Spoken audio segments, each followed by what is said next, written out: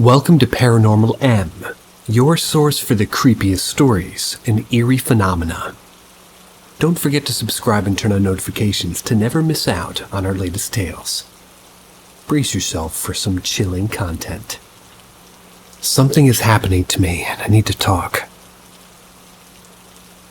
I don't know if I should say this or what I'm thinking about. I'll just say that I'm using Google Translate. I'm not fluent.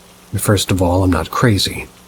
I've been to doctors and my life is good, without many traumas.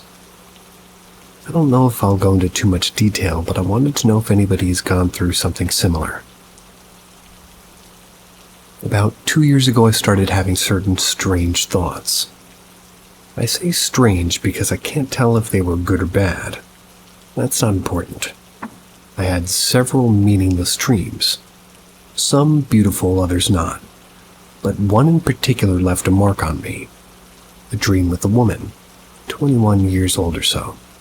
Black hair, blue dress, and like a rainless storm. Didn't mark me because it was strange, but because it was beautiful.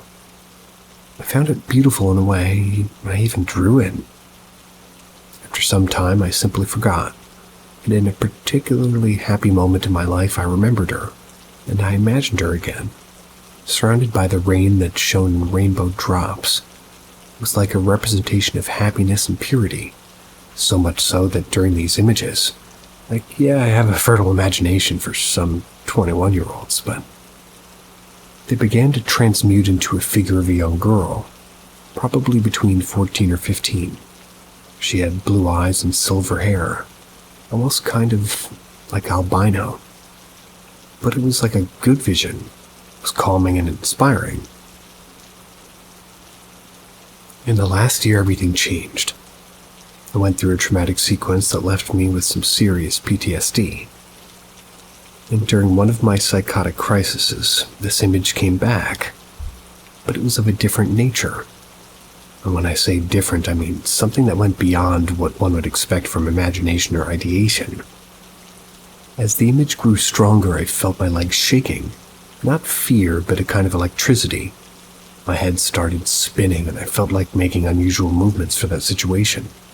Like bending down and sitting on the floor, as well as rocking my body in a rhythmic movement, almost like the movement of water. One day I couldn't stand this cycle of crisis. Couldn't stand this feeling anymore. I let myself be carried away by that feeling, and intensified exponentially until I lost it. I lost control over my body. And I say that in quotes because I still had control, I just didn't want to do what I normally did. I thought differently. I acted differently. Even my traumas didn't affect me anymore. I looked at them with like a contempt and pity. After a few moments wandering around my house, I simply went back to where it happened and came back. I recovered who I was before, and everything went back to normal. Except that the stress from the crisis disappeared. Thought it was just psychosis, till my parents reported seeing this figure. And all before, I even told them that I didn't even know. But the last straw was when an acquaintance from another city sent me a message that confirmed 100% my suspicions, and that it wasn't all in my head. I can't go into details now, but I can only say that I hadn't told him, my parents, or friends, or anyone. And the descriptions were they were so close to extremely accurate. Like a young girl with silver hair, blue eyes, a blue dress, and horns on top of her head. Oh yes, I didn't mention that after my crisis, she appeared with this. And this is very unusual, but I'm as skeptic as all hell. So much so that I'm a physics teacher, so I don't usually believe much without proof. Does anybody have any ideas, or do they need more details?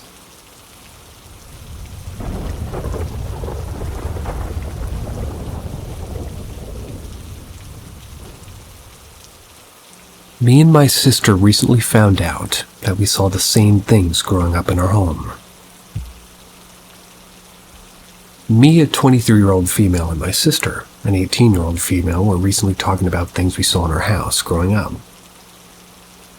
We both independently saw the same things.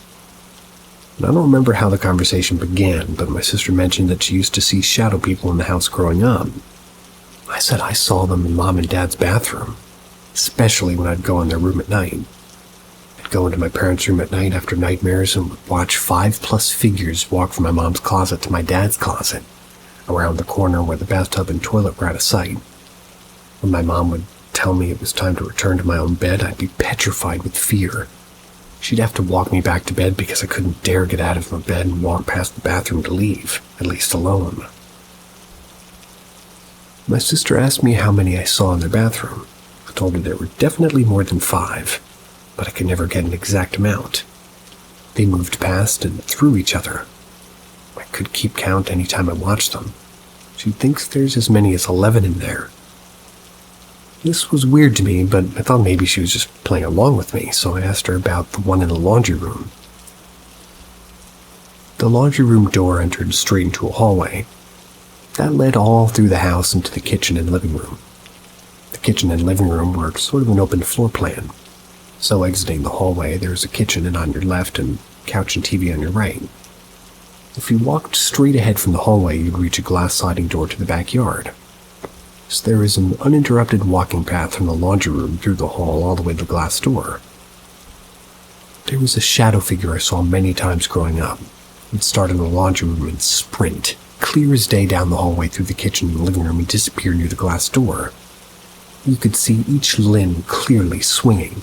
It was like a human's arm and legs would, but it sprinted through the house. It was moving fast. When I asked my sister if she'd seen this shadow figure in the laundry room, she made a bit of a face and said, "It doesn't stay in the laundry room." I asked what she meant, and she described exactly what I used to see. A very clear and obvious person-shaped shadow running through the house and disappearing near the glass door. I never told anyone this. There's no way she could have described exactly what I used to see when I lived in the house unless she'd been seeing it too. But it absolutely blows my mind that we both saw shadow figures doing the same things in the same places.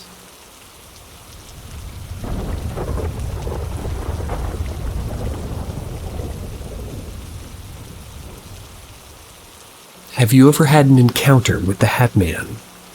I wanted to share my experience and was curious if anybody else has gone through someone similar. Back when I was a young kid around 7, I used to live in a house where various odd things would happen. But one of the events that occurred that was by far the creepiest was when I encountered someone that I now, as an adult, have learned is known as the hatman. It was late at night. I was sleeping in my parents' bedroom because, like most children, I was afraid of the dark. I remember sleeping in one of those mini couches for kids that you pull out and turn into a mini bed of sorts and lay on it. I was sleeping near the doorway, and I remember my parents had left the door open. The hallway light was left on too. I was drifting off to sleep when I suddenly got compelled to get up, opened my eyes, and sat straight. In my doorway, I saw a man standing. He was wearing a suit and a hat, and he looked like he had come straight out of an old-timey black and white movie. I saw this because he was completely gray. Nothing about him seemed normal at all. But what was perhaps the most unnerving part of it all was that even though the hallway light was on, his face wasn't shown. After seeing this man, I screamed, woke up my parents, who also saw him. With terror in his eyes, my dad ran and shut the door. Afterwards, he grabbed a bat and searched for the man throughout the house, never found him. Later on, when we had moved out, we had heard that another little girl had a similar experience. And as an adult, I've heard stories of the same man being seen in hospitals right before someone's about to pass away. I also have seen similar renditions of the Hatman in scary TV shows. I don't know the origins of this particular supernatural entity, nor do I know why my family and I had seen him. So I was curious to know if anybody's had a similar experience, or happen to know more about this particular subject. And also, have you guys ever seen a show on Netflix called The Hauntings of Hill House? There's a man in there who looks kind of like the Hatman. Kind of scared me when I saw that. So unexpected.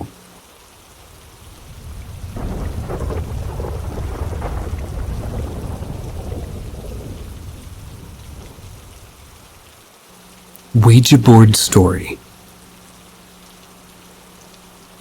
My first Ouija board experience occurred in 2011. It was my senior year of high school and ended up moving partway through my senior year. Long story in why I've moved so much growing up, but moving that late in the school year, especially senior year, definitely sucked.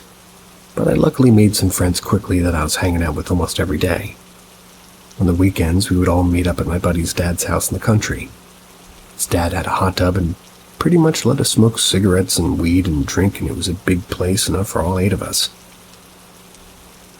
One night we talked about if we ever had any Ouija board experiences or even ghost experiences. Nobody had a Ouija board story, but a few ghost ones were told, and we all agreed that we should get one sometime. A few weeks go by and we all kind of forget about the Ouija board idea until one day we're leaving a football game. We go to a Target. We're in there looking around and end up in the board game section. As we're looking around, we come across a glow-in-the-dark Ouija board. Before I get too far, I'm a person with a very open mind.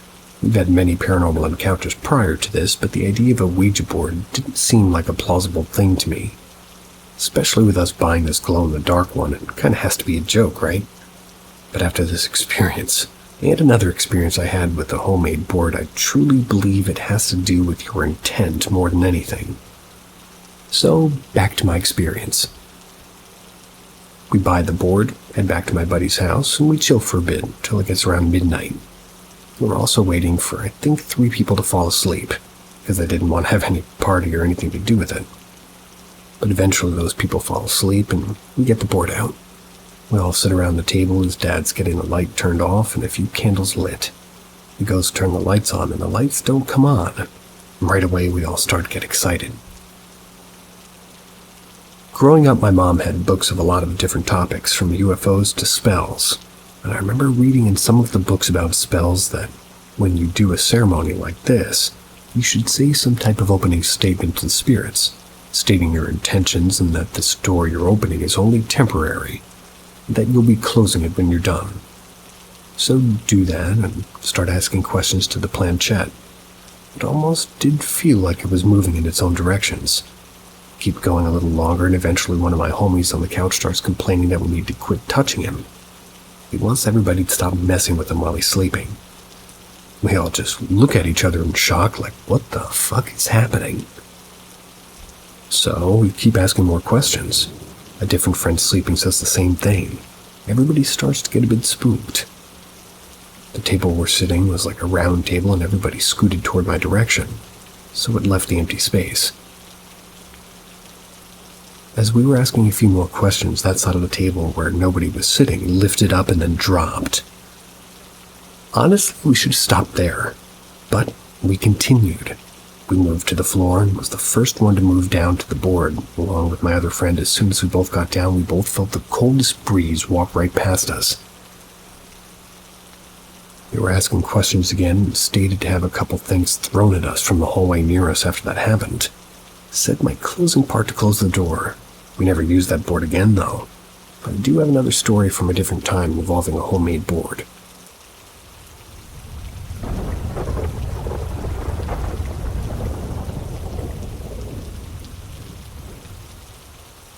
A night worker at a hospital. Phone call from the other side. So this actually happened to a coworker of mine, but it's by far the creepiest thing I've ever been semi-involved with in my entire life, and I've been waiting for a perfect moment or time to share. This was a few years ago now, but I worked in a hospital. There's privacy laws, so I just wanted to give, some time to be safe. So I had this coworker, and we'll call him Jack for the sake of the story. I trained Jack. I worked with him quite a lot. One day I came to work, I actually think it might have been around the holidays, and he told me that he'd had a phone call that really creeped him out. We work in a call center, so transferring patients and employee calls. He said that a patient had called in the early hours of the morning, just wanting to speak with the nurse in charge. As is protocol, Jack took the patient's name, doctor's name, phone number. He then told the patient the nurse would call him back as soon as possible. The patient asks her to hurry, sounding in great distress according to Jack, and insisted that he was having cardiac arrest. We aren't allowed to give medical advice of any kind, but we are allowed to encourage patients in distress to call 911 or to go to the ER. So Jack did so. but the guy insisted on waiting for the nurse. Jack put the guy on hold, not wanting to make him wait, and called the nurse. While waiting for her to call back, the line dropped. When the nurse called back, Jack gave her the information and moved on with his night. The nurse shortly called back and asked Jack to repeat the phone number. He did, and he said that must be the wrong one. She was getting one of those "this number isn't assigned to anyone" messages. That's when she tried to call. She decided to look up the patient's file to confirm the number herself. The only problem is the patient died over 20 years ago. The phone number, by the way, was correct. Jack had checked it with the caller display while on the call, so it's definitely the number the patient called from. Despite the number being out of service and the patient being dead for over 20 years. To this day, we still don't know what happened, or how that was possible.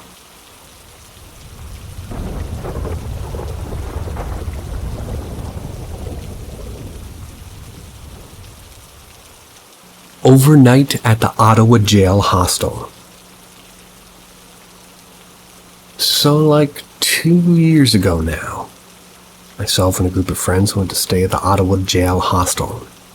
Because we made a website to write about horror-related stuff, we thought it'd be fun to do a group outing and maybe get some live tweeting and articles going on about what happened. So, the Ottawa jail hostel, for anybody who doesn't know, is supposed to be a really haunted building in Ottawa, Canada. It was originally the Carleton County Gaol. That's where prisoners were kept and hung. But then after it got shut down, it got turned into a hostel. The Haunted Walk of Ottawa goes through here, and they also do their own tour that includes history both of the building itself and the paranormal. But anyway, nothing too big really happened at first. There was a bathroom at the end of the hall from the room that the 5 of us stayed in. 2 of my friends went there to check it out. There was a door at the back of the bathroom for the actual toilet, like to separate it from the shower. My one friend went in to check it out. When the other went in to follow her in, the door was partially open. But it was like something was pushing it from the other side so she couldn't get it open. The friend inside swore that she wasn't touching it. Suppose we can't prove this, but yeah. When we tried later, the door moved with ease. It was incredibly light. Later on the 4th floor, 2 of my friends, one of which, who was a skeptic, was making jokes much of the time, claimed that they could hear water just running. But they had looked around the entire floor before and after, and they were alone.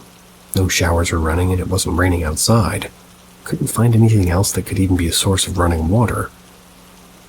One of the friends even claimed that she could feel something following her, so much so that she and the other friend decided they wanted to go back to the room instead. All of this, as I'm sure many of you will say, can easily be explained away, and I agree. I believe in the paranormal, but I also believe in having a healthy dose of skepticism and checking out other answers first. What I can't explain, however, was what happened in the middle of the night. I probably should have given them names sooner, but we'll just call them E, A, C, and K. So, in the wee hours of the morning, I don't remember exactly, but it had to be around 3 or 4 a.m., A and C were still downstairs, but myself, E, and K were in our room in bed. The room had 3 bunk beds. I was on the top of one and K was sleeping under me. A and C were in another set. E was sleeping on top of the bunk across from myself and K, and the bunk beneath her was just empty. I was having trouble sleeping at first. I heard E come into the room and settle into bed. I could hear K snoring from the bottom bunk. K doesn't really do well if she's lacking on sleep, and I was worried. Once I heard her snoring, I felt better. So I finally drifted off to sleep. And suddenly, and I cannot express enough how this has never happened to me, I woke up by sitting straight up in the bed, literally like you'd see in the movies, like I shot up in the bed suddenly wide awake. I didn't feel like anything was watching me. I didn't feel like something bad was happening. I didn't feel scared. I just felt like I needed to be awake. It was like my brain and body were way ahead of me.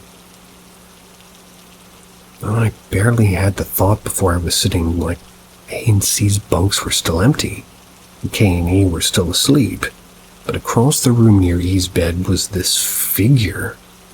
Still don't know how to explain it, but basically, when you first wake up and your eyes are fully asleep and your vision's blurry and a little shimmery, it was like that, but a defined shape right there by his bed. The rest of the room around it wasn't blurry, which is how I know it wasn't just my vision. And like I said, it was a clear shape. It wasn't quite defined, but it was like the approximate size of an adult human, just without the definition. I didn't really feel bothered, though. I didn't feel scared or anxious, or in the presence of something malevolent. I didn't feel like myself or he or any of us were in danger. But I also couldn't pull my eyes away from it. After a few minutes, I literally just lay back down and went to sleep. This is so unlike me. I have sleep paralysis frequently, and I'm afraid of shadows in my room, and I'm just generally a jumpy person. I'm not someone who sees figures and just goes back to sleep like it was nothing. In the morning, I almost forgot about it at first, and didn't tell the group until an hour or so later. The thing that gets me the most, though, is that I did research and I got home, and apparently a lot of people who stay in the hostel report seeing a figure standing at the end of their beds in the middle of the night. Wakes them up very suddenly. A lot of people seem to think that it's Patrick Whalen, but the last person to be hung at the jail was him, so I don't know. Feel free to debunk me, I don't really care, but I'm sure I saw something.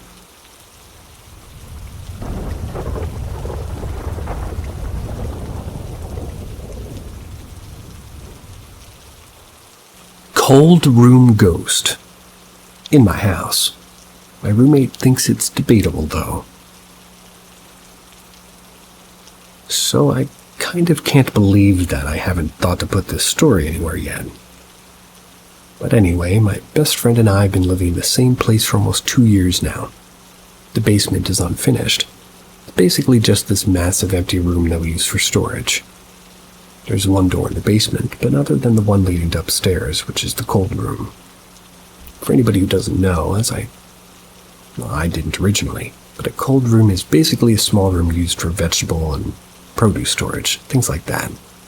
I'm not sure if you can also put meat in there, but never heard of them before moving in. Anyway, my mom just briefly explained it. Anyway, we toured this place twice before we moved in. Originally, there were 3 of us. The first time the roommate I still lived with wasn't feeling well, so she couldn't come. But we toured with my dad, and then we scheduled a second tour so the third roommate could also see it. One roommate just brought her sister, who wouldn't be, inspecting the place with us first as well. We looked in the basement both times. We looked in the cold room both times. We made jokes about the cold room, but nothing weird really happened, so we went about our business. The day we were officially allowed to move in, one of my roommates, we'll call her R1, was working. She wasn't really with us. She'd already moved most of her stuff in earlier anyways. Myself and R2, the one I'm still living with, were moving the last of our stuff in. My mom was helping. My mom was the only parent who left who hadn't seen the house, so we were excitedly showing her everything. And then we were like, "Oh, we have to show you the cold room." I don't know why we were so fascinated with it, but we just were. We show her. We make some jokes, and then she goes back upstairs. R2 follows her. I'm about to leave when the cold room door opens. So I think, oh silly us, we didn't close it. We didn't close it tight enough. So I go and I close it again. I pause to make sure it doesn't open again. And when it doesn't, head back for the stairs, then door opens again. I'm a little unnerved now, but I'm still not 100% sure. At least 100% sure that I've closed it tightly enough. I go back, push it as hard as I can until I can feel the click. Then I head back to the stairs. The bloody door opens again, and at this point I shriek bloody murder for R2. She comes sprinting down the stairs, and I tell her what happened. She laughs at me and affectionately calls me names. She goes over, closes the door, and comes back to me shaking her head. The door opens again, we both look at it, a little bit freaked out, but she goes over, tightly closes the door, and shoves it twice for good measure. It's now tightly wedged shut. And satisfied, she comes back to me so we can go upstairs. But the door opens again. And at this point, Arthur takes a chair that had been left in the basement from previous tenants and used it to wedge the door shut. The chair's never been moved since, and the door has remained closed. R2 insists that it's just an old door. That the angle of the room or something like that is what keeps allowing it to swing open. But it was always closed on both doors we went on before. She says that maybe the previous tenants had kept it closed with something, but I distinctly remember nothing blocking the door, at least either time we toured. We opened and closed the door ourselves to look in the cold room when we toured, so nothing was holding it shut then. Make of this what you will.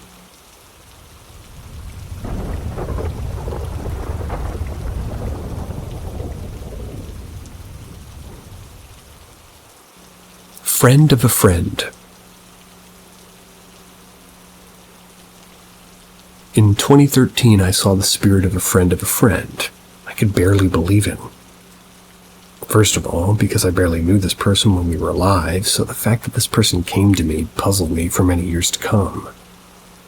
Anna was the daughter of a friend who at the time was just a family friend of my best friend. I was staying with my BFF in high school for about a month before I moved away to another town. Anna and her father used to visit them a lot. Anna was 9 the first time I met her, but we never really talked, just exchanged polite hellos.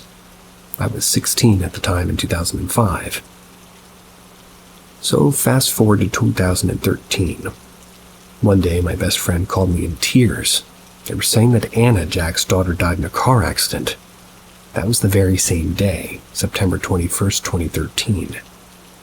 I was sad for his and my friend's loss and decided to take the day off from work to help them out with all the funeral arrangements and stuff, and about a month or so after the funeral, I'm laying in my room listening to music. That's when I had this weird vision. I knew it wasn't a dream because I wasn't asleep and my eyes weren't closed, but in the vision I saw myself in an empty parking lot at night with street lamps. There's all these street lamps only around me, or at least the only ones that were on. Everything else was dark. Before I know it, Jack runs toward me, but not at me, just stops. He starts yelling at something or someone. I can see that he's upset and angry and crying. Can't hear his cries, but I can see him like in a silent movie or something.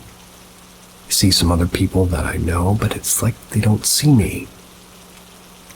My attention is mostly focused on Jack. Then out of the corner of my eye, I see Anna appear. She's wearing a long white lace dress with short sleeves, and she had butterfly pins in her hair. She's walking slowly towards him, and she's sad. She comes up to me and starts talking to me telepathically, like she tells me he's too angry and sad and that she doesn't want him to be. She says that he's angry at the guy who's in the car with Anna at the time of the accident, her mom's boyfriend. He blames, mostly anyway, he blames him for letting her drive to a driver's test. She asked me to spend time with him and befriend him. Then the vision ended. Couldn't believe what I just saw and couldn't understand if it was real or just a figment of my imagination. I didn't really intend to spend time with him as I didn't really know him that well, but when my friend and I did spend time with him, I tried to talk to him about anger and stuff, and after a while he mellowed down. For the longest time I couldn't believe why she would come to me of all people. Like 1 to 2 months after I saw her the first time, I saw her again. Weird, right? It was 9 or 10 a.m. and I was on my way to the food bank. I wasn't even thinking about her at all. I was thinking about all the times that things and just everything I had going on that day, go to the bank, buy groceries and all that. And I intuitively looked to my right at the passenger seat, and in a flash of a second I saw her sitting there in my car with the same white dress and butterfly pins in her hair. Only this time she was radiant and smiling at me. She told me thank you and disappeared as fast as she came. I was in such a shock, I had to pull over. Started crying then, and because the experience just felt so pure and good. It's hard to explain it, really. The whole time I kept thinking, why me? Then it hit me a month or so before her death, September 2013. In August, I was browsing Facebook out of boredom, and I saw the area where you see people you might know, like friends of friends. I saw her profile among them. Thought to myself to add her because I knew her dad, but this odd thought went through my head, like, why bother? This person won't be with us for too long. I thought how terrible it is to think something like that and dismissed the thought, but never added her. I think she came to me because I was the only person who knew her father, but not enough to know her. I wasn't emotional, so I was easier to approach. By that time, I was still struggling with the thought of spirits, so I didn't really know what to believe. From time to time, I'll think about this experience, and the more I do, the more I believe it really happened. What do you think? Is it too far-fetched to be true? I know that by sharing it with you, I might encounter people that just think I just come up with this stuff, and it's okay. I'm not here to convince you, just to share. Maybe somebody has a similar experience sometime. Maybe they'd like to share, but sharing with you won't make me believe it any less. I'll always cherish this memory in my heart because it's proof to me that there really is heaven, and a God and more. Wish you all the best.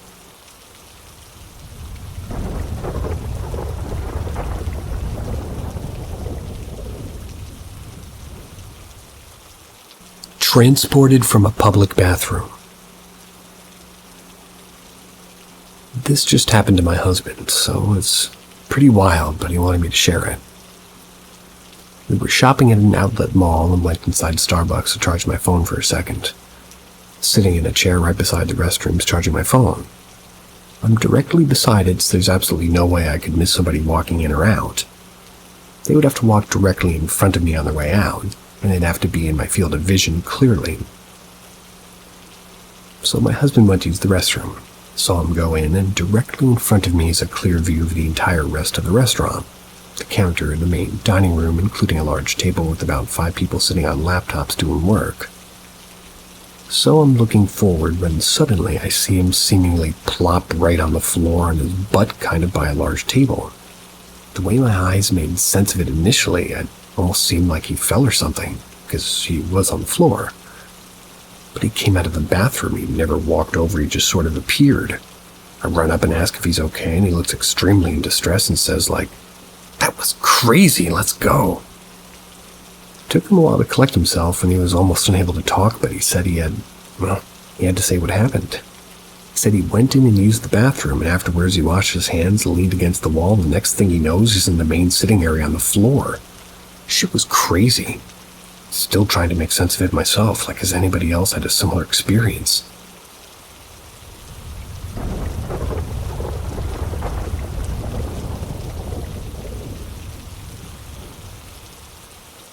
Ask Reddit. The knock hung in the air for a second. I hesitated to move. The knock repeated once more. My heart suddenly was in my throat. I sat for another second or two as that rotten sound reverberated around the room. And this all happened in an instant. I slowly slid my hands backwards, getting them into a suitable position to shove myself upwards and out of that chair. My back was to the door, and as I eased myself off my seat, I began to pivot to face the door and the source of this hideous sound. Just then I thought I heard another knock. The sound quickly grew into a crash. I was promptly showered with splinters and bits of drywall as the door burst off its hinges and the walls surrounding it also gave way. But the incredible shock of this new development, as well as the sheer force of the crash itself, was knocked backwards into the ground. I opened my eyes as the dust cleared. I sat staring at this bulbous, bleeding shape staggering into my room. Some sort of demon, was it? The blood sloshed around his transparent head, spilling out of the top and badly staining what was left of my walls and carpet. Foul demon, why have you come here? Then I noticed his stagnant, hideous grin. It was the Kool-Aid man, and he had broken through my wall. And it wasn't blood, it was just Kool-Aid. And his body was simply the familiar glass pitcher with a friendly smile. I remembered his commercials almost once. And just as quickly the fear subsided and was replaced instead with incredible excitement. "Oh yeah," he said in that familiar, gruff, yet laid-back voice of his.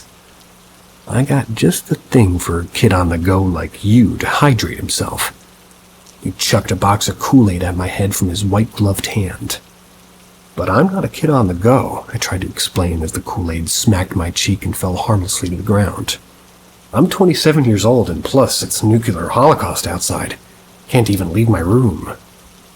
The living pitcher just stared at me, ever smiling, and his sugary lifeblood sloshed around inside of his head.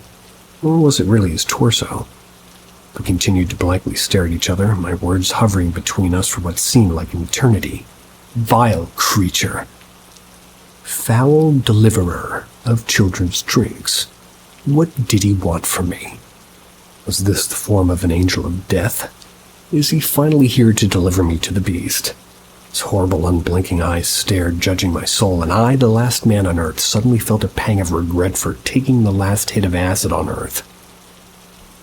We sat there for 20 minutes, unmoving, not speaking. The Kool-Aid inside him eventually settled. That was as he stood statue-like in the remnants of my doorway. This demonic staring contest had no end.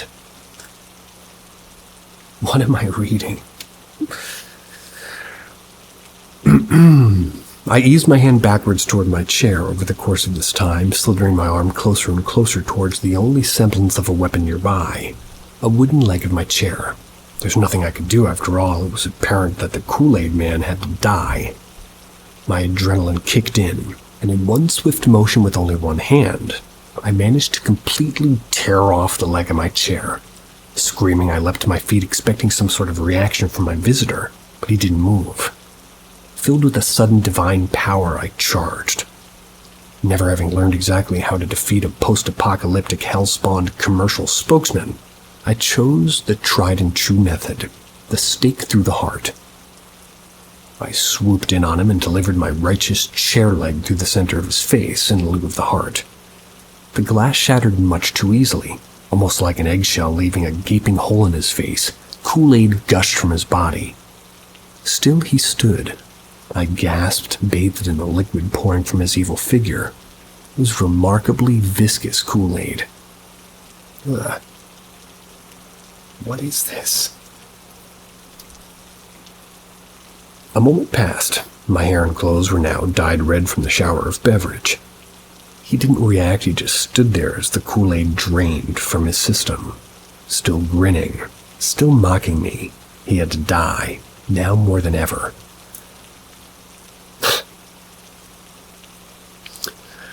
It wasn't until the last drop that he had left his head that he finally dropped to his knees. Deliverer of happiness, ever smiling.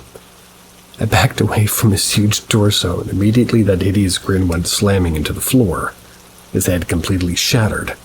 I was left with nothing but a pair of arms and legs and a puddle of Kool-Aid so deep you could bathe in it. Panted for a moment, relieved. Then I chucked my impromptu weapon onto his battered corpse.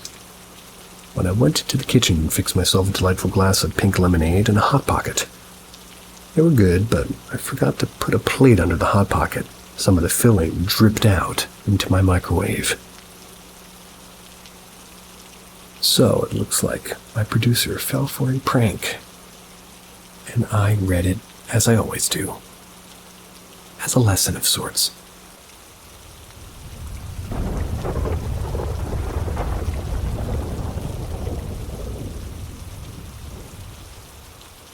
I know this is probably a common question, but has anybody else experienced disappearing objects frequently?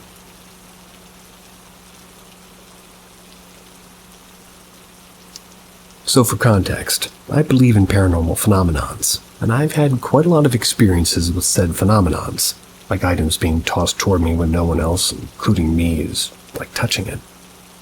Seemed like human-like silhouettes in like hallways and dark areas. Saw a silhouette standing in the doorway in broad daylight when I was visiting an abandoned house nearby an old house as a kid. Feeling random cold spots in the house. I do tend to be more logical and realistic when it comes to determining if it might possibly be a paranormal occurrence. If there's a logical explanation behind it, like an object moving around because of a fan or airflow, I usually assume it's me being paranoid or chalk it up to something that would be actually explainable. But I've been experiencing this phenomenon that's left me to believe that this is not normal, and that it's disappearing and reappearing objects.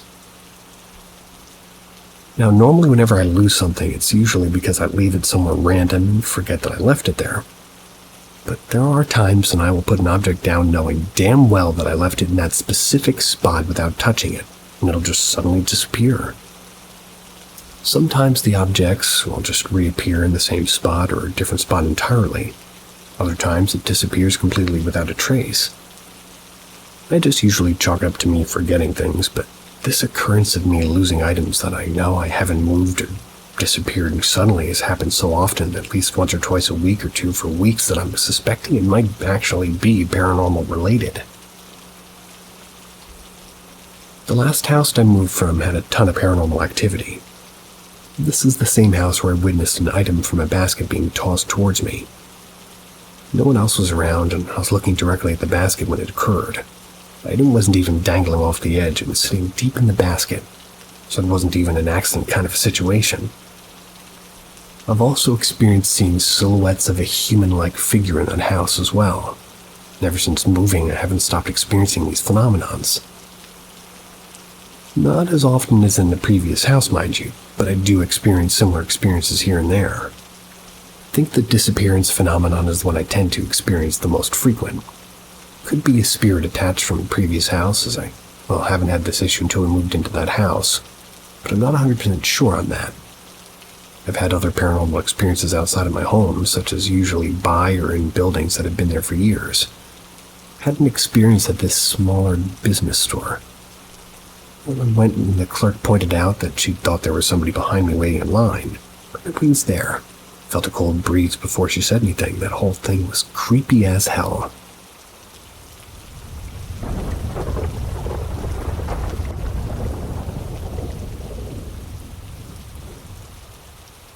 Encounter with entities. More than half of my life, I've struggled with addiction. During one of my episodes, I think I almost died. I saw some pretty out there shit. So going back to 2009, I was 15. I decided to try and take my life by eating a full bottle of phentermine. Never heard of that one. A full bottle of phentermine my mom had. About an hour after taking them, my heart started to beat crazily fast, to the point I for sure thought I was going to die. An immense sense of paranoia came over, and I shot out of bed to see a dark shadow figure in the corner of my room. I was paralyzed with fear, and I couldn't speak, but at some point I was able to run out of the room into the kitchen. And I knew at that point something isn't right. Start to hallucinate hands coming out of the doorway as I'm looking down the halls. They were literally waving at me. I would go up and inspect it, but when I get there, it just disappears. I could see a dark figure in my house crawling around, but again would disappear when approaching it. Felt like I was being messed with. The wildest shit I saw that night was what looked like a witch doctor at the end of the hall calling me. It looked like a boy with pale white hair and a loincloth. Had paint too. Went to go confront because, I wanted to die, but upon reaching it, the kid faded away like that scene in Hereditary where the main character sees her mom in the dark. It was so puzzling because I just wasn't sure if what I saw was real. I didn't sleep that night, and the next day I went to school like nothing, but still obviously tweaking. But I would hear people calling my name all day. When I confronted my peers, they would look at me like I was fucking crazy. Now I know what you're thinking. Drugs equals tripping, which is what I brushed off for many years. But other members of my family have had sleep paralysis in that house. My mom, my uncle, my cousin. Mind you, this was going on in 1994. From 94 to 2010, we had a lot of families stay with us. So I'm not sure who else have had experiences, but this wasn't my first encounter at this house. Not long before we were moving out, I could feel what was kids running around me. It was on the tile. Mind you, I was home alone. Me and my cousin even saw one of my grandma's porcelain dolls move. We are Americanized, but my grandma was still sort of traditional Hispanic. Always lit candles and do little rituals for wealth and success for her kids. Sometimes I think she was messing with something else, or maybe that house has history. If anybody else can find information on it, please let me know.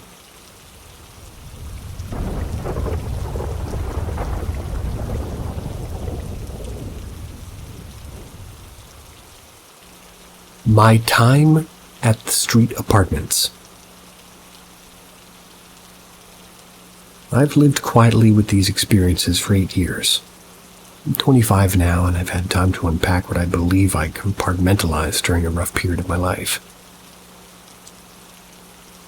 I moved into this complex when I was 17, almost 18.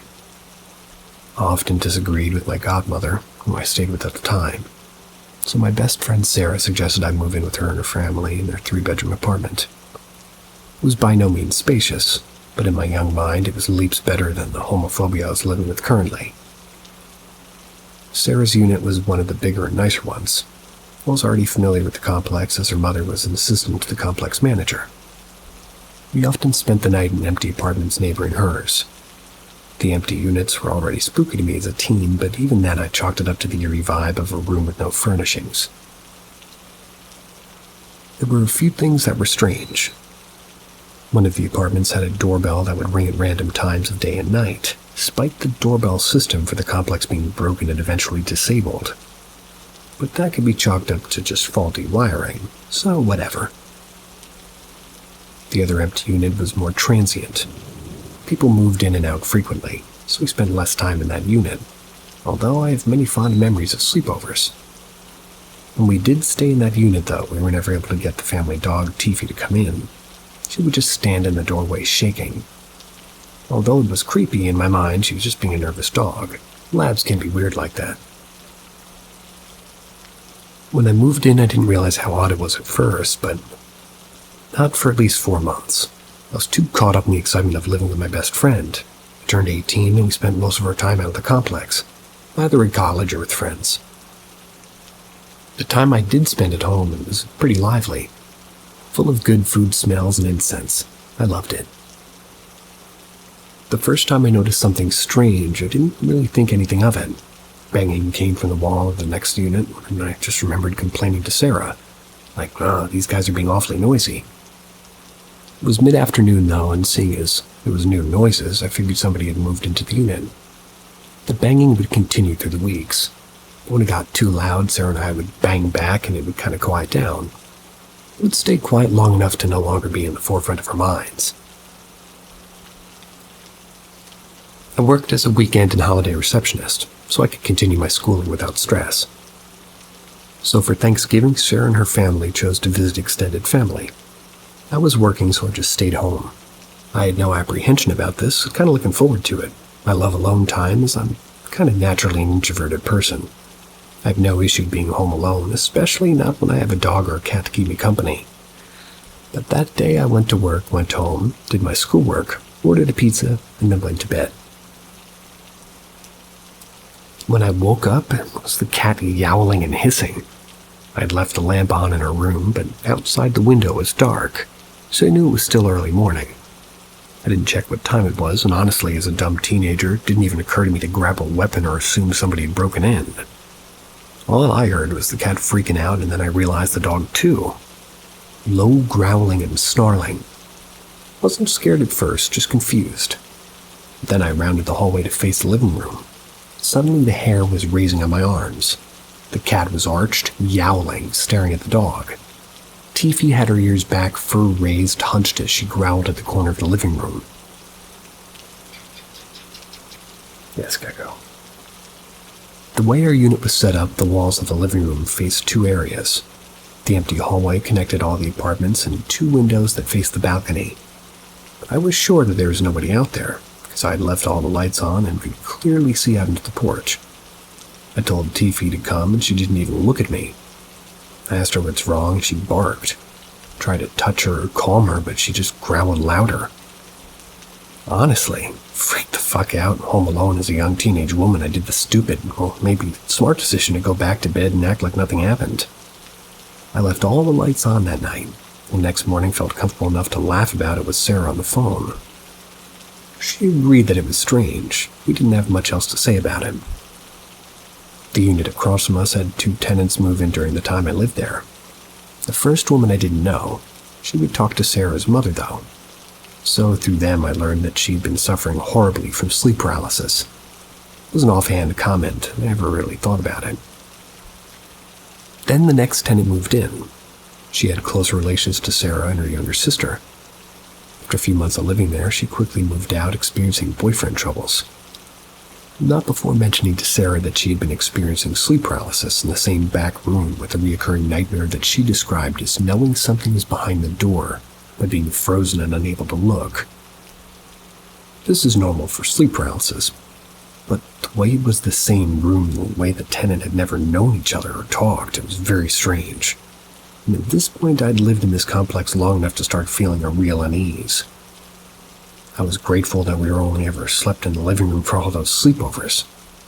But the nail in the coffin to this particular unit happened a month or so later. Sarah and I were looking to move out. We wanted our own space, and we were debating a unit across from us.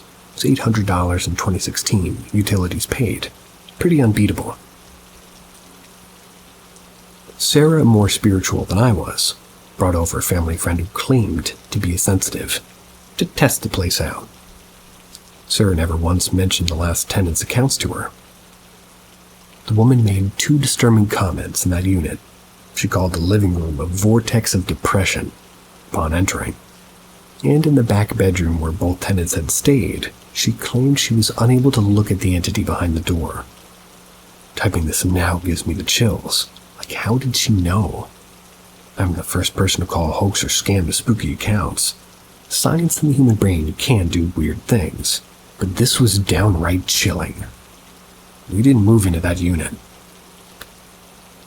Finally, one hot summer day, I was home with Sarah's younger sister watching TV. There was a knock at the front door to the complex, so I went out into the hall to greet a man in an official uniform and a badge. He introduced himself as a detective, asked if Sarah's mother was around, and I said no, and if I should take a message. He said he was investigating a reopened cold case from the 80s. That's where a woman had been strangled in the unit right next to ours, touching walls with our bedroom. Apparently, the killer had hopped the border to Canada, and now that he was back in the US, they were hoping to get him. I relayed the message later and then asked who lived in that unit now. The banging on the walls never stopped, and I could hear movement in that unit, and I swear to it, Sarah's mom insisted that there was no tenant. I had no way of knowing this at the time, but the articles that came out later revealed a woman had been taken hostage in her apartment. She'd been hogtied with clothing and then strangled. Her killer hopped the Canadian border and was caught killing a couple in the same MO. So, for over 10 months, I'd been sleeping just mere meters from the echoes of a horrific murder scene. I hated that complex. Moved out about 3 months later. Nothing much of note happening. When I think back on it, I wonder about the area. The cold case of the strangled woman. The complex was right next to a bridge, which was so notorious for people jumping off that they installed a security fence 2 years after I moved out. The only time I ever lived in that area again, it was a rental house directly across the bridge. I had horrible night terrors and moved out 9 months later. That was due to an abusive relationship. Never felt any urge to go back to that complex. When I spent too much time thinking about it, I get nauseous. Even halfway through typing this, I had to stop to calm my shaking hands. Never experienced anything paranormal ever again. I really don't want to. I don't want to believe in ghosts, but whenever I go to proudly boast that the memory of that complex literally haunts me, it makes me swallow my own words.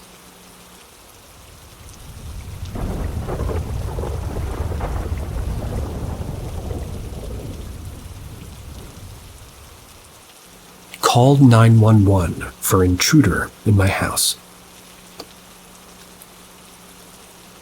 A few months ago, middle of the day, around 1 p.m., I was home alone upstairs. I was doing math for a college course. I lived with my boyfriend and my stepbrother. I heard the screen door open, and then the front door quietly opened downstairs and shut. The door alarm system just goes off saying, "Front door open," then "Front door closed." So I don't really think anything of it. And it's around the time that my brother would be getting home from work. I don't hear any movement downstairs for a few seconds, so I just yell, "Justin!" Nobody answered. I was thinking to myself, that's weird. I figured maybe he was just in the kitchen and didn't hear me. That was until I heard the door alarm say, "Garage door open." I stand up, go to the upstairs landing, and look down the stairs. There's a mirror on the ground. You can see the other half of the stairs leading down the other side of the wall through it. I see the garage door swung wide open. My cats are looking in the garage. The garage door is a swing door with a full-turn knob, not a push-down knob. The door doesn't stay open by itself. I run down the small set of stairs and catch the garage door by the knob just as it's about to shut and pull open the door, expecting to see my brother there. But nope, not there. Lights off. I just say, "Justin."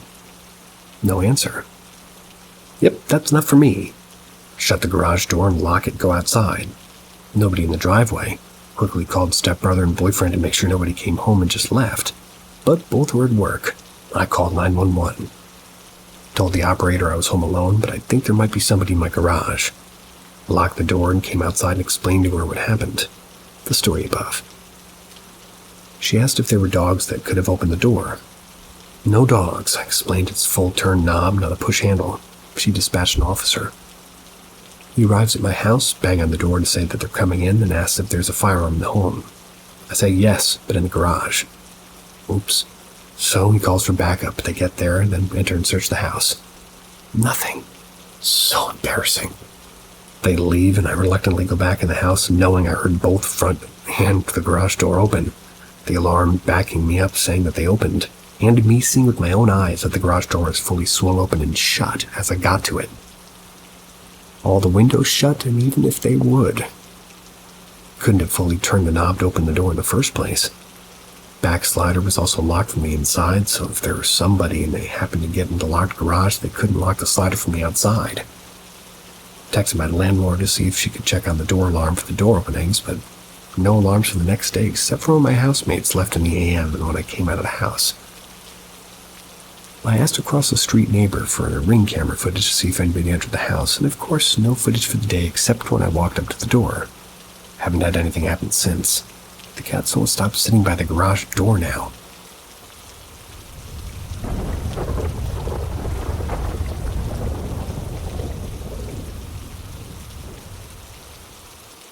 Something just bizarre is happening. I don't know if we have a creep or something else, but whatever's happening is just weird. My girlfriend and I have been dealing with weird stuff going on in our apartment for a while now, but it's stuff that could have just been done by a creep, and since that's the more dangerous of the two possible explanations, we've been treating the problem as such. But I'm not sure that that's what we're dealing with anymore. It made sense that it would be a creep. We are two tiny, cute lesbians, technically living in a condo that we're renting. So there's plenty of old, lonely men who own their condos in our proximity. We also go through a super shitty management company, so it's plausible somebody had a key to our place. In fact, after a while, it looked to be the only explanation. And additionally, who or whatever was doing it seemed to be homophobic. The first week my girlfriend lived here, somebody put porn under her welcome mat. Porn and DVD cases, too. So there was a little attempt at hiding them. And it couldn't have been anybody that we know. Nobody knew where her new place was, and she doesn't have a lot of friends in town yet. Then every other week or so, we'd come in to find a picture of us and it'd be knocked off the bookshelf or on the floor. The shelf is high, but the glass in the frame was never broken. Then we changed the picture to one of her and her family. Hasn't been knocked off yet. Same type of frame too, so that's not the reason. When I was staying over, I'd feel watched and uneasy at times, and I still do actually. But I've just gotten used to telling myself to chill, since this feeling hasn't really resulted in any harm at all yet. Then after about 7 or 8 months, I moved in with her. After a few weeks, we noticed all of our pillowcases were gone. Just poof, nowhere to be found. We only have the ones in our pillows. Then shortly after, we noticed that there's an ashtray going missing. Super fucked up because it was a special one that she used daily. I tore this apartment apart. It's just gone. The only window could have gone missing is the 8-hour window when I was asleep. Checked all these vents for cameras. If this is a human, they know our schedule to a T. Nothing. So I started keeping an eye on our neighbors. I have a few suspects in mind, but no proof. Then a few months ago, the picture of her family previously mentioned was set up on its side. The most recent event happened a few weeks ago. We put a chain lock on the door, so when we sleep that way, somebody has a key, it wouldn't even matter. Well, my girlfriend started working nights, so I had to lock the chain in our bedroom instead while I slept. When she came home, it was unlocked. I don't sleepwalk, so that prompted us to change the locks again. Should have done it sooner, but for a while we were more keen on catching them than just stopping them.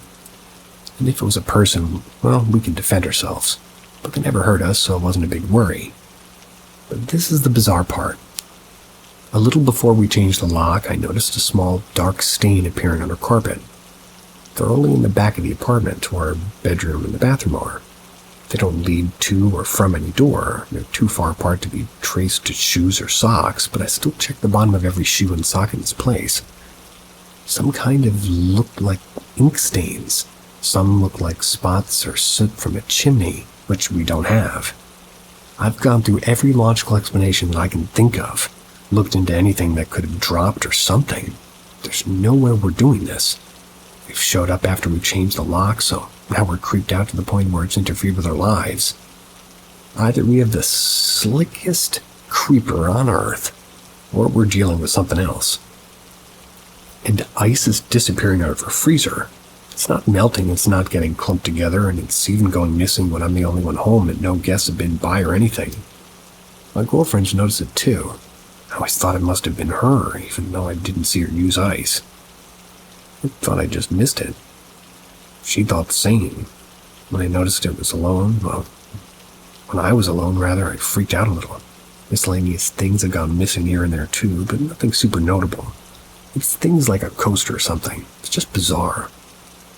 Anybody else ever had this happen? Any idea why the fuck these dark spots on the carpet might be? Could be mold.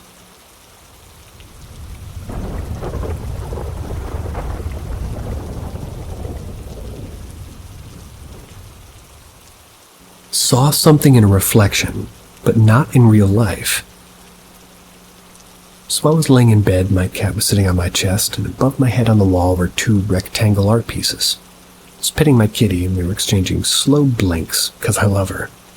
Then she starts looking at something on the wall above my head. I tilted my head back to look and didn't see anything of note, and I looked back at my kitty. She's still looking intently at something on the wall. I'm sure I said something like, "What are you looking at, pretty girl?" I glanced again and again, nothing of notes on the wall, so I shrugged it off as a cat doing silly nonsense cat things. I kept petting her. Then I look in her eyes, and in the reflection of her eye, I can see the two paintings. They're distinct as the only two things on that wall, but I can see something in between them. I glance up again and nothing's there, look back in the kitty's eyes, and there's something there in between the two paintings. So now I'm really focused on the reflection in her eyes. And I'm sure it goes without saying that reflections of this nature aren't very detailed, so I'm really struggling to figure out what the heck I'm looking at in between those paintings. Then whatever it is ran off. I saw it move in her eye, and then she moved her head toward the direction it ran a split second later. I hopped out of bed and took a good look at the area, and there's nothing there. Because of how ambiguous reflections are, I can't really say to describe it was relatively cat size. And I say ran off because that's the best I can do to describe how it moved. A friend had a theory about the strange object being something to do with the anatomy of cats' eyes. And I'll tell you what I told them, which is I'm not ruling it out as a possibility, but I'm a problem solver by nature, and with my face a foot away from hers while trying to figure this out, I think I would have deduced that if it were the root of the cause. And I'm sure you've deduced that this is the end of tonight's stories. See ya.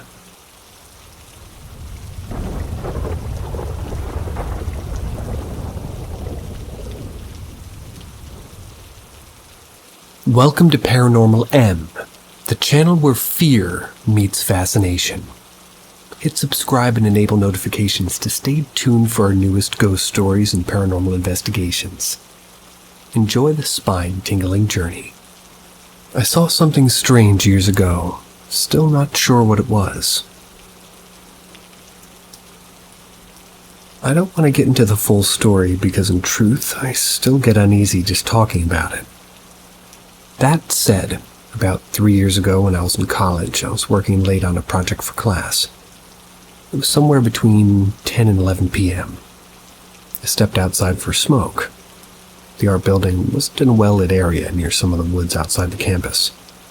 I got this terrible feeling that something was wrong, and I looked up and I saw a patch of something darker than the shadows that surrounded it. It was about 20 or so feet away from me. When I saw it, I got this terrible feeling of dread. Just knew that it was old. So old, ancient. Might be more appropriate of a word, really. The thing that made me really afraid was when I saw it, it somehow saw me. When it noticed me, I could feel its starvation. It felt ancient, starving, and that I would do for a meal. And then it glitched. When I saw it glitched, it phased out. It didn't feel like it wasn't from the earth, and again it felt ancient. So ancient that it felt like it had always been part of the woods, part of the earth. And when I say it glitched, it was 20 feet away, and then it was 18, then it was 16. As it got closer, I could see it was put together wrong, terribly. It was bone thin. I couldn't see if it had anything to call skin to begin with. It was on 4 limbs that seemed to be all angles connected to something I guess would be a spine. When I say it somehow noticed me, it's because as it got closer, I could see that there was no head, not even a neck. Its front limbs connected to a spine and something like collarbones, but there was nothing to suggest anything shoulder up. I was able to get out, obviously, but I still don't know what it was. I've seen posts and stories about things similar, crawlers, but nothing without a head. I can't stress enough, it's the detail about what it looked like I remember the most. It did not have a head, and it did not have a neck. I don't think it ever had anything like a head.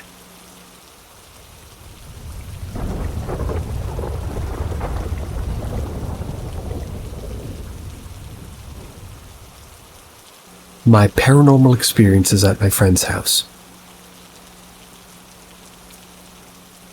My friend, who we will call X, they have a haunted house that we're about to go ghost hunting again after a while. If anybody has any advice or anything, comment below. Also, some of these paragraphs are very long, so I'll put a TLDR on all of them. Also, I had a lot of experiences, so I'll briefly mention a few less intense instances, and I'll elaborate if anybody asks in the comments. My first experience was when I saw a balloon in X's closet and basement. We used a spirit box app, and my friend went under the Estes method. The only thing she really said was muttering, "Don't trust her," or something. However, when I got her out of that method, she had no memory of saying anything. And for context, during COVID, they may have gotten contact with 2 twin spirits. 1 boy, 1 girl. Part of me wonders if the little girl possessed her or something. TLDR, my friend may have briefly been possessed by a little girl. When we went to the basement, I got a really specific idea of what had happened down there. It may be my overactive imagination, but there are some things that I can't explain. At this point, I can't remember what the original story told was, but I have a full story of what I believe to be true, with specific details. I didn't realize the story till we got names on the Spirit Box app. The only one I remember is Lincoln. I believe Lincoln was a servant to the man who owned the house. Anyway, in my mind's eye, I see a man rush down the stairs. They yell at the servants to bring up a bottle of wine, causing me to believe that the basement, or at least part of it, used to be a wine cellar. On the day of this post, I told X about this, and she said that it was, which I had absolutely no prior knowledge of. So when I described the room, I mentioned wood on the wall without thinking. When I said that, X said, "Wait." And I thought, oh, I doubt wood would be on the walls. This truly is a figment of my imagination. Then my friend told me about her parents removing the wood from the walls, which I didn't know of either. And anyway, Lincoln's boss was around 30, I think. He had a black 3-piece suit with cuffs and the cotton shirt over the ends of the sleeves of the blazer. I don't know if he was wearing a tie or not, but this is how detailed the memory or story was.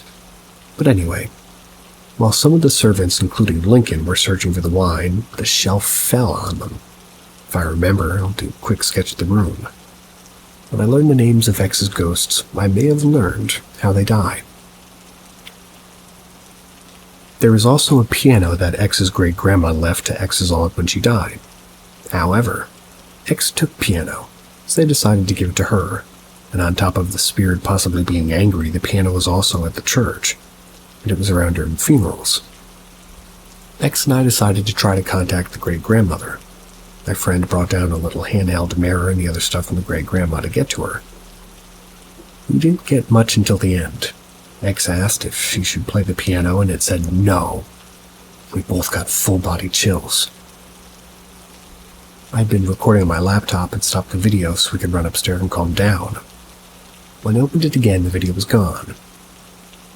So when trying to contact X's great-grandma, we may have come into contact with something more sinister. After ghost hunting, I went home. However, things began to get weird. Whenever I would take a shower, I would feel like somebody was watching. I would hear knocks on my window at night, and one night I even saw an orb. The best way to describe it was like if you're looking into a bright light and you can see a spot of it afterwards. It was either very dark blue or black, but when I blinked it was gone. I finally got a spirit box. When I used it, it said soul. When I was thinking multiple things at once, my brain would start referring to myself in third person. Another thing was over a month after, I'd feel cold breath down the back of my neck. Wanted to go to a medium, but my entire family already made fun of me for believing in ghosts. So, I don't know if they would pay to see a medium or even drive me there. The next time I went to X's house, I brought the spirit box. We didn't even end up using it till I was about to leave. We turned it on and asked if there were any spirits. In this gravelly, creepy voice, it said, "Yes." Nothing has happened since then, but we may do it again, so any advice?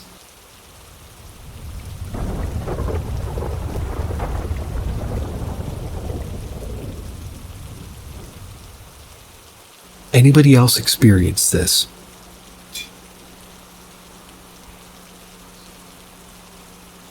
All my life, even when I was young, like 10 years old or younger maybe, I experienced random moments in which my ears pop and ring. Several times a month on average, at times it's happened twice a week and even twice in a day. Things have been times when I went months without having one. The only way to describe it is that it feels like there's a rapid atmospheric shift. They usually happen only in one ear, rarely in both.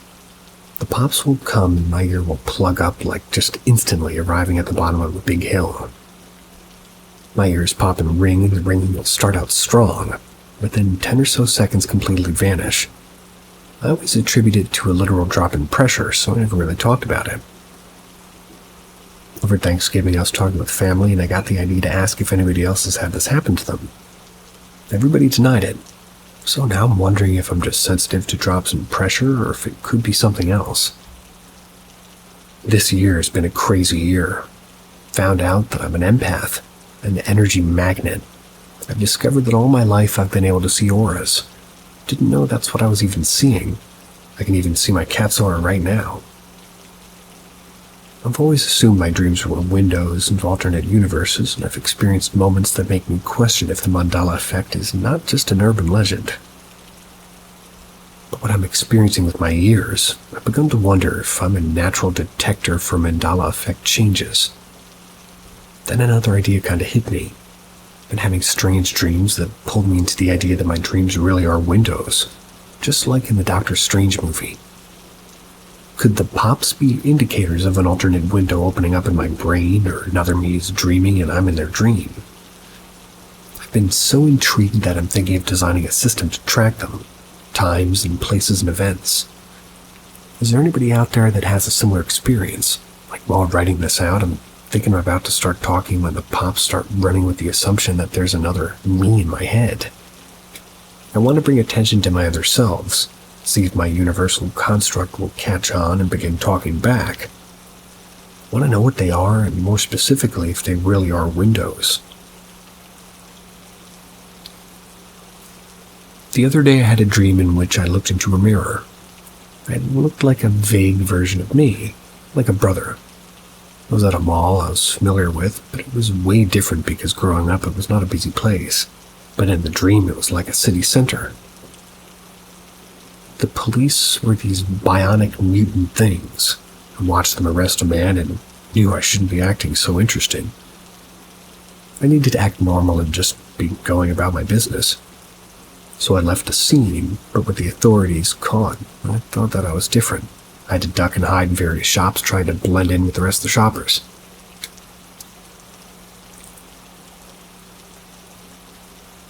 They lost interest pretty quickly enough, and I began walking through the mall, and I was just enthralled with the stores. I visited this mall bunches of times in previous dreams, and one time I visited the game store. There's the opposite end of the building. Another time I was to witness a murder in what, in my universe, was a movie theater. And another time in stores were very similar, but the feeling of danger wasn't there. Another time I was in the same, but dangerous feeling mall, but the stores were more what I'm familiar with. Like Mervyn's was still a thing, but it was more of an everything store like Sears. I had to hide from robotic cops who were way more aggressive in their pursuit.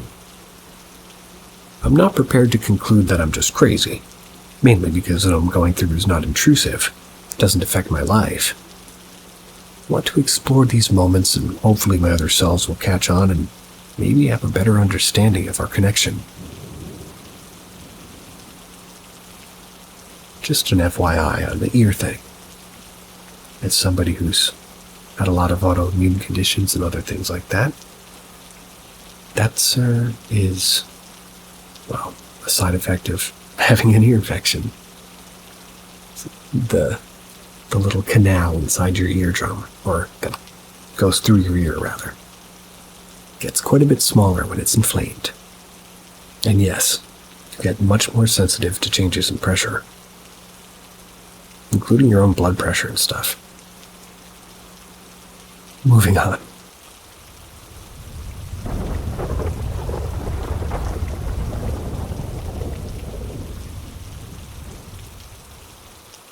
Recent paranormal encounters. Whether you believe in ghosts or paranormal events is totally on your personal beliefs. I grew up encountering too many unexplained events, so I'm 100% believing in ghosts, and I have since I remember. Over the maybe 5 months or so, my teen brother, who visits me every now and then, and my boyfriend's brother, they've all had very strange events in my townhouse. About 4 months ago, I was washing dishes in my kitchen. My dogs love to roughhouse in the kitchen while I'm down there. I kept trying to tell my dogs to go upstairs, just so they weren't being so loud. I live in a townhome, and it was already 11 p.m.-ish. My husky turds don't like to listen all the time, so I just continued doing the dishes while they played. Literally a minute later, I hear my boyfriend loud as day say, "Upstairs." Paused doing the dishes, expecting him to walk around the corner. My dogs just instantly stopped roughhousing at the same time, and my older male husky was looking down the hallway. No one came around that corner. After I finished the dishes, I went to talk to my boyfriend to see if he ever came downstairs to try to get the dogs upstairs, or maybe scare me. He does coding work in his PC and plays games, so he never left his seat, he said, but after a month later, I had my teenage brother over for the weekend. We were about to be heading to get snacks, so I ran to my truck to grab something. Can't remember what I was grabbing, but I was walking in front of my door. As soon as I walk in my front door, my brother's at the bottom of the stairs staring into the kitchen. He looked over at me with a very concerned and confused look. Before I could ask him what was wrong, he instantly said, "Did you just say my name from the kitchen?" I told him, "No, I just walked inside. How would I have been in the kitchen and outside just now?" He was going to continue talking, but I told him, "Let's go get our snacks and we'll talk about it." My brother's 17. He doesn't usually get scared from this type of stuff, but hearing your sister loud as day say your name, then she walks through the front door, it's pretty chilling. Well, fast forward to tonight. I'm sitting in my room next to my boyfriend watching videos while he does some coding work.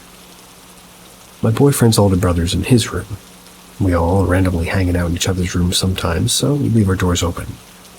My boyfriend's brother walks into our room and asks if I'd called his name. I didn't call for him. My boyfriend even told him I didn't. His eyes instantly started to tear up and he said, "I'm not lying when I say I heard you clear as day call for me. I'm in tears." I looked at my boyfriend because he thought me and my brother were just tripping or something, and I told him, "No, it's not a coincidence. I don't know what it's trying to do, but I don't want to feed into it. Don't get me wrong, hearing my boyfriend's voice clear as day had me scared. I didn't feel threatened.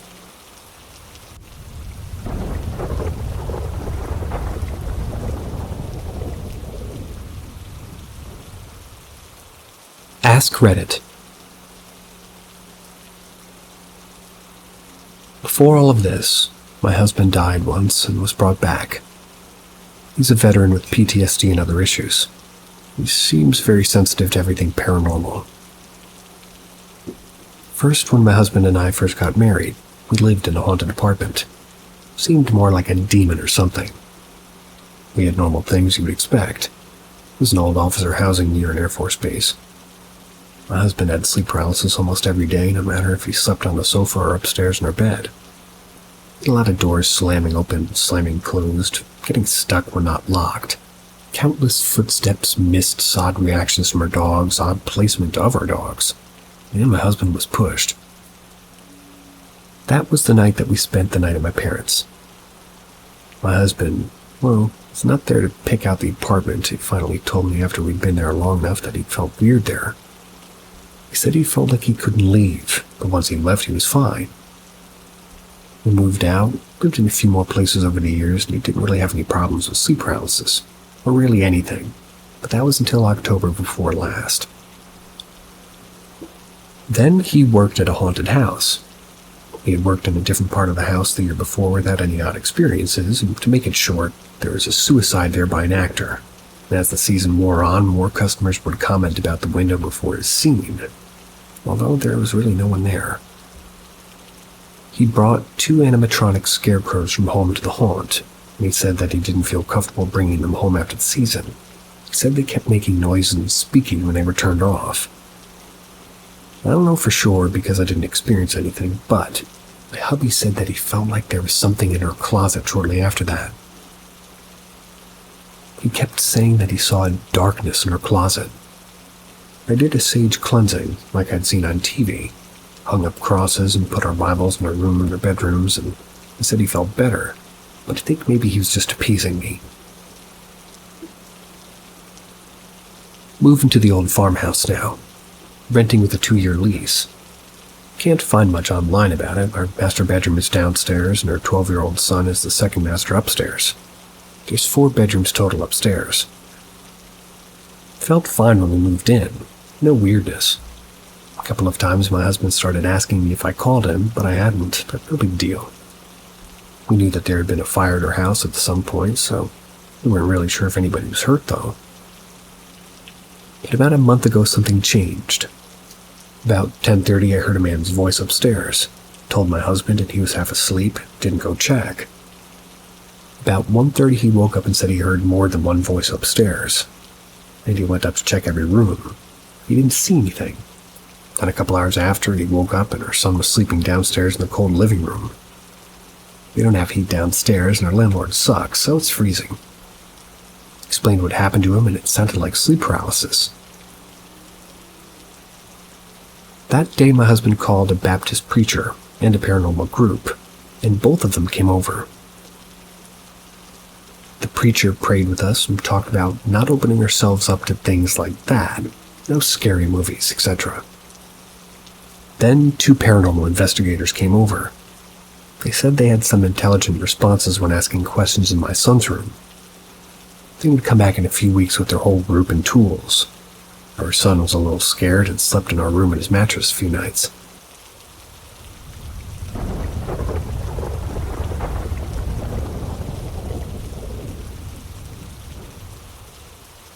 Haunted furniture. Not my story, but my mom's. A friend called her and was slightly hysterical that her house was haunted. My mom's a scientist. Was very skeptical but agreed to come check it out, and the friend was adamant that either the house was haunted or she was going crazy. And in either case, she needed some help. My mom arrives at the friend's house. She begins showing my mom what she's seen. First, in the living room, there's a brass lamp that's shiny so you can see the reflection of the kitchen behind as you look at the lamp. She asks my mom to just watch the reflection in the lamp. My mother sees a shadowy man step out from behind the wall. She turns around. There's no one there. This phenomenon repeats itself several times. Next, they go into the friend's son's room, turn off the lights, close the door, leave the hallway light on. As she's looking at the strip of light under the door, very clearly she sees the shadow of 2 feet step in front of the door. Open the door, no one there. Again, this phenomenon repeats itself several times. Lastly, they go lay in the friend's bed. She fluffs up the comforter and falls on top of their legs. Very clearly, you can see the indentation of somebody sitting on top of the comforter. Fluff up the comforter again, and it happens again. All of these events would repeat themselves whenever she looked at them. My mom insists that she really tried to investigate all these events, but could find no other explanation. The friend went to a medium and psychic type soon after, told her that it was her furniture that was in fact haunted, not the house. The furniture was secondhand. It was bought at a garage sale. So she got rid of the furniture, and the paranormal stuff stopped.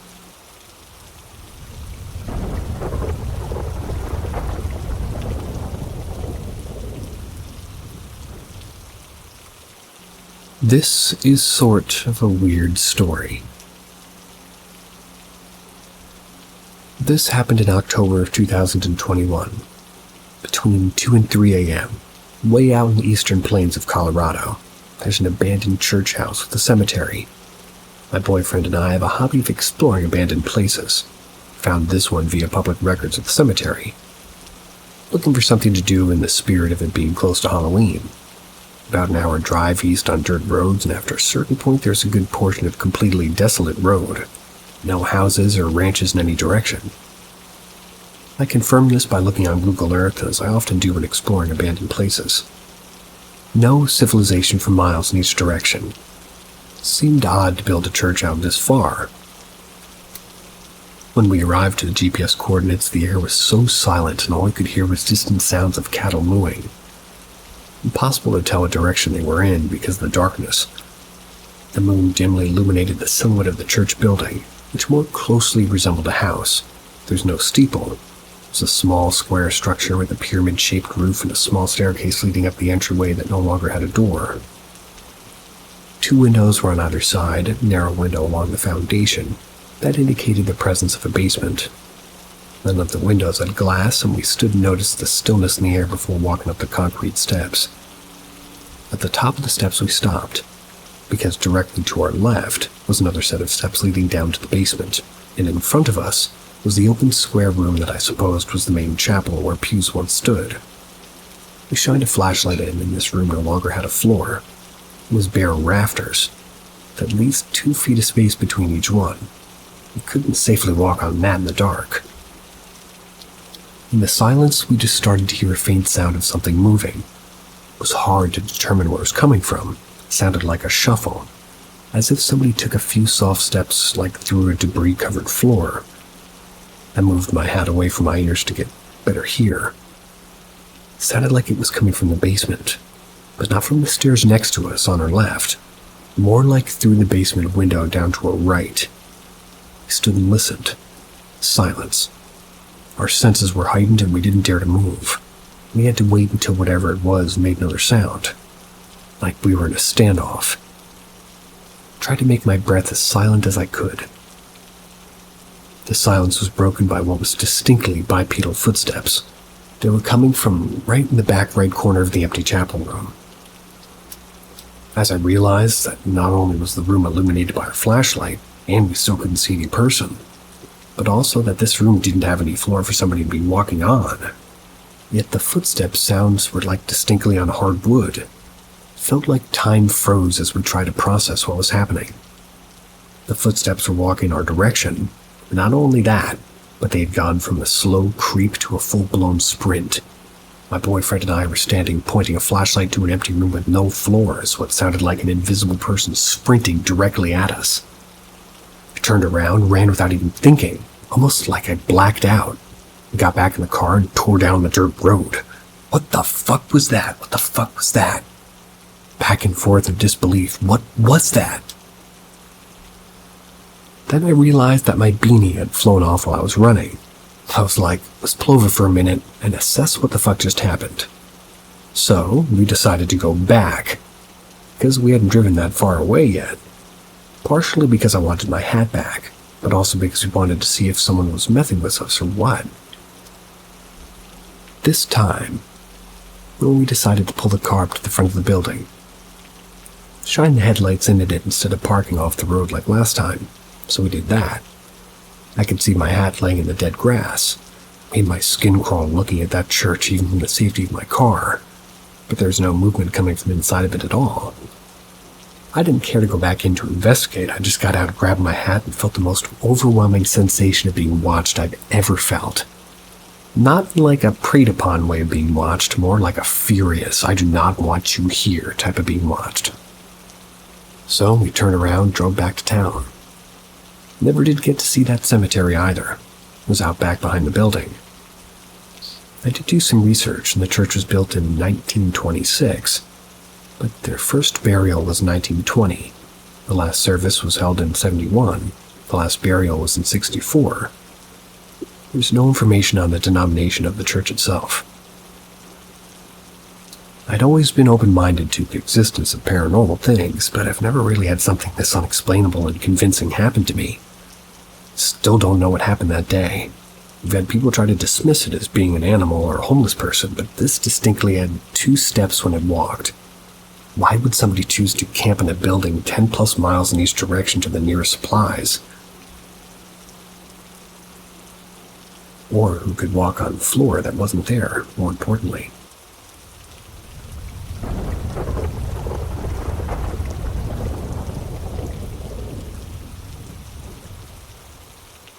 I think my mom may have a watcher.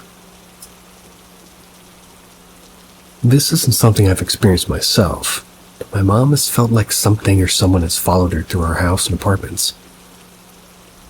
We tend to move frequently, about every 2 years it seems. My mom has had the same presence in every house. The houses we've lived in have had varied from ages and from decades old, built the same year. She didn't even know that she had these experiences until recently. It was because one sort of involved me. I usually wake my mom to tell her I'm leaving for work in the mornings. I slowly open the door to sneak, to sort of avoid waking her abruptly so she can get as much sleep as possible. She has a bit of insomnia. I just slowly tap her head a bit until she wakes up. A bit strange, I know, but I hate when people shake me awake, so I tend to stay away from that. And I also always just end up scaring her if I move her around. So anyways, this became a habit to the point where she expects me to wake her up this way. I believe it was one of my days off when she asked me if I walked into her room or sat on her bed. Well, I told her that, no. She had a I knew it kind of a look. When I asked further, she said that she felt as if somebody was staring at her while she slept before feeling somebody sit on the bed. She said she felt the bed dip towards one of the edges. She then went on to explain it wasn't the first time that she felt something like this. I was a bit spooked, but didn't dive too much into it. On a later day, she asked me again if I had went into her room and tapped her head. And again, I didn't go into her room that day. She said that she felt as if somebody touched her head while she was sleeping. And during dinner, she told me my dad of her experience that morning. They talked as if this was normal. Turns out my mom had been telling my dad these odd experiences for about 15 years now. She said that they followed her no matter what house we moved to. And another repeating occurrence was she would get a whiff of the same perfume on random days. Like every time she tried to smell it further to find the source, but it would be gone. I don't wear perfume, and my dad only wears cologne on rare occasions. Furthermore, my mom has a really sensitive nose, to the point she can tell that my window is open in my room while her room's across the house because she can smell the dust coming in. All I can say is that from what I heard, whatever this or whoever this is, they've never done anything malicious, but rather have just watched over my mom. She sounds genuine in what she says and isn't really one to make things up.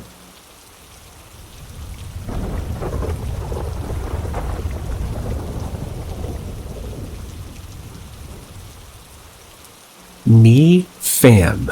A haunted house, and I have no idea why. I grew up in a house that I think was haunted, but honestly can't tell you why. The house wasn't built over a graveyard, just an old cattle ranch. Would have spanned the lower quarter of the town I grew up in. Trust me, I've looked up historical records trying to find an answer here. The worst I've got is that it was A, an orphanage at one time, possibly between the 40s and 60s, or B, before it was bulldozed for a new housing tract my house was part of, it was a hideout for Capitol Records celebrities in the 70s. I live in the U.S. and nearby an area that the Native Americans would have inhabited. In fact, part of the area's name comes from the fact that we have tons of water in a desert and references this sort of odd bit of habitation. Still no Indian burial grounds. It was also pretty open. Walk forward a foot from the front door and you could see the living room to the kitchen. Just about everything in either of them.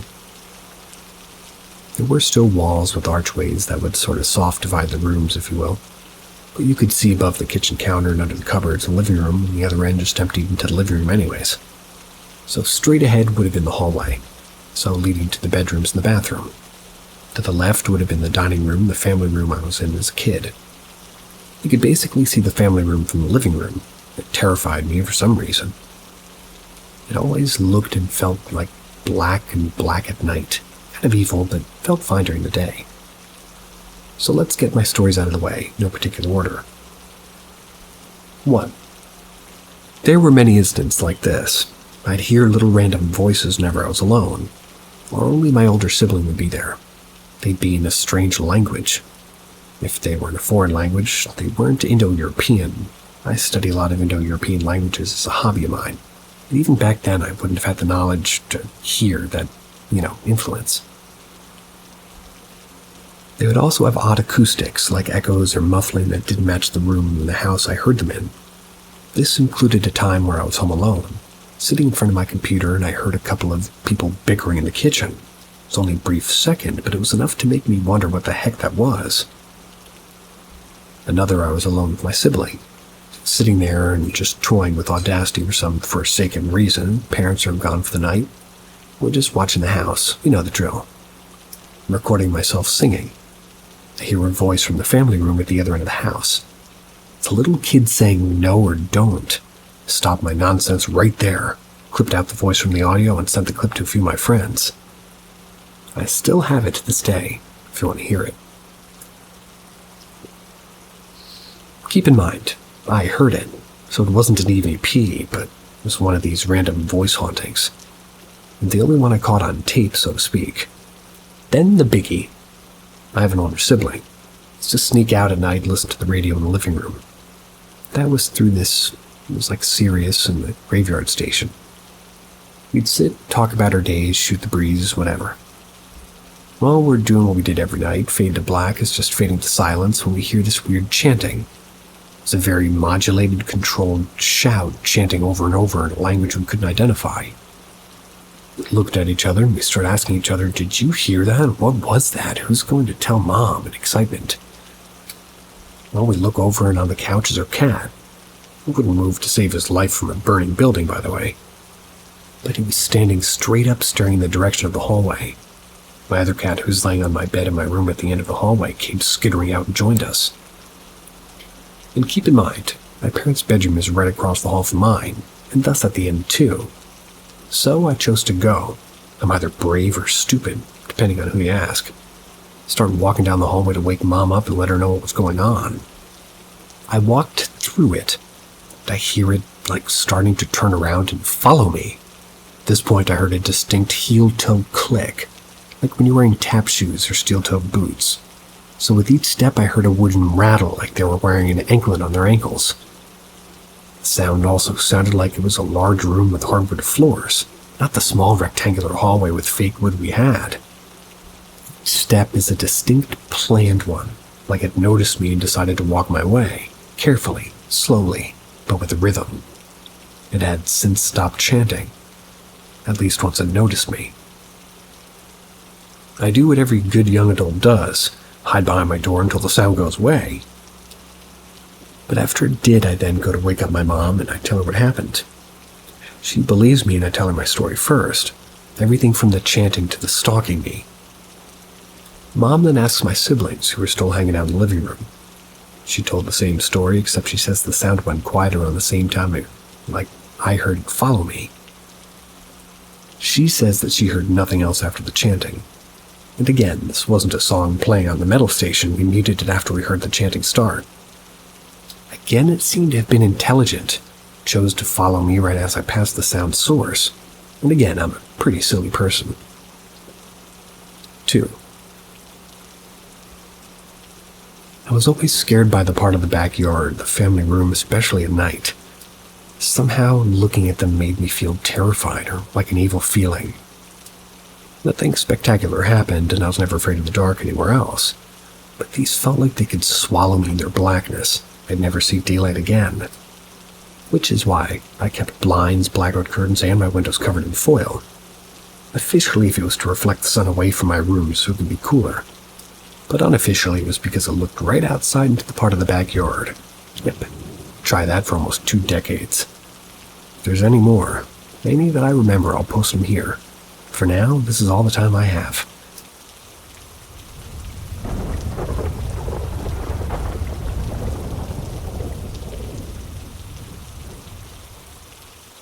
The looping music. This was going on when I was an early teen. To be quite honest, it terrified me greatly. Something only I could hear. At midnight, every night, pop music with no intro or ending, looping perfectly. These included 4 songs.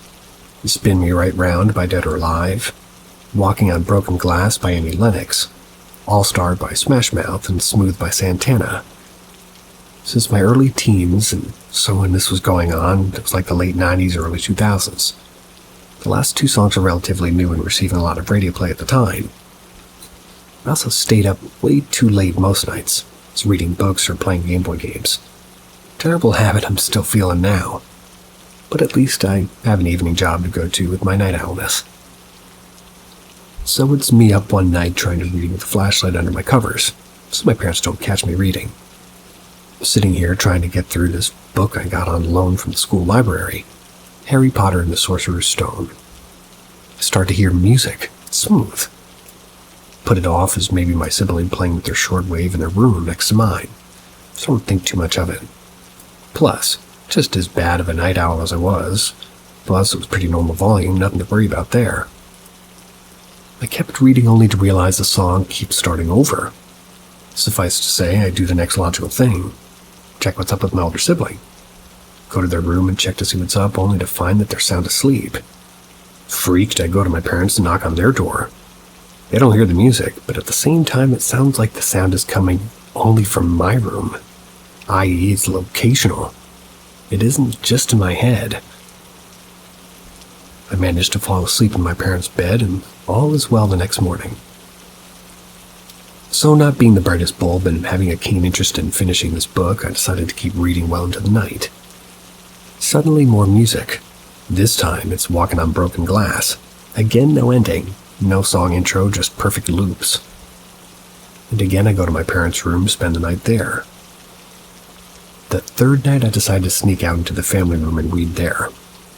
Eventually get tired, go to sleep. As I'm walking down the hallway, I hear the music again. It's Now You Spin Me Round Round by the Dead or Alive, and same thing that happens last time. Music loops. I'm now terrified, but I managed to go down, lay in the bed, and eventually drift to sleep. Guessing I was really tired. The day after that, I decided to start timing it. Being rational, looking for a source, I grabbed my mom's shortwave radio, turned it to WWV. Started looking at everything that might potentially catch radio.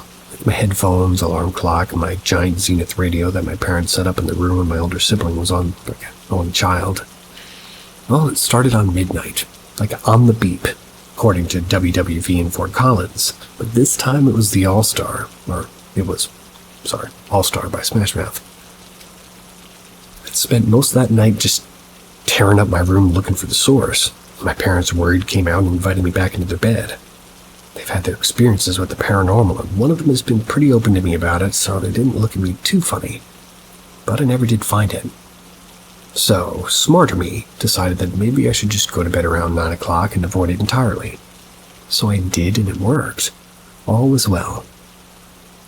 Sure, I still had nights where I'd be up using the restroom or forgetting and reading way too late to the night, but most nights I successfully avoided it. It eventually went away, and I really don't know when. I just noticed it stopped happening one night when I went up way too late. That was less than a year later. I have no explanation, but I'd really love to hear a logical one. This ruined a couple of songs for me, namely Smooth and You Spin Me Right Round, but had me terrified when I was a kid. It's still creepy to think about.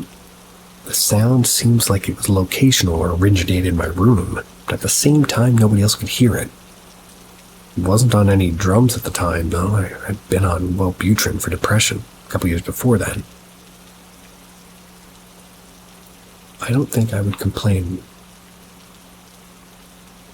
with that song on loop.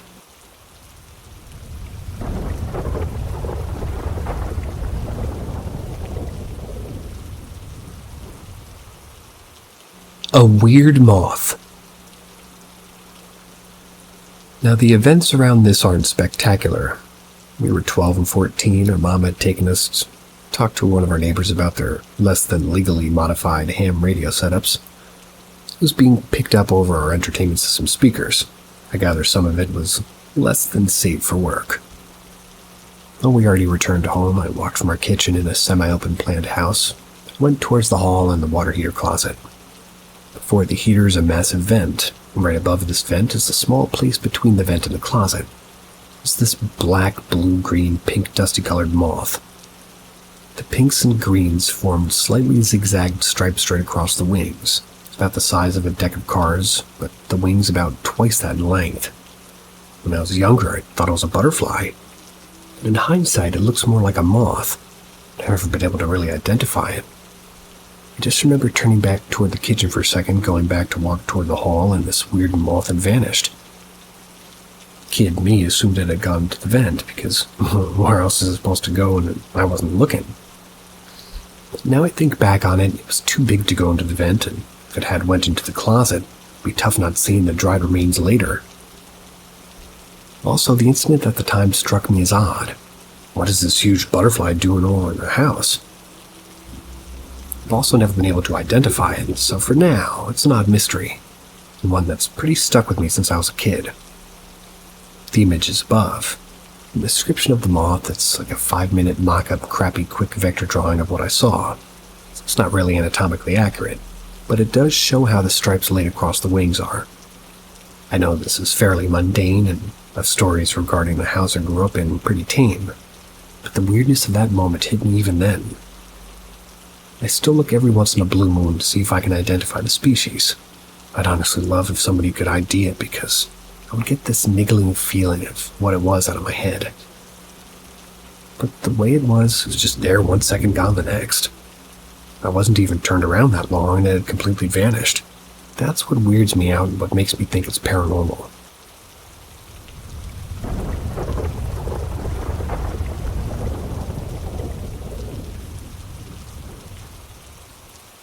When your friend sees the same shadow as you, but you never told them about it in the first place. When I still lived at my parents' house, I had quite a few paranormal experiences. My parents have a house with 3 separate apartments. My grandparents on the first floor, then my parents and brother on the top floor used to belong to my great-grandma.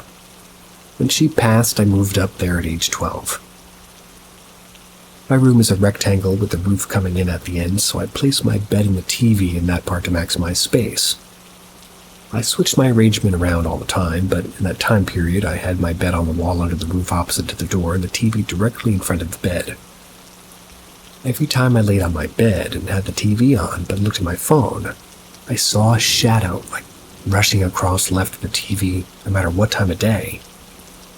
I always thought it was just the corner of the eye thing, like an optical illusion, so I never told anybody or gave any more attention.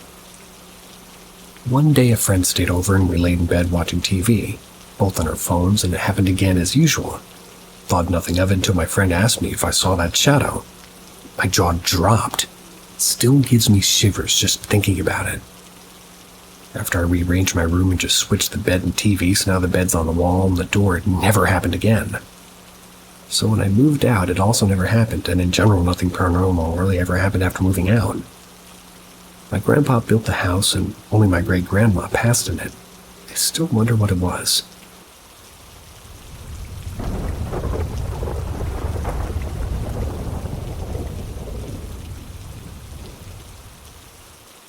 The day my father passed. I was there for every last heartbeat when my dad passed. Holding his hand, sitting beside him in his room, he had cancer. It had taken over his body.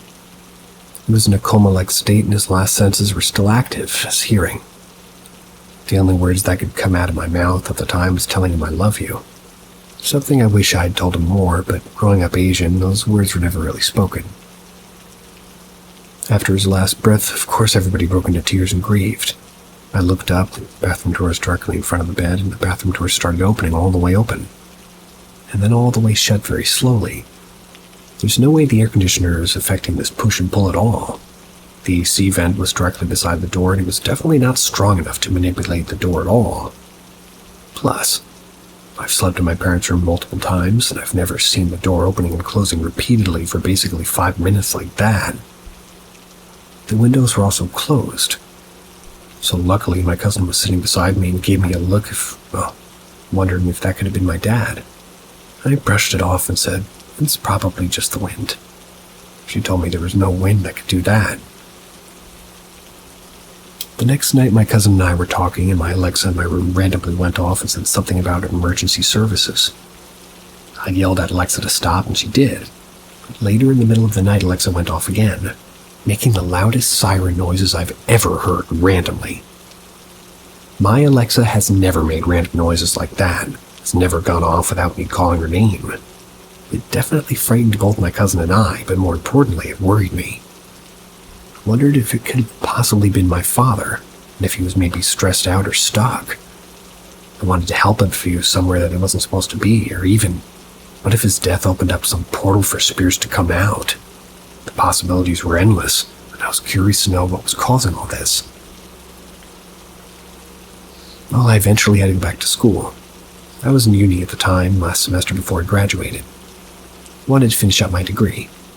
The nights were long and I was depressed. I could barely sleep. And randomly one night, when I was doing homework, my Alexa told me, "It's time for bed." I freaked out for a second and wondered why she told me that. My father used to always knock on my door and tell me to go to bed when he was around. It was his way of saying goodnight, I love you, without having to say those words. I never started a routine or adjusted anything in my settings with Alexa at all. I checked my phone, there was a random routine that Alexa had started telling me to go to sleep every night at 9 p.m. It felt like my dad was looking after me. Or maybe it was just my brain making things up just to selfishly feel like he's still here. I'm not sure. I was a dead-set atheist before my dad passed, but now this is making me question everything. I know I could never conform or commit to one set religion, but now this makes me believe in some sort of afterlife or paranormal that may exist. And I know these experiences aren't prominent enough to prove that my dad was there, or that even something was there at all.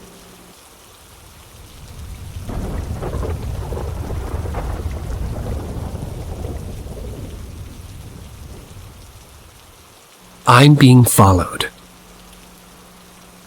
I'm living with my parents in a mountainside. I was always caught up in a paranormal mess. I'm a psychic and have a pretty strong gift to see and interact with strange beings. Too strong for my liking.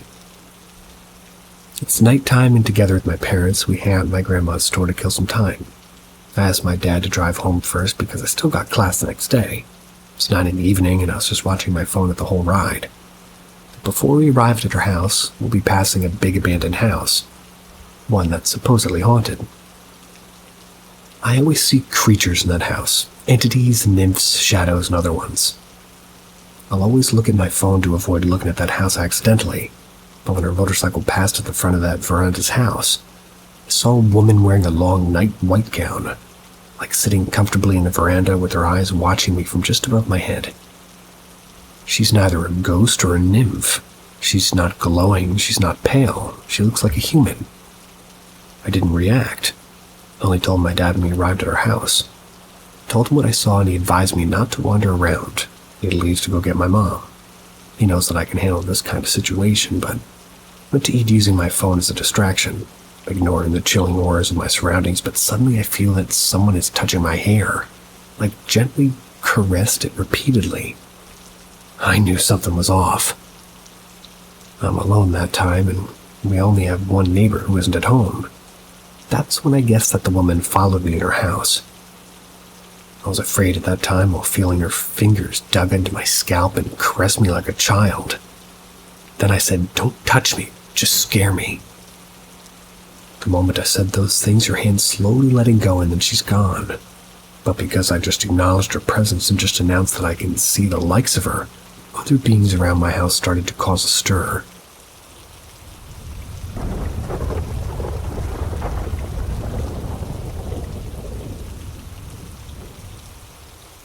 Chopped, floating, and bloody hands. I was a child, maybe 7 or 6. I love going out in the forest to find nests of birds and play. For starters, the place we live is haunted. It's a place when supernatural beings gather around at night, passing by or just go out from the trees and caves that they reside in. A few steps away from our house is a big abandoned house. That's also haunted. I'm a psychic, by the way. The forest I decided to venture is above the abandoned house. It's still bright, probably 10 in the morning, where the birds sing out loud.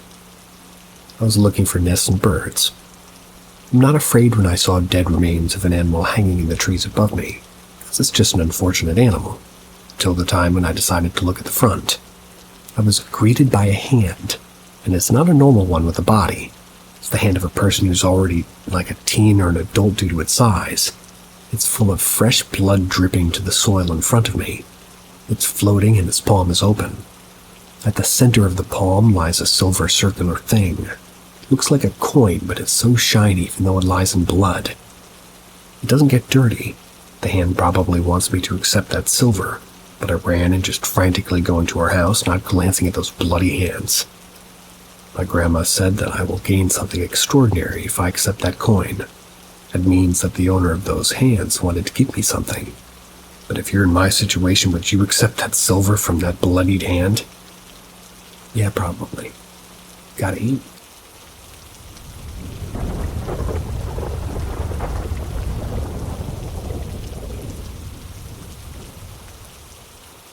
Late night encounter.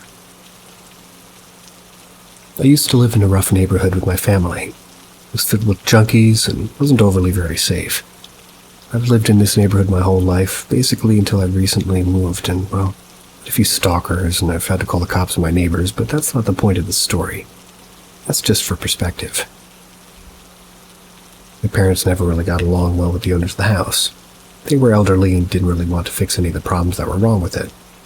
My mother fought with them for years to install an air conditioner that we only got to use about maybe a year, but maybe less. My room was at the front of the house, yet it was at the end of the house. The layout's kind of confusing, but to try to put it simply, my windows were easy access to the front yard if I wanted to sneak out instead of having to walk all the way to the front door. I lived in this house for about 5 years, so during COVID and lockdown. I've always believed in the paranormal and supernatural. It was a way to make life more interesting. I'd watch ghost stories and horror movies religiously as a child, even though I probably shouldn't have. I grew to have a habit of staying up really late all night during lockdown. There were times I've accidentally scared myself shitless because of the ghost stories and legends and myths. I've had a few encounters with the unexplained throughout my life. I would call myself a medium of sorts. At the start, it was like shadow people and hearing my name when no one was around or in a crowd of people, sensing a presence when no one was around, stuff like that. It wasn't until I was getting into witchcraft when things started to get interesting, let's say. One particular night I was staying up late as usual. I needed to go to the bathroom, and since it was dark, I used my phone flashlight as a way to get to the bathroom. And back to my room, regardless of, if I've memorized the layout of my house or not. I'm not one to get scared or have to try to run back to the room once the lights were off, just to be clear. I used the bathroom and everything felt alright. Nothing really happening as usual when I, excited the toilet. Okay. just gonna make that exited the toilet, which still isn't really correct, but more correct than excited. So, I usually expect to see something jump out at me at night. So I braced myself for nothing. While I was washing my hands, something felt off. Felt like I was being watched. I look up at the window to see nothing, only the textured glass, so no one could see into the bathroom. I dried my hands, grabbed my phone again, and walked closer to the bathroom door. The closer I got, the more tense I felt. It was as if I was being warned to not get closer. I ignored it because I wanted to go back to my bed. After I leave the bathroom, the only light being from my phone's flashlight, I feel something right behind me. I don't turn around to look at it only because I don't want to see something I shouldn't. I've read stories and myths where people are told not to look at the entities because they could take you or something like that. But I don't turn around in fear or whatever, I guess. But I was frozen for a bit. Couldn't move while I felt this presence get closer. My fight or flight instincts kicked in, and when I felt something grab my shoulder, I would say I sprinted, but I didn't. It was like 2 a.m. My entire family was asleep, and I didn't want to risk waking anybody up, so I walked fast and quietly as I could. Felt it follow me and only disappear once I entered my room. These crystals my mother bought me, which promised to protect me, must have worked at that time. Jumped into my bed and hid underneath the covers, as any adolescent would do. I ended up falling asleep not long after. Terrified of what was there that night. To this day, I still don't know what that was.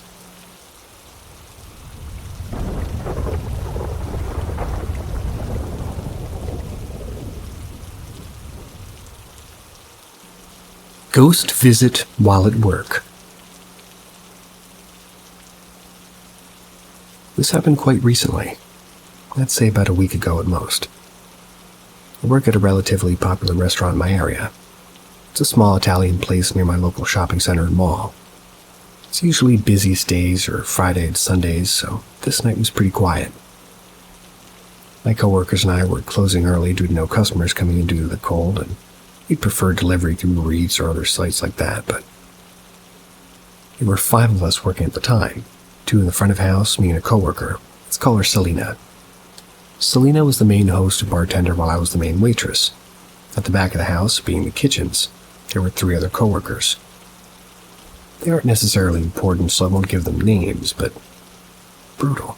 But at the time, 2 customers were sitting at the booth, enjoying the food I'd given them earlier.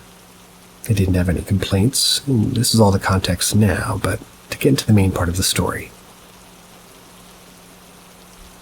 Selena was writing a new deal on the promotional chalkboard. I was clearing off a table that I'd left 10 or so minutes ago. We were both focused on our tasks at hand, and we hear the bathroom door close. It was pretty loud, something we usually hear when somebody goes into the bathroom. Neither Selena nor I thought much of it at the time, thinking it was a coworker as the 2 customers were still seated at their table talking. Selena checked the back of the house, and all 3 coworkers were still there. They were getting ready for close. They can go home as soon as they finished. At this time, I felt like I was being watched. I didn't think much of it. I just thought it was the customers. Usually while I work, I have a few customers watch me for whatever reason, so either they're fascinated by how I work or they just like to watch how fast I clean tables. I don't really have a problem with it. As long as they don't watch for crazy long. Sometimes I would catch on and smile at them, or I'd put on my customer service persona and ask them if everything was alright and all that stuff, but...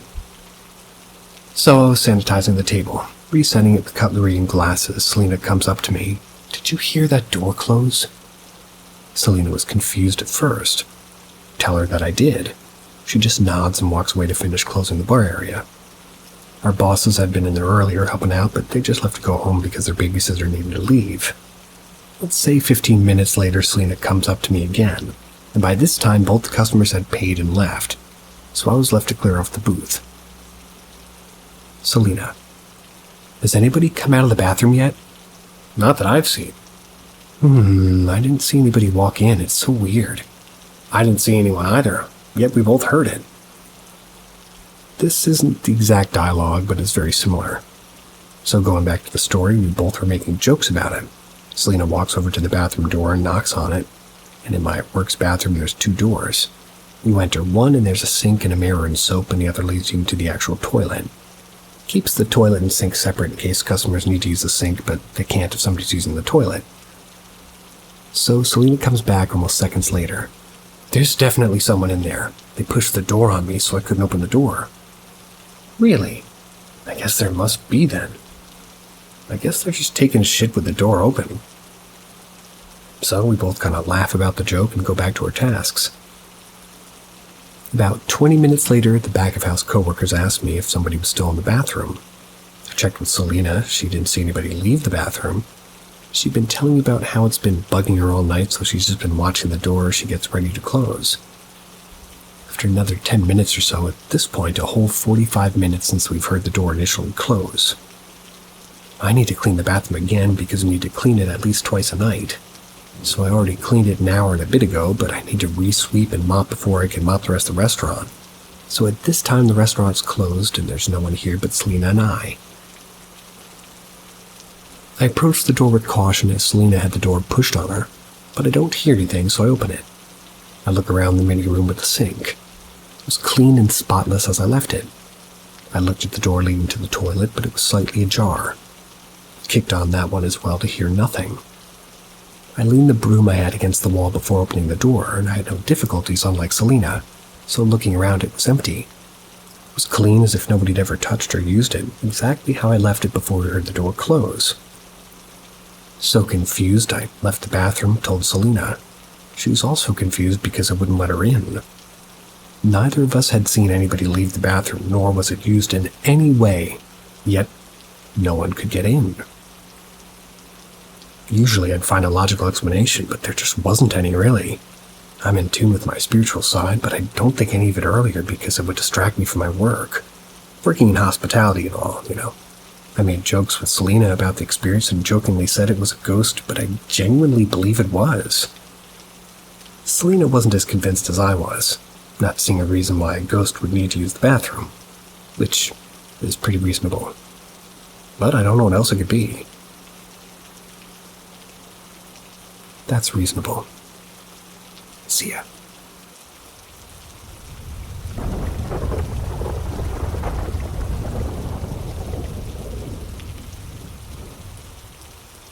Welcome to Paranormal M, where each story brings you face to face with the unknown.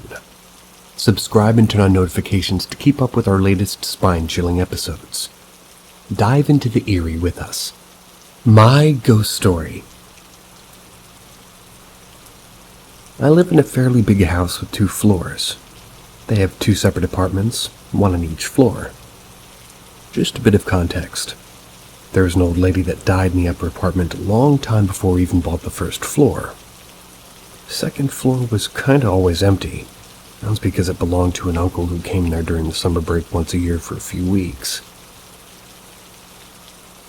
So anyways, one night I'm sleeping. I think I had a sleep paralysis, or it was a dream because I could feel a presence of something. Not a figure, but just saw something in my room.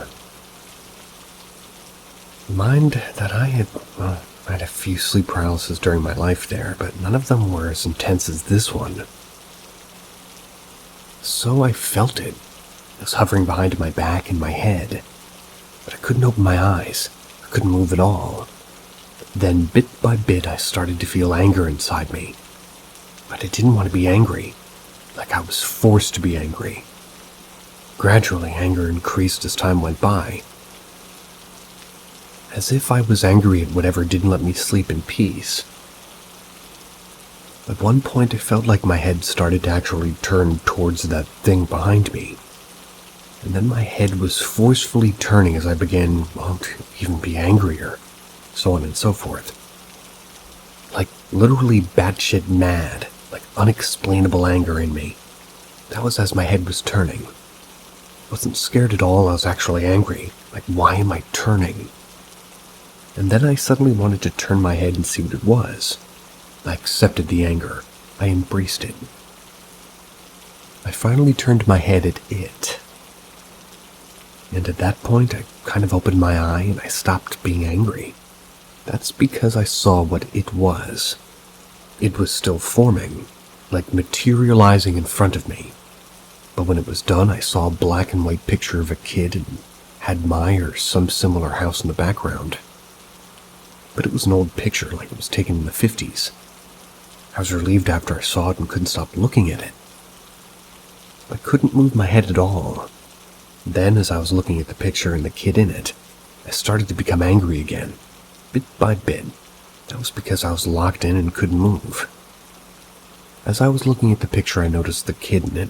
I was looking directly at me, like into my soul. It started to get really odd. Then I realized that I'm in a dream. At least I guess. I need to wake up.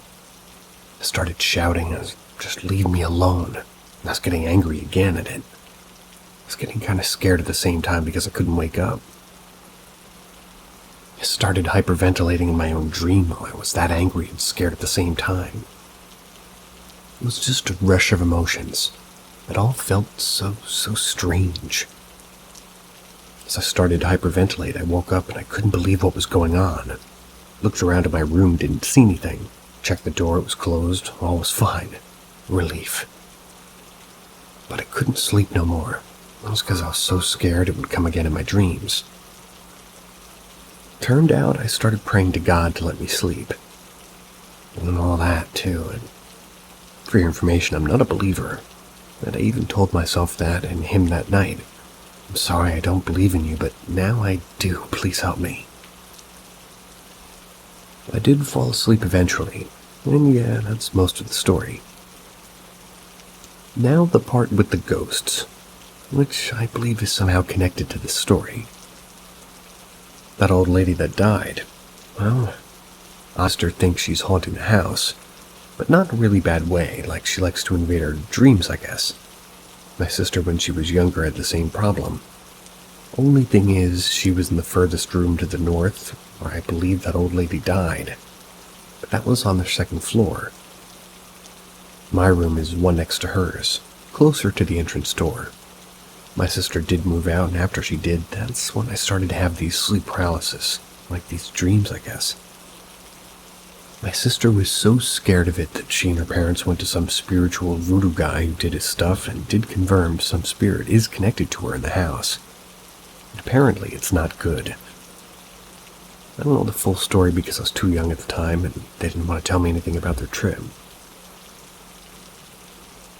My mother, she's also had some weird dreams every now and then, but not like mine or my sister's.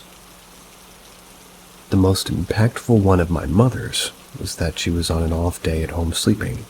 I had a dream that I was near a waterfall. Apparently I'd fallen down and broke my arm. Then she woke me up from the dream, or rather she woke up from her dream. She was awake for a while. Turns out she was having that same dream I was in my elementary school that morning. Broken my arm from a fall in the classroom. She felt it or something. Like warned her about my injury, in a few minutes after she'd woken, she got a call from the school about my broken arm. Everything turned out good with my arm, but to this day, when I remember my dream, I get the goosebumps by the thought of a ghost or spirit just living in my house or haunting her dreams.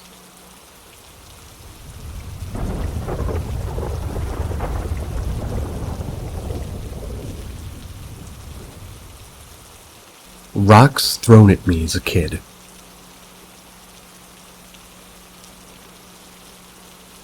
This experience happened when I was 12 years old. I was visiting my hometown in mid-August. My friends were already back at school, so I decided I would take a walk at one of the monuments at the top of the town. As I'm walking around, I can hear the distinct sound of rocks hitting other rocks. They sound pretty close, but it's in the middle of the afternoon and it was sunny, so I just dismissed it and thought it was my imagination. I was there for about 10 minutes. The whole time I was there, I could periodically hear the clacking of stones nearby. I decided to head back to my grandma's house. A couple of weeks go by and it had completely slipped my mind. That was until one evening a bunch of us were gathered near the base of the hill looking at the monument. That's when we all see a shadow figure walk near the monument and disappear into thin air. I thought this could be my imagination or dust, but it was a dark human-shaped figure. The sun was setting behind the monument and you could see it clearly. A handful of us that saw it were shocked, and we all had the chills after we had just seen. After we had seen it, a brave handful of us decided to walk up the hill to see if we could spot anything. By then, it's full-on dark outside. While we were up there, one of my friends had told me to never go up there alone, as there are spirits there that will try to throw rocks at you. I still get chills down my spine whenever I think of the sound of rocks hitting rocks.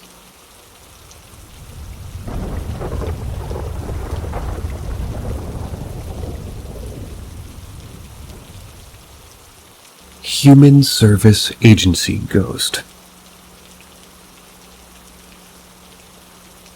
I worked as a youth worker in a small community in Wisconsin for many years. Part of my job was providing childcare for foster parent trainings. Our agency building had a lot of ghostly activity over the many years I worked there. It was not uncommon to have doors blow open in the offices in the basement where there's no airflow, or hearing feet dragging or running across the carpeted office when it was clear you were the only worker in the building. One of the scariest things that's happened, at least while I was facilitating childcare, I was providing childcare to 5 children ages 4 to 8 years old. There's a large room that leads to a group room and like a TV room. That and all the other offices in the basement. In the TV room, there's a large 84-inch television. It was on a stand in the corner. Some of the children wanted to watch a movie while the others wanted to do an obstacle course in the large room leading to the group and TV room. The kids had turned the lights off in the TV room and were standing in front of the TV that lit the room like a movie theater. I was standing in between both rooms just to keep an eye on everybody while my coworker was using the restroom. Suddenly, the children in the TV group room started yelling, "There's a man in here! There's a man in here!" They pointed behind the TV. I hurried into the group room to see what appeared to be a large male wearing thin gold glasses. They had a starter hat. They were standing behind the television. I noticed that as I got closer, the light reflected off of the starter emblem on his hat, the thin gold-rimmed glass. As I walked closer, the man disappeared. The children that were still alerting me to the man in the room became quiet. We all couldn't believe what had just happened. I assured the children that I saw the man too. No one said anything for the rest of the time.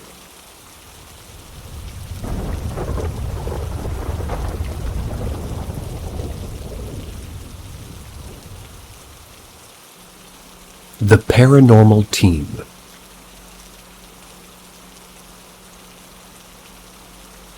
I inherited a house from my grandmother in April of 2020. I took a video in the basement of her home under the advice of a colleague that's convinced that I see dead people. I took the video, basically based on the fact that myself and a few family members have seen what appears to be a little boy peering around the door in the laundry room.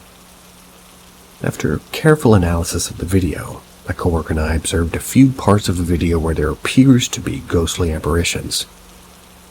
I had placed a soji just right next to the doorway for privacy to the half bath in the laundry room. After analyzing the video, I observed the face of an old man with white hair looking around the doorway. In the video, you can see the ghost appear.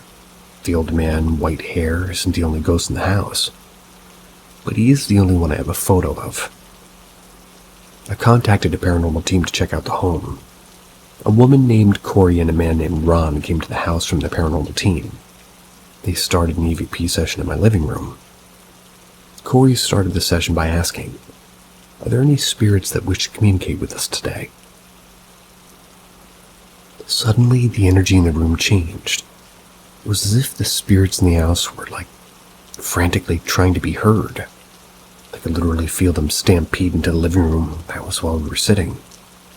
Corey and Ron suddenly covered their ears and said their ears were ringing in pain. I watched as the green light on the EVP meter just lit up. I also observed the kitchen cabinet door open. That was without anybody being seen in the room. The paranormal team and I communicated with a man that said he used to live in the home. The man said he just visits the home. We asked how many spirits were there and listened to as the man, whose name I won't use, and the other spirits in the room counted off to 9. There's a dog, a cat, and 7 spirits in the home. They seemed harmless. They were notified that I had to do some updates and remodeling in our home. When I let the man and the other spirits know about the remodel, the man said, "That's fine, like I said. I just visit." I even felt the circular presence of the man in front of me. It felt like a warm tunnel. The man asked if he could touch my hand to prove he was there. I said yeah. His touch felt like someone touching me, but almost electric.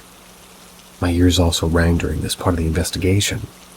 I also thought I heard my grandma's voice. Well, not really clear because when I asked for her, she didn't say yes. The investigator said that they would come back on Halloween for a full team investigation, but canceled due to more serious cases. I've caught glimpses, of full-body people in the house. Other family members have as well. One is a man appearing to be in his 60s, with gray, I think, hair and like a tan trench coat. The other is a small man with white hair. My brother has seen a young boy. I've seen a woman with black hair with short bangs. I asked Corey about the shadow people since I'd seen them before in the upstairs bedroom. Corey explained that the shadow people are ghosts that haven't fully formed. They didn't gather enough energy to look like a person, so they appeared in sort of a shadow form. And here's a side note. My boyfriend and I were making out on the couch one night, heard a banging on the basement ceiling. We looked downstairs and found no one there. I feel lucky because they aren't asshole ghosts. The worst part is that I never video recorded the EVP session, mostly because I was concerned that the paranormal team would think I was using them. Felt relieved when I got answers from the team. A few months later, I hired an electrician to update my electrical box since the house was built in 1915.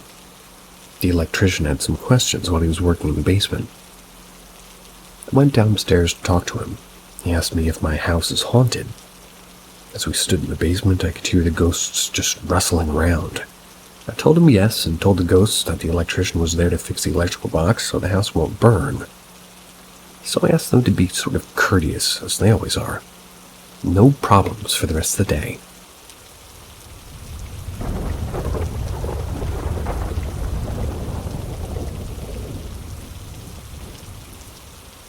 I broke a promise or a vow to something. Came across this sub and figured I might as well share my experience. But it's about Buddhist belief, not Christian belief. There's two parts of my story. Part 1, this happened about a couple of years ago. It was early in the morning, about 5 a.m. I was using a metro station's restroom when I caught some sort of figure from the corner of my eyes. I'm pretty sure the figure was waving at me, but when I turned around, there was no one there. So I jokingly said out loud something like, "If that was really someone, then let's make a deal. If my commute from work to home is smoother, just for the following month, I will perform patidana. It's a Buddhist belief of transferring and sharing merits to the departed for you." Surprisingly, the following month, traffic and commute went really smooth. I always found a parking spot no matter how late I was to the station's parking, and the train I got on was always the one that isn't packed.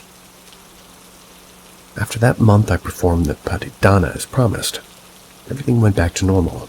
Suck-ass traffic and suck-ass commute. Part 2.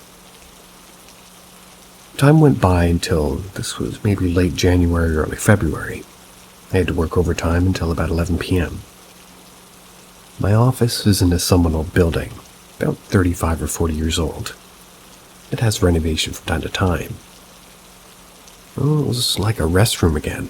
My office's restroom urinal is like a sensor type with no auto flushing. I know that because I worked with the renovation team. But as I was doing my business at the urinal, the next one started flushing all of a sudden. Think of what happened before, and my intrusive thought got a hold of me, which said, "If you're really here, do the sink too." The sink next to the one I washed my hands really turned on. And also a sensor. I didn't walk past that sink, it's in a different direction. Then I made the deal again, same thing. Commuting and traffic stuff. But this time I forgot about it after a month, until about May. which is summer where I live. In my apartment one night I woke up sweating a lot. When I look at my AC's remote, which is hung on the wall opposite from my bed, it was set to fan-only mode, not cooling mode. I was a bit confused, but didn't really pay any attention. I made sure that no timer set on the remote, turned the cooling mode back on, and went back to bed. The following night it got worse.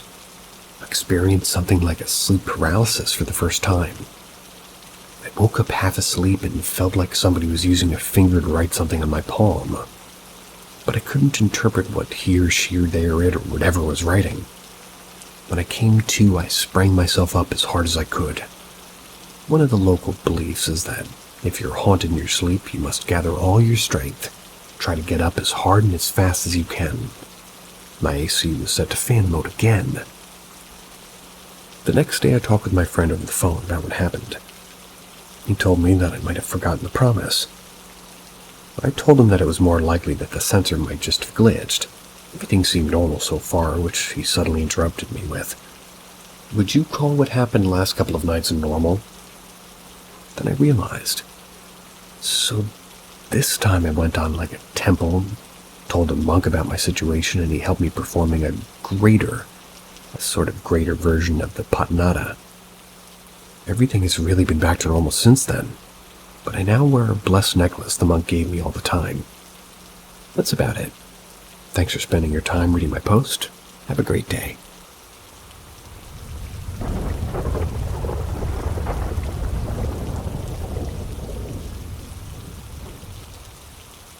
The bathtub.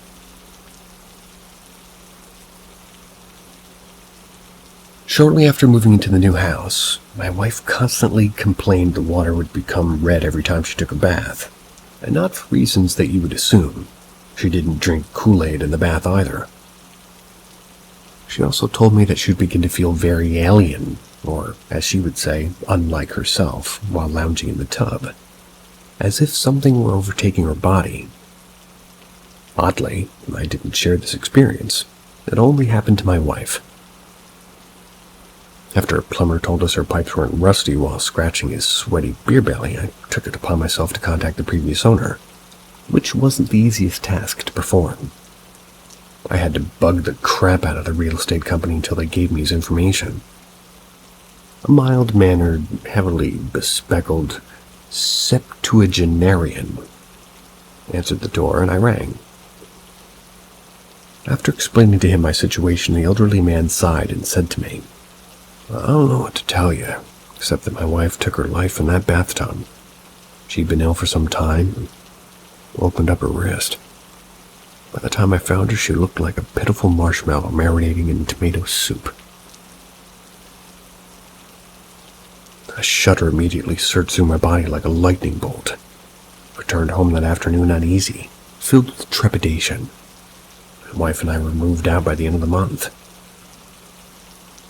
Whoa. Marshmallow marinating in tomato soup. Horrific. Next.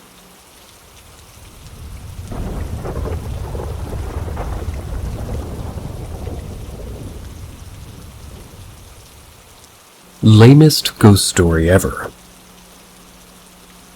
Buckle up. I'm an atheist. I am devoid of any sense of spirituality.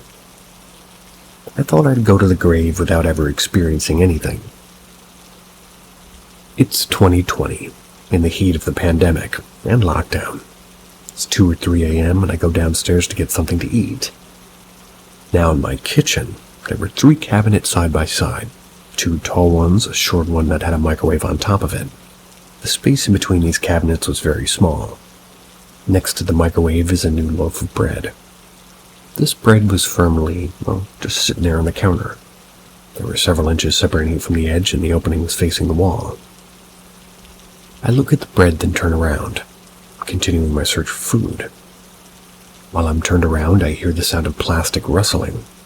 I immediately feel a chill running up my spine. The hair on my back and my neck stands up. I know it's the bread. I turn around and the bread's fallen. It's now facing my direction and it's wedged between the tall and short cabinet. This was completely impossible. How did it fall? It felt like there was something in the room with me. I looked around, started laughing. Is somebody there?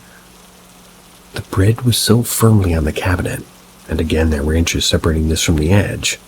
It's the lamest thing ever, but I still get spooked thinking about it. I have absolutely no explanation for it.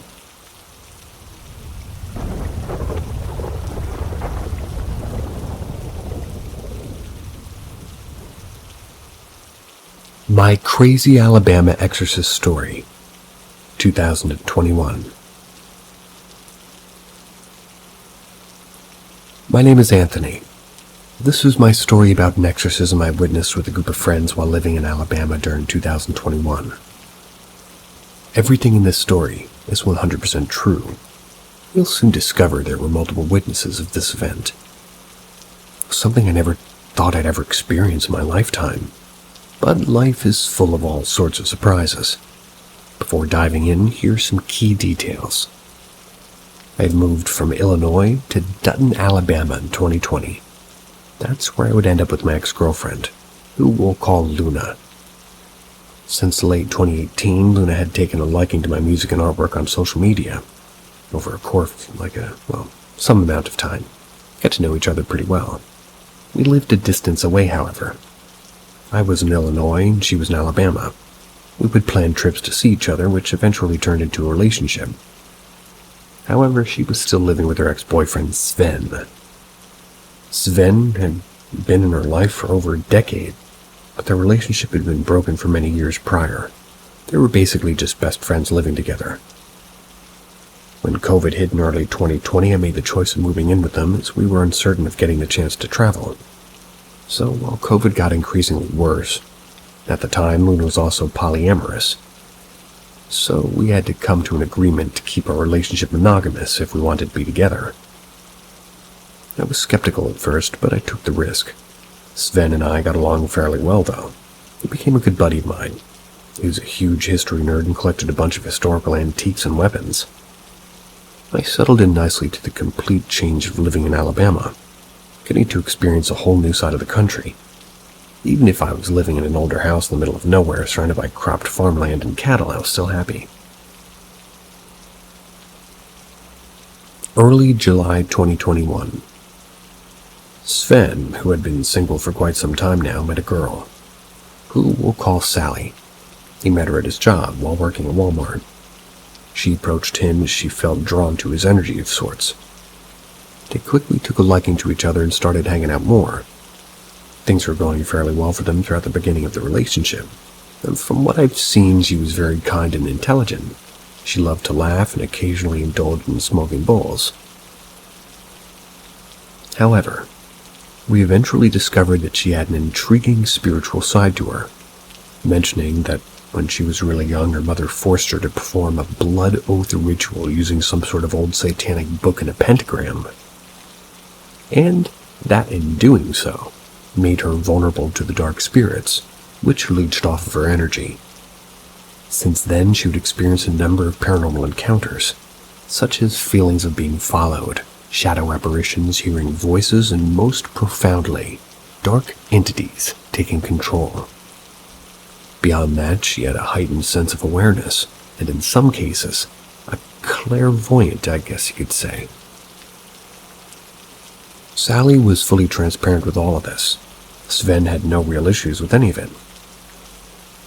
It was around midnight on a weekday. Luna and I were getting ready for bed as we both had work the next day. Across the house was Sven's room. That was down a long hallway. Sally was spending the night and hanging out with Sven, just having a good time. As Luna and I were about to fall asleep, we heard a light thud from outside a door. A few minutes later, Sven knocks on our bedroom door. Calmly, he says, "Hey, could you come help me with something?"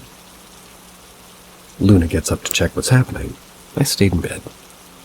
I waited for about 10 minutes trying to listen in on what was going on.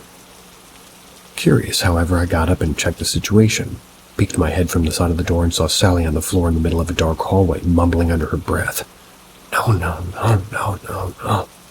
It's almost as if she was trapped in a bad dream of sorts. My original thought was that she may have been on drugs and was possibly having a quote-unquote bad trip. No clue at first, so I just stood back and watched with concern. As I observed the situation, both Sven and Luna huddled around Sally. They were trying to comfort her and getting her to wake up. Eventually, we all decided to pick her up and bring her outside to get some fresh air. We lay Sally on the grass. So in the front yard under the bright moon and stars, she's gradually starting to regain consciousness. She's waking up in a haze. As soon as she was able to speak, she said to me with a soft voice, "I can sense you're nervous and confused, but it's okay." Which, yes, I was. This strange occurrence is something that she had apparently experienced many times, so she was familiar with this sort of thing happening. She explained it as basically getting trapped in a dark void of sorts, and that she's essentially unconscious with no ability to recollect anything that happened at all. And being that Sven and Luna are more aware of spirits and energy, they knew almost instantly what was going on and took precautions to alleviate the situation. After she gathers her thoughts and regains her energy a bit, we bring her back inside and lay her on Sven's sofa, while Sven holds her in his arms. He points out some scratch marks on the back of her shoulder that weren't there prior. Looked fresh, almost as if clawed by a big cat. He also states that for some odd reason, like she was being drawn into the bathroom across the hallway, that her face went completely blank. So she had this blank face while slowly walking out of the room. He even points out the light in the hallway between the room and the bathroom, which had blown a fuse right after she had collapsed near the door.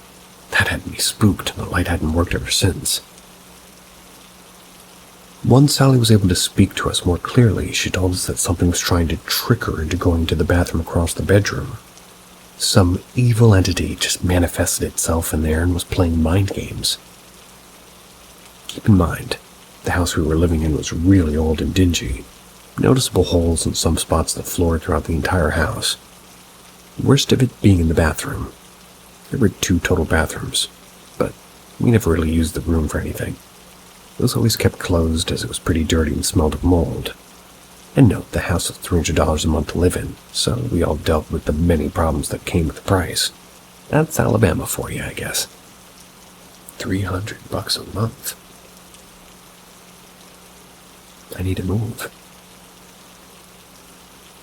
We investigated the bathroom, which gave us all very uneasy feelings. It was cold, dark, had a stillness that I just couldn't describe.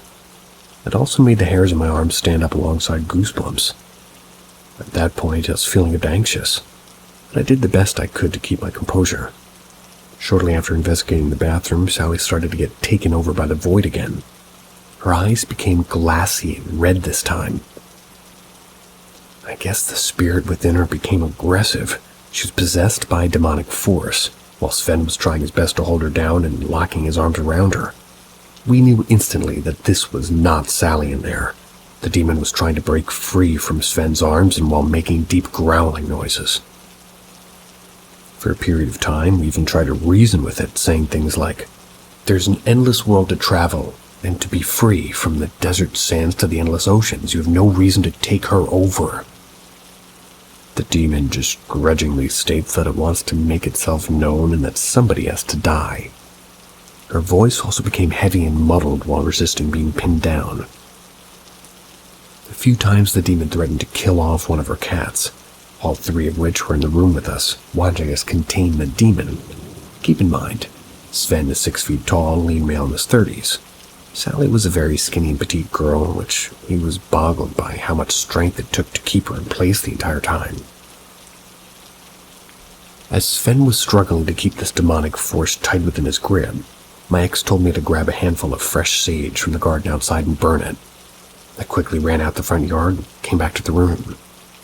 Since the sage was fresh, it was a bit harder to burn, but everything started to smolder. Filling the room with sage was effective in hurting the demon as it growled with like every waft. It was easy to tell that it was effectively hurting the demon. I would continue to do this for the majority of the night by blowing the sage around the room and or directly at the demon's face. At times, one of Sally's arms would break free and attempt to knock the sage out of my hand. I had a steady grip on it, though, did my best to keep it burning. At one point, I even made a funny remark toward the demon while it was taunting us by saying, "Who pooped in your cornflakes?" Strangely enough, the demon slightly chuckled with a deep-toned voice. I couldn't believe I made a demon laugh. That's even harder to believe, really. But during this process, we also played spiritually empowering music, tried to channel our energy as a group to cleanse the room and fend off the unwanted guest. We kept fighting for several hours until the sun came up. Gradually, the demon became weaker, while still aggravated and fighting to break free. Towards the end of this event, Sally started to slowly regain consciousness. Or so we thought. We tried talking and comforting her, even though she was still pretty disoriented. Luna decides to fix her up a cup of herbal tea to help calm her down a bit. However, without mentioning it, she added a few dashes of pure Himalayan salt to the mug, since salt is known to be spiritually cleansing. When Sally takes the first sip, she drops the mug on the floor, choking and coughing heavily. The demon was trying to trick us into believing it was her, to which it got enraged and took possession of Sally once again. The process continued for another few hours of cleansing and holding her down. Over time, the spirit grew tired and weakened.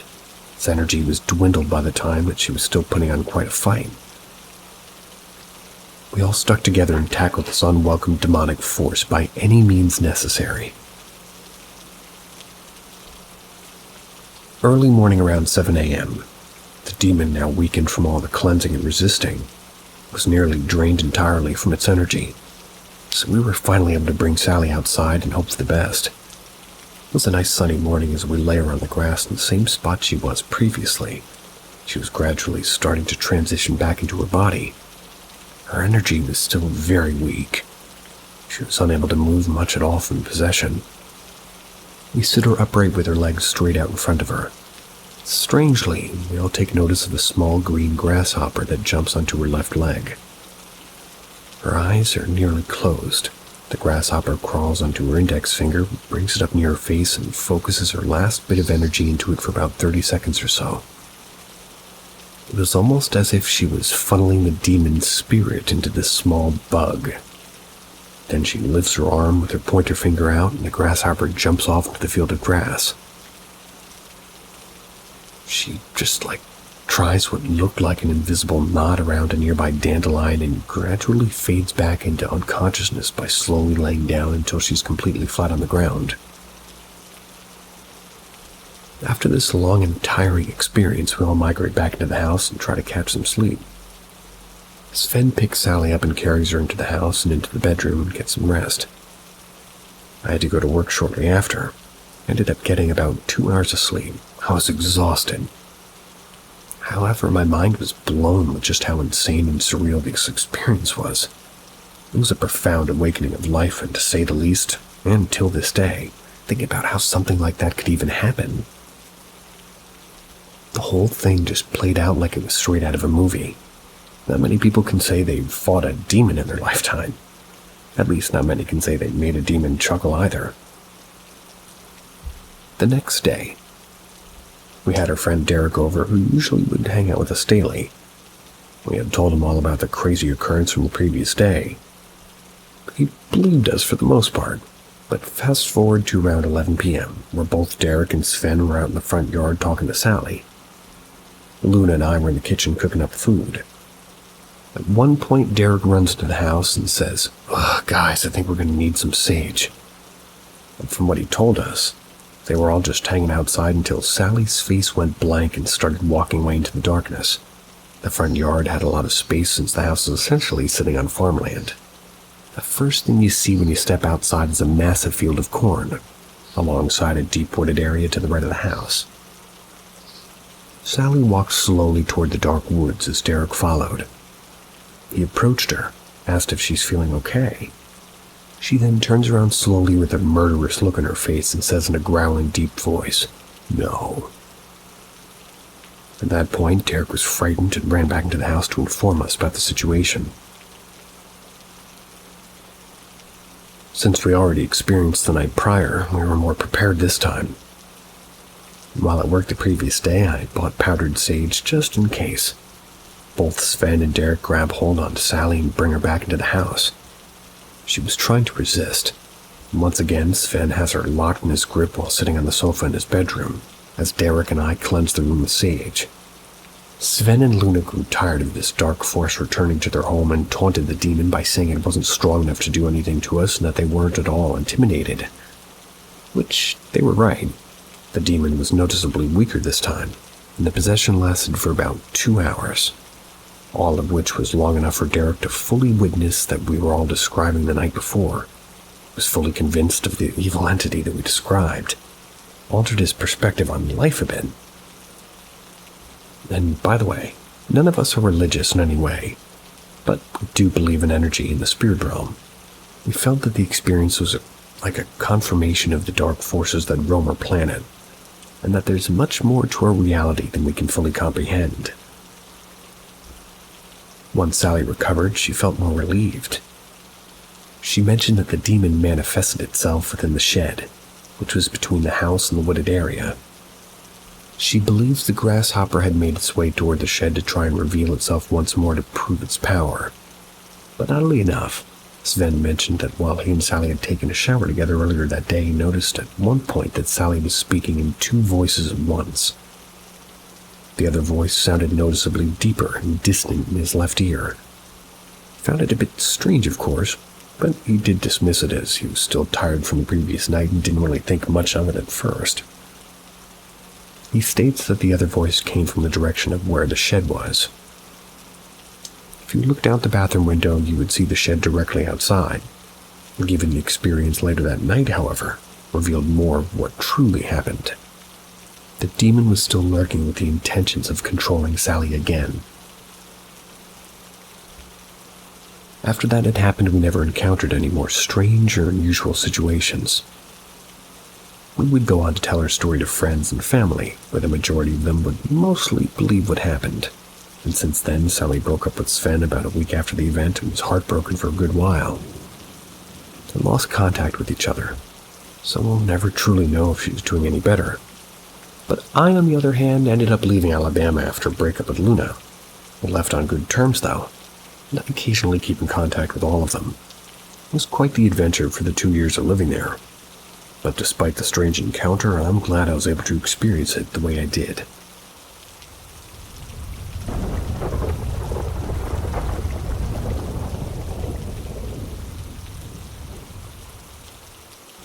There's something about my sister. So my sister Ella is a trans woman. She's been out for about 3 years, but recently a few of our friends have confided in me that there was something off about Elle. They've been nothing but supportive, as most of my family, but there's something off about my sister. Years ago, she was very, very sickly. She nearly died when she was 11, and then she literally died for 4 minutes when she was 13. When she woke up, she had told us about a dream she had while she was under. She was sitting on a swing next to a little girl, and she heard a voice saying, "He has to go back now." The little girl got very upset and yelled that the voice had promised he could stay and grabbed my sister's hand. So the weird thing about this dream is that it was impossible for my sister to have had it. She was dead for 4 minutes. After being resuscitated, she had no brain activity for 14 hours. The doctors thought she was brain dead. Came to talk to my mother about what to do. But then miraculously she had come back to life and seemed to have had no ill effects. But the strange things my friends had noticed was like this melancholy that had come over my sister after she'd woken up. The fact she'd lost 80% of her memories. But when she came out as trans, we chalked it up to gender dysphoria. My friend thinks my sister might have been possessed or dead name's soul never returned to the body. There's a few things over the years after her surgery I'd noticed things that we had chalked up to an overactive imagination and a mother who believed in the paranormal. Like my sister has like an amazing memory. You ask her to recap a book or a movie she watched and she can recall it with no problem. We took a trip when she was 19 and she can tell you everything that we did pretty much to a T. I'd ask her about anything before 13, and she only recounts things that we've told her, but there's also another thing that gave me pause.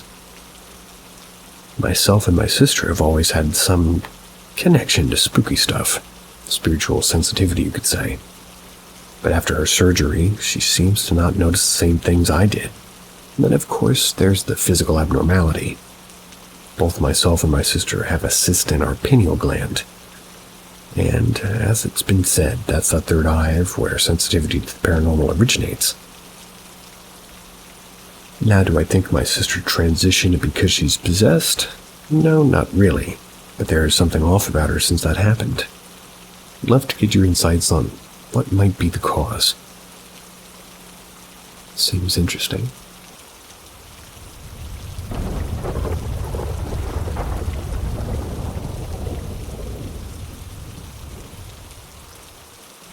This still haunts me, all of it.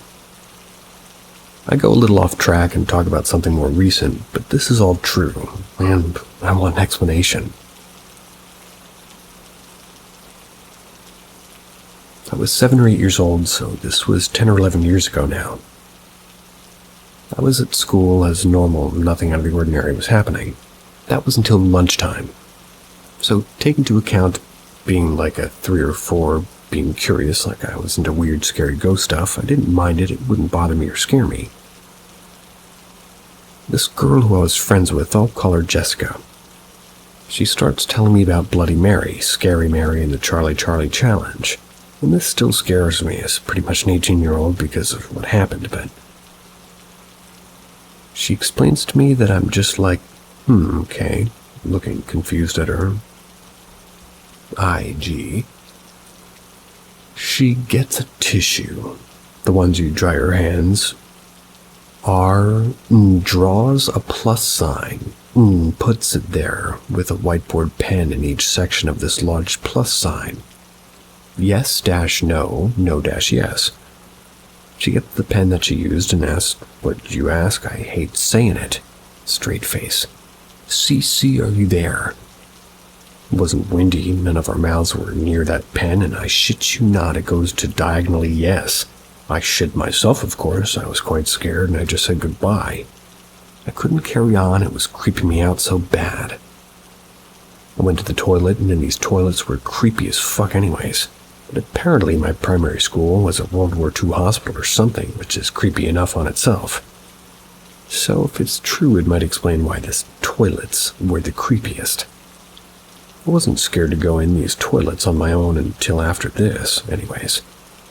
I was in the toilet doing my business, taking count my friend Jessica was doing Bloody Mary or Scary Mary. I literally screamed, "Don't do that in here, I don't want to be in here, Jessica, oh my god, stop." She said it twice before she stopped. She left just as I was done in the toilets and said she'd meet me outside in toilets and doors closed and the fucking lights turn off. Of course I was scared as fuck, so I quickly pulled my stuff up and ran so fucking quickly to leave I wanted to cry. Nothing else happened that day with me, Jessica. Of course my parents picked me up from school, and I didn't speak of it because I was scared and I was trying to keep my mind off of it. I wasn't concerned about anything because I tried not believing it.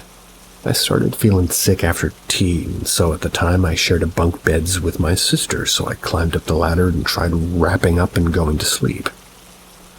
I would usually put my whole body under the cover but leave myself like a little air hole so I didn't suffocate.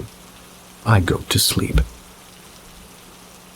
It's around 2 or 3 a.m. by now, and I woke up. Nothing abnormal, or so I thought. This is where it's kind of blurry, but I remember hearing absolutely nothing but what sounded like banging on the fucking floor. No one was awake because I'd be able to hear my parents chat and shit or whatever they do downstairs. Strange as well because I could hear banging, but Diesel, our dog, wasn't barking. I had a million thoughts, just try not to cry, try not to move at all in case there was some kind of fucking demon motherfucker. It's kind of funny when I put it like that, but it was so fucking scary. It would stop, then start again, stop, start, until I stopped completely. I was fucking swearing. I heard somebody whisper my name. All I heard was God. It sounded like Chinese whisper, like the game. I didn't say a word. I stayed underneath my covers for the rest of the night, and I got back to sleep, and I didn't tell my parents about it because I was so scared and I just wanted to forget about everything. This happened at my mom's house. I still love her, ATM, and this house is still so creepy. There's so many things that have happened in this house, and I still refuse to be in this house fully on my own because of everything I've heard, everything I've seen, and everything I've been told too. But another thing, I also refuse to live alone, not only because of mental health, but I've been at my boyfriend's uncle's house while they were on holiday. Of course, I got permission to stay with my boyfriend to look after the house, but my boyfriend was going to college, gave me a kiss, told me he loved me, posted the keys back to the door so I could get back to my parents that day. I went back to sleep until about 11 a.m., called my mum, and shit you not, someone ran past the living room door. I told my boyfriend's uncle's girlfriend, and she says there's a ghost man or a shadow man in their house. I'm pretty sure something along those lines. Never looked at something so shit scared before. Haven't been there since, and to be frank, I haven't been because I'll only go around with my boyfriend. And I forgot to add this earlier. That was the Wednesday off of a week me and my boyfriend stayed. We stayed from Sunday to Saturday next week. The first night we slept on the sofa and woke up around 3 or 4 a.m. to banging like somebody trying to stab holes in some of those microwave meals. I hid myself and tried to just reaching for my boyfriend's hand, but he wasn't there. I asked him about it, and he said he wasn't in the kitchen. He went to the toilet. This fucked me up for the whole week, and I said maybe I had a sleep paralysis thing again. I've had sleep paralysis at his before. It was scary and real weird to me. Anybody have any explanation?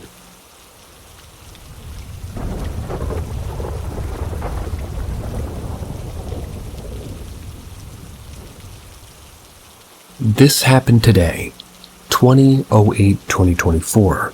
It's kind of fucked me up. I was around my boyfriend's today and he was asleep, so I went downstairs to go out in front for a cigarette. His mom don't like smoking in the house, so of course I go outside. Tyler's, my boyfriend's brother, and his mate was there, and he was just talking in the living room because my boyfriend was asleep. I'm just sat there talking to my boyfriend's brother and his mate out there nowhere. Reese, my boyfriend's brother's mate, just says, "Did you see that?" to Bailey, my boyfriend's brother, says, "Yeah, what the fuck?" I just look confused at them both and I say, "What? What the fuck are you going on about?" They both saw something go from the bottom of the stairs all the way to the kitchen. Something falls in the kitchen. I ask if it could have been the cat, but both Bailey and Reese say, "No, it was tall." I said, "What use bullshitting?" We all got up and go to the kitchen. There the cat's in the kitchen, most likely the whole time. Bailey and Reese go to the dining room and say how cold it is in there. Anytime I've been in there, it's genuinely a lot colder than the rest of the house, and none of the windows are ever open. I've only ever seen a window open once, and it's probably the creepiest place in the house other than my boyfriend's room.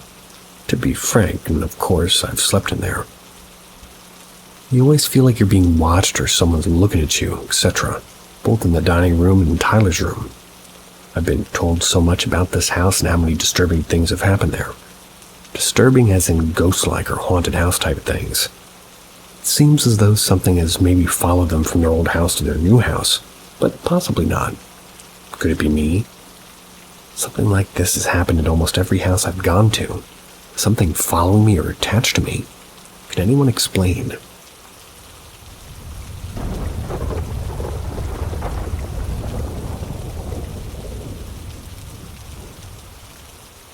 UFO sighting.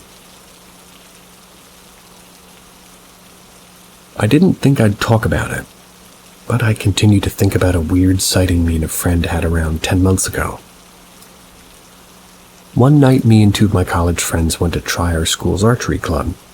They held meetings at a building around 15 minutes from campus. When we drove back, it was around 8 p.m., and since it was winter, it was dark out. The three of us started walking back to our dorms from the school parking lot, and we were having a pretty normal conversation until one of my friends, L, they looked up and asked if we saw something in the sky. Me and my other friend A looked up. At first I didn't see anything, but then I noticed a large oval shape that was just slightly darker than the sky around it. The shape was moving pretty fast to the left. and so I only saw it for like a few seconds before it was out of sight. A said that she didn't see anything at all. L said that he saw the same shaped object flying fast to the left, but he said he also saw the lights, which I didn't. We were really weirded out by it since it was just way too large to be a drone and didn't resemble any sort of plane. And also, since this was central Wisconsin, there aren't any kind of military bases that might have caused this, at least I don't think. All three of us were pretty paranoid after this, but we successfully walked the rest of our way to the dorms without seeing anything else.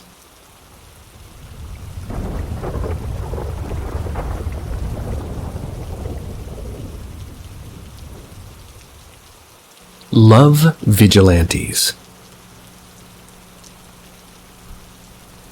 A friend of mine, we'll call him Doug. They own a split-level house in a suburb of Dallas. Every time me and a mutual friend of mine would visit, we would experience strange things. Doug would laugh us off. He was not superstitious and didn't believe in those kinds of things. It is odd to note that he's been the house's only owner, and no one's died there. And using an online database, whose name escapes me, I was able to see like an aerial view of the land going back many years. No other structure stood on that plot for generations. One night the three of us were upstairs listening to music. I glanced over and for a split second I saw a man on the stairs. He was blonde, dressed as what I would assume to be a World War II soldier. I screamed. The guys looked, saw nothing, and thought I was nuts. Later that night, me and the mutual friend were laying in a just guest bed in the dark and just talking. Suddenly my phone starts playing Love Vigilantes by New Order. I love New Order, but I've never played that track specifically. In the morning, our mutual friend looked up the lyrics, and it's about a man who comes home from a war, only to discover that he's actually a ghost. I wasn't really sure what to make of this, but was it a ghost, a coincidence about my phone?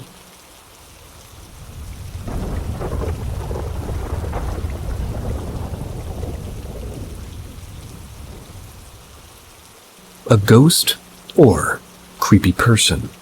Still not sure. This story has rattled around in my brain for years and years. I'm not a believer in much, but my significant other and I were recently watching some of those corny top fives. I brought up this whole thing from my childhood and still have no explanation. So, here goes, I guess. When I was young, I lived in a very rural town in northern Michigan. Like so rural, the population is like easily 50% Amish. Our house at the time was pretty out of town. We lived on something like 20 acres of land, pure fields and forest behind my house. No street lights on this road or anything because it was dirt and it's just pretty common there. My folks and grands still live in the same town, so I'm out there often. I was 14 at the time. It was a few days after my birthday, so midwinter I'd gotten a new PC and my mother and I were both playing EverQuest. Pretty cool. We kept the computers in the same room. It was kind of the way we spent time together. The computer room was right off the front door. Like you'd walk into the house and be right facing that room, and the house was pretty small. But we were doing a raid that night. It was like really, really late that night, between 11 and midnight, maybe even later. And out of nowhere, these loud knocks just bang on the front door, like 3 or 4 knocks. Super loud. We looked over at the door, and the bang, like 3 more knocks. My mom and I just kind of look at each other, and she goes, "So you heard that too?" Dudes, my stomach flipped because, like, ick, right? I go to the door, I stand there for a few, and I open it. Nothing, not a soul. For a second, my brain was like, prank. Whatever. Then I look down, and there's snow all over the porch, and it's perfect untouched snow. No footprints, no marks at all. There was like this wheelchair ramp, one of the really long, gentle slope ones. Went all the way to the driveway, nothing, not a single mark. My mom and I still talk about it occasionally, and it weirds her out big time. Now here's some weirdness my brain didn't connect until I was talking to my significant other about it. Outside of this house is a massive tree, like huge. One of the big sections of this tree had been cut off, like a whole third of the tree where its branches off from the trunk were. Wish I had pictures because it's kind of weird, but my friend and I had just been sitting under a tree later in the year, spring or summer. I'm not sure, but it was nice enough to sit in the grass. We had this old dude who rode up and down on like a mobility scooter. Lived maybe a quarter mile up the road. Pulled up on the side of the road and called me over there, and he asked me if I lived there. I said yes. Then without missing a beat, this dude asks me if I knew the tree that we were sitting under is where somebody had died. Just kind of stood there and he pointed to where the tree had been cut. Said that the old owner's kid hung himself there. Then he rode away just kind of talking to himself. Friend left because she was freaked out. I don't know if what he said actually happened. Never dug into it, but dude was always up and down the road yelling, singing, and talking to himself. Sounds a little bit like my kind of guy.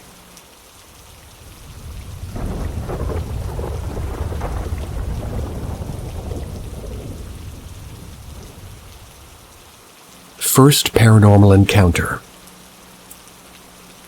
I've had many paranormal encounters, starting from my teenage years, intensifying in my early adulthood, and seemingly tapering off now that I'm in my late 30s.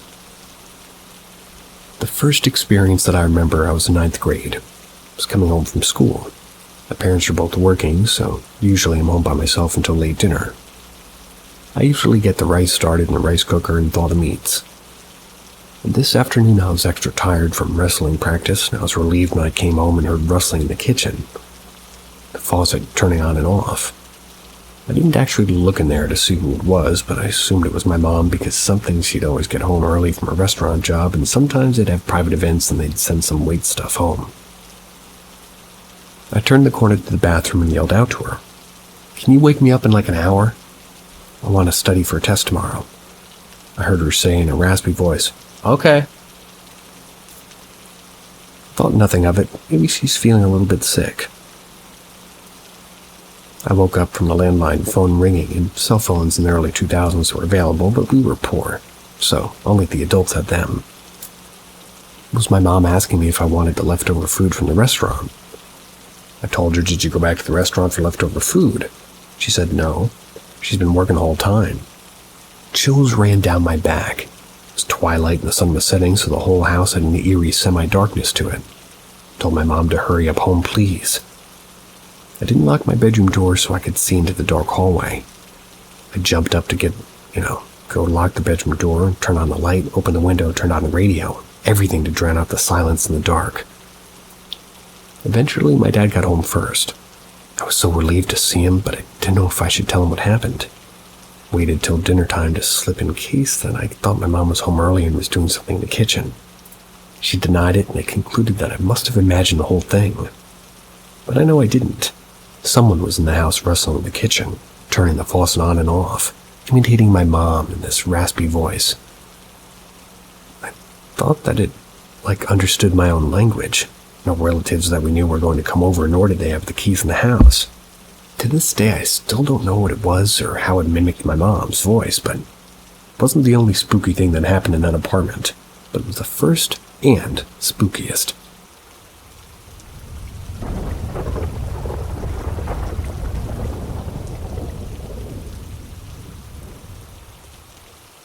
The only ghostly apparition I've ever seen. I've experienced paranormal events throughout my life, starting from high school until now, although it's tapered off recently in the middle, sort of in the middle of my life. So that's from things like sleep paralysis, shadow figures, whispers, phantom touches, also to growing up in 2 haunted apartments. The only time I've seen a solid apparition while awake was when I was in graduate school in Tennessee. I was at school all Thursday during the day and was just kind of cramming for an exam, so I stayed up all night. Finally fall asleep at midnight on Friday. I slept with the light on because I wanted to wake up early to cram some more.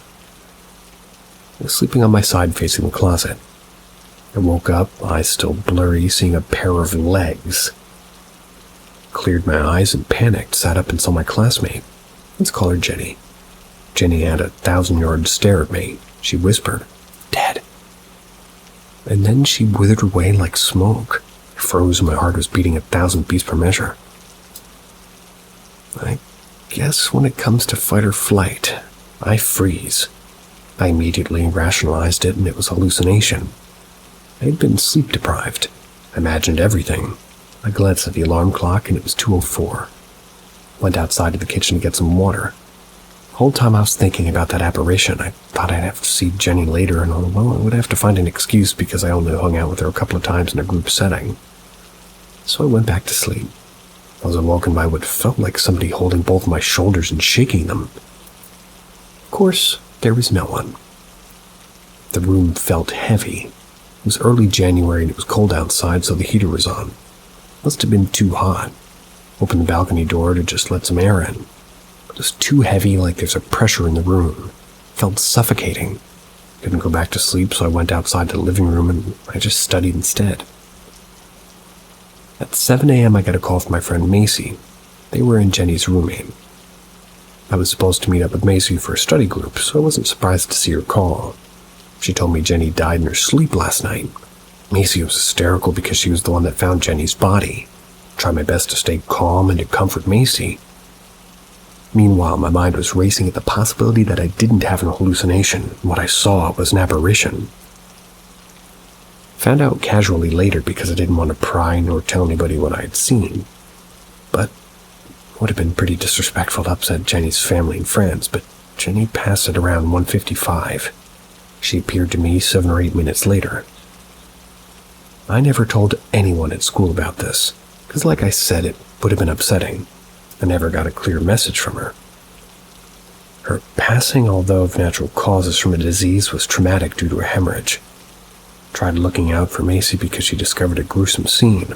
I had to sleep over with her in a new apartment because it took her a while to go to sleep by herself. I've never seen an apparition before, nor have I seen one since. But that was memorable and terrifying in the moment. Now that I'm older, I wish I had gotten a message from Jenny. Maybe it would have helped her somewhat. She was loved by family and adored by friends, at least from what I saw at her memorial. Sweet dreams. See ya.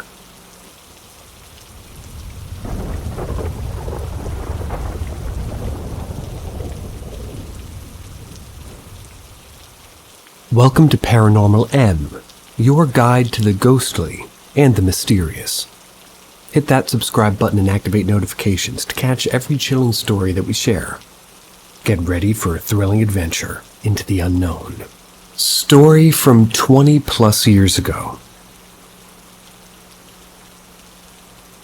I don't recall the actual date of this event, but I was a teenager, so we'll say it was the early 2000s. My father and I were driving home from somewhere in his car. It was just after sunset and the sun was all but vanished behind the horizon. Now this was in Georgia, so heavily wooded and not many streetlights in this area. As we came to a stoplight perpendicular to two large two-lane roads, it was like bridged over an embankment. We saw the road was empty, just kind of both were sitting quietly. As we did, an older, maybe 60s or 70s dark-colored four-door vehicle with its lights off careened down the road, then went straight through the guardrails of the bridge and disappeared. Kind of sat there for a minute thinking I was hallucinating. Then I turned to my dad and he was looking too. I asked, "Did you see that?" He confirmed that he had seen it too. We drove to the area where the vehicle disappeared and noticed the guardrail wasn't damaged. Not even a little bit. We then took a light, shone it down into the woods and brush, and saw nothing. I tried to look up news articles afterwards about a wreck or anything similar on that stretch of roadway and found nothing at all. We still remember it today and bring it up from time to time. Super weird. Thought I'd share my only strange paranormal-ish encounter I've had.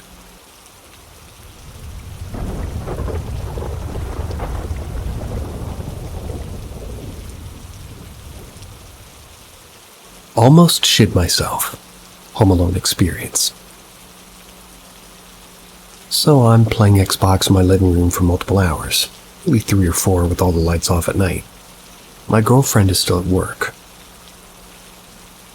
Suddenly, my cat starts making weird noises and looking up toward the double French doors that are adjacent to my Xbox setup.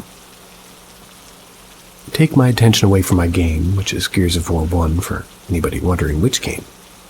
Wanted to check what my cats were meowing all about. Well, goosebumps shot up my spine. The moment my attention was toward the French double doors, I could see what looked like a transparent woman with long black hair standing in front of the doors looking out the windows. My heart started racing and I shrieked. You know when you're on your phone or on your PC for extended periods of time with the brightness maxed and no blue light glasses when you look away into the darkness? Like the light from the screen is still imprinted in your mind's eye. I essentially chalked it up to that, but in Gears of War 1 multiplayer online, there isn't a woman with long hair and a white dress or anything like that. A few weeks later, we had a pool party. Nearing the end, I was in a conversation with my girlfriend's mom, whose black cat had recently passed. She told me that when her cat passed, she had a vision of her cat transforming into a woman with long black hair. We live in an end suite of the parents' place. Was this vision the woman I saw in front of the double French doors? Am I just seeing blue light? Not a lot of experience with the paranormal or ghosts in my life, only the other time when I was younger at my parents' house. I heard doors slamming when I investigated. None of the windows were open and nobody was home.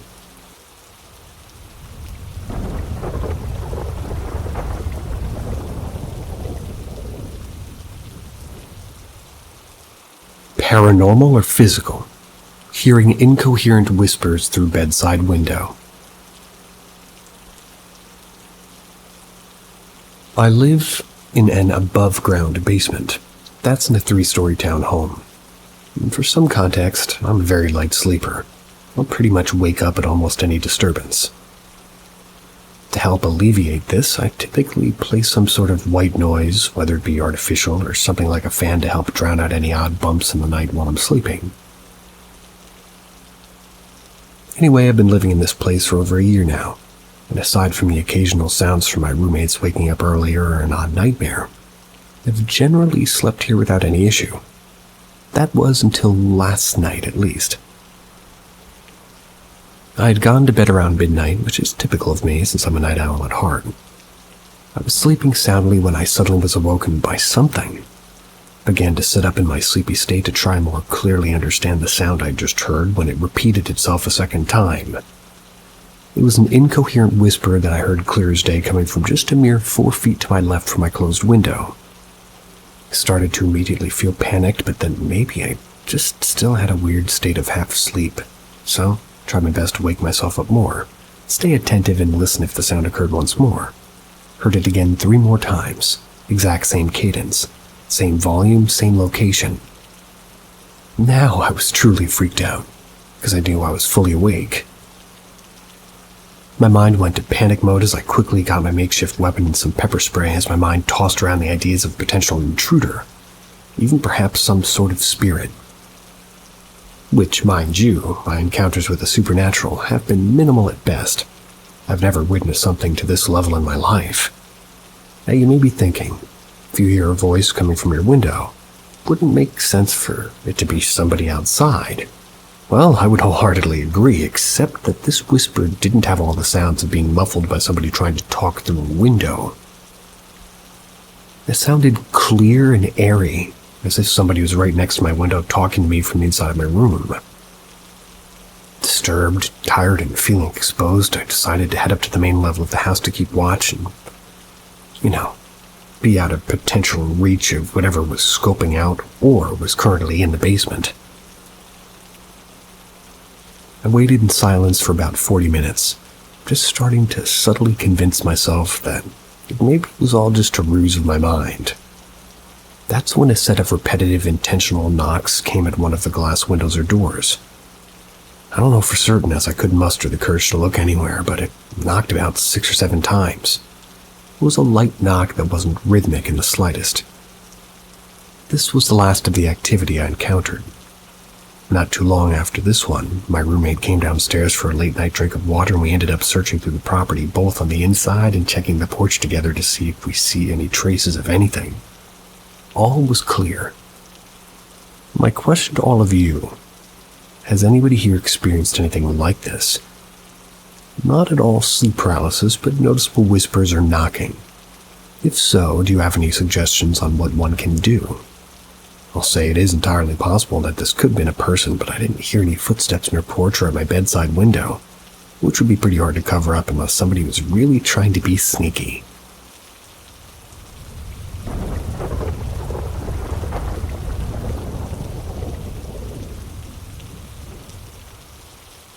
Perfect woman trying to convince me to stay. I think the start of the dream was a lady teaching a classroom. It was bright and colorful. There was a lot of pink and yellow in the decorations of the room. The teacher had a pink modern top, almost a crop top, but too long to be one really. Navy jeans, she had a high bun and appeared to be of Latino or Hispanic ethnicity. She looked like she was in her 20s. There was a projector on while she was teaching. It gave light, but kind of just looked like they put up a blank image. She walked out of the room for some reason, not casting a shadow on the projector. It appeared we were taking a break or class ended. I was focusing on getting to work, but students kept talking to me. Even though it felt like I knew them, they never said my name or anything personal about me. I remember one thing that they asked was if I was planning on staying. I replied that I didn't know yet. Even when I tried to walk away and get to work, students kept trying to make conversation. The students did have shadows. Most didn't. They were unusually tall and thin. Turned around at some point and saw a white sheet of paper with text on it near the door. I don't remember exactly what it said, but it was along the lines of, "Don't leave or you will be punished." I found this unusual, came to the conclusion that this was probably a dream. I went to exit the room when the teacher came back trying to trap me in a conversation. Her bun was now low. I decided to ask them questions to see if this was a dream. The question that made her slip up was, "What date is it?" She said 8/12/1886. Well, she was correct about one thing, it was August 12th. Everyone there had such a friendly smile, almost too friendly. Everyone and everything looked perfect. Too perfect. Once I realized it was a dream, I woke myself up, or so I thought. The paper was right. I got punished for leaving. I got stuck in a loop. I'd wake up in my bed, I'd struggle moving, and if I did move, I'd go right back to where I was in the bed opening my eyes. Eventually, I was able to snap out of it. Everybody in the dream kept trying to get me to stay there. Told my sister about it today, and as we were talking about the dates not lining up, my brother's watch toy started ringing. It's not even supposed to be on. It's not supposed to ring. The only explanation we could think of is somebody pushing the time button repetitively. The time on the watch said 1:05 a.m. The last numbers on the clock I saw before going to sleep. What did I encounter?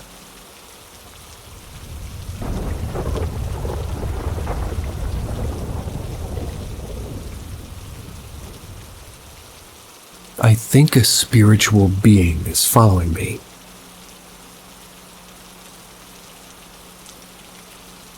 For years, I felt something was off.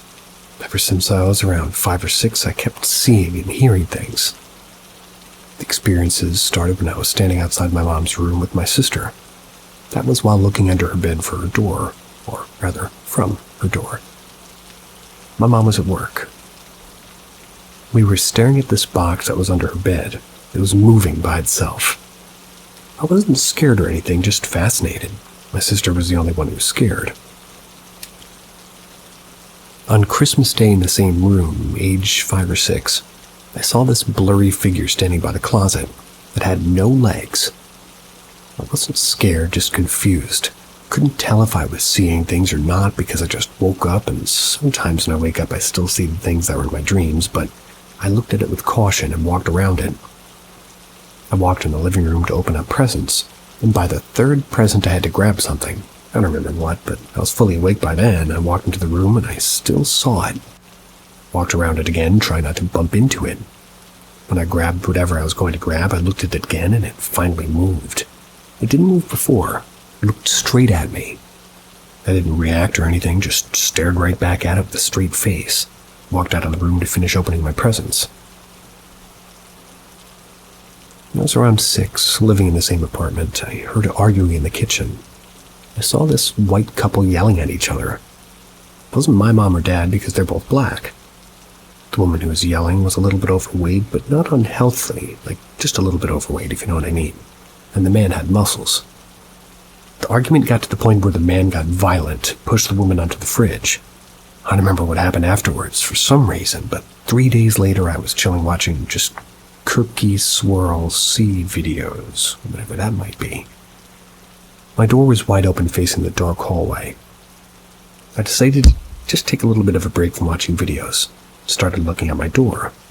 Saw a white figure run through the hallway into the bathroom. It looked like the lady that they just pushed into the refrigerator. I wasn't scared, just shocked, because she ran so fast. I looked at my sister to see if she saw the same thing. She was asleep.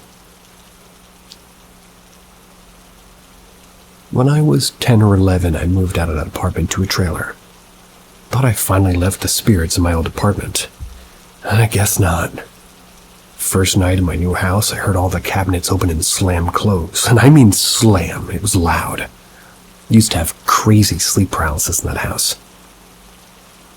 I kept seeing the same figure. That's when I gained the ability to fear some things, like the dark. One time I was watching some magical girl anime in the living room. Got a little cold and decided to grab my blanket. And I was about to open the door, my door creaked open by itself. Felt a cold breeze hitting my face. Started screaming and crying and ran toward my sister to tell her what was happening, and all she did was get mad at me. I decided not to grab anything and just sit on the couch to continue to watch the show I was watching. And in that same room at age 13, I was scrolling on my phone with Disney Channel playing in the background. One of the characters said something painfully unfunny. I heard a deep voice say, "That wasn't funny." I heard it right next to me. I looked it up from under my covers and checked what it was, and like all the experiences except one, wasn't scared, just went back to what I was doing. I feel like it was the guy that was looking at me in my sleep, at least in my sleep paralysis. The guy in my sleep paralysis was Hispanic with curly hair, but something was off. He had, like, red eyes, black smoke flying around his face. When I was 12 or 13, I kept waking up near my door trying to go somewhere. Sometimes it felt like I wasn't in my room at all. I always felt achy when I woke up. It stopped happening when I moved to SD. When I moved to SD, it was normal. South Dakota, perhaps? Thought I was finally free until I saw a shadow sit on the couch and looked amazed at our new TV. Nothing spooky happened for 2 years. Just the sense of someone staring at me. When I turned 16 in 2022, I was really sad because my cousins ruined my birthday. A couple of days later, I was still sad sitting on my bed. I decided to take a nap, and I woke up with the woman I saw getting pushed into the fridge a few years ago trying to lead me outside my door. She was saying stuff like, "Come on, you have to go outside." I didn't want to go, so in return I felt a cold kiss on my forehead and woke up. Couldn't move during it. Felt like my body was being controlled. Feel like that woman got murdered by that man. She only appears when I'm seeking comfort.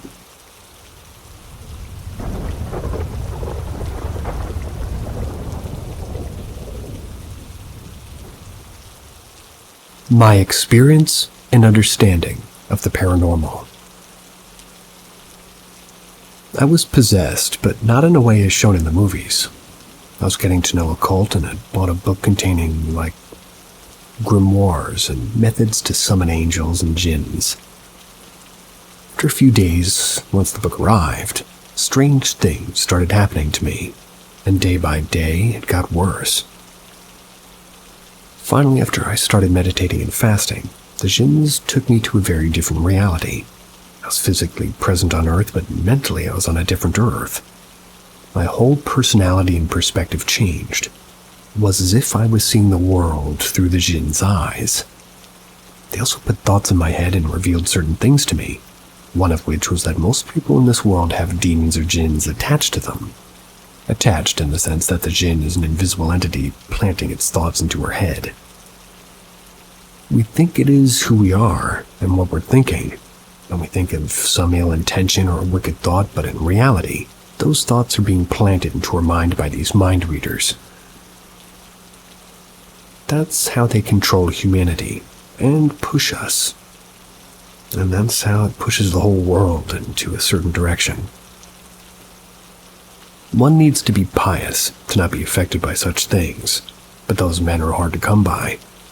Also, certain people among us feel out of place in society and in their day-to-day lives. Such people are generally introverted, and it comes to their mind as what the fuck is the world doing when they see idiots and stupid behavior.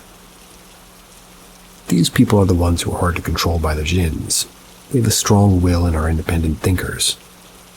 The demons have carefully crafted our society and our social order, and as such that these people feel isolated and overwhelmed trying to fit into their society.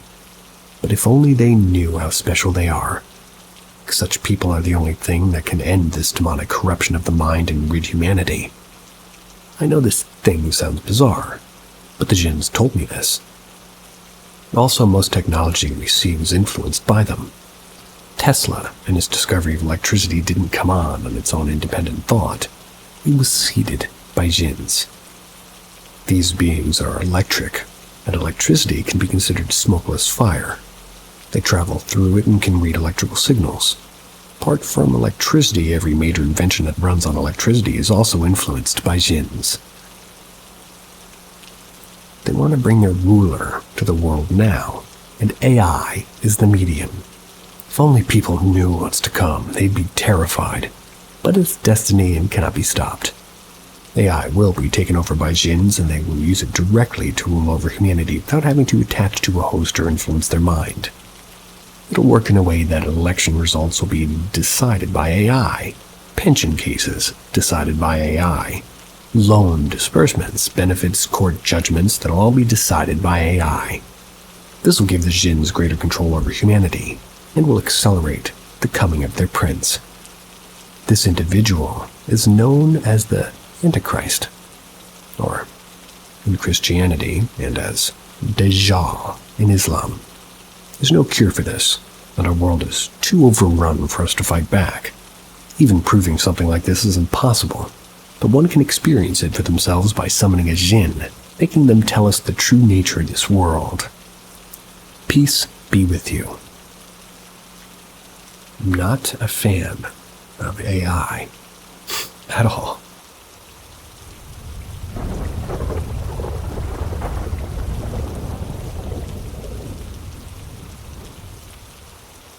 People saw me, but I wasn't there. A long time ago, I was about 11 or 12 years old. I'm 26 now. Me, my mom, my stepdad, and my little sister moved into a house built in my grandmother's backyard. It was a very, very tiny house with 2 bedrooms, a living room, and a kitchen. The only bathroom in the house was in my mom's bedroom, so we were always walking through her room to get there. Since my mom used to sit at the computer all day, she would hear the door behind her open and see us walk by her room to use the bathroom. One day it was just the 2 of us, me in the bedroom I shared with my little sister, and my mom in hers. That's when she called me from her room. Now, I was always very afraid of my mother. She wasn't a very nice person, so I thought she was going to scold me for some silly thing, but all she asked me was, "Did you just use the bathroom?" Thought it was some kind of trick question, but answered truthfully. I had used the bathroom that morning, and even entered her room after that. She then told me that she saw somebody like me, short and thin girl with long curly hair, walking past her and going to the bathroom, but never came out. That's why she called me over. She thought I was in there. I was sure I hadn't got in there, so I was actually a little bit scared. Well, a few years later we were in the same house, but it underwent some changes. The rooms were reversed. Where the bedrooms used to be, there was now the living room and the kitchen, and instead of the living room and the kitchen, there were the bedrooms. This made it easier to use the bathroom since it was now in the kitchen and not in her room. I remember one day inviting my cousin to sleep at my house. She woke up first and went to, go on the sofa, listen to some music. Came back a short time later and woke me up. She looked very, very scared, but she didn't say anything. It was only when my mother woke up that she told us that she saw someone leaning over the back of the sofa where she was lying. Someone with long curly hair that disappeared in the blink of an eye. For a moment, she said that she thought it was me. She remembered that I was sleeping in the bedroom and went back there to check. My mother then told her the story about the bathroom girl, and from that point on, I became known among my family as the ghost of the house. Does anybody have any explanation for what might have happened? And by the way, we moved shortly after, and there have never been any reports of me haunting others again.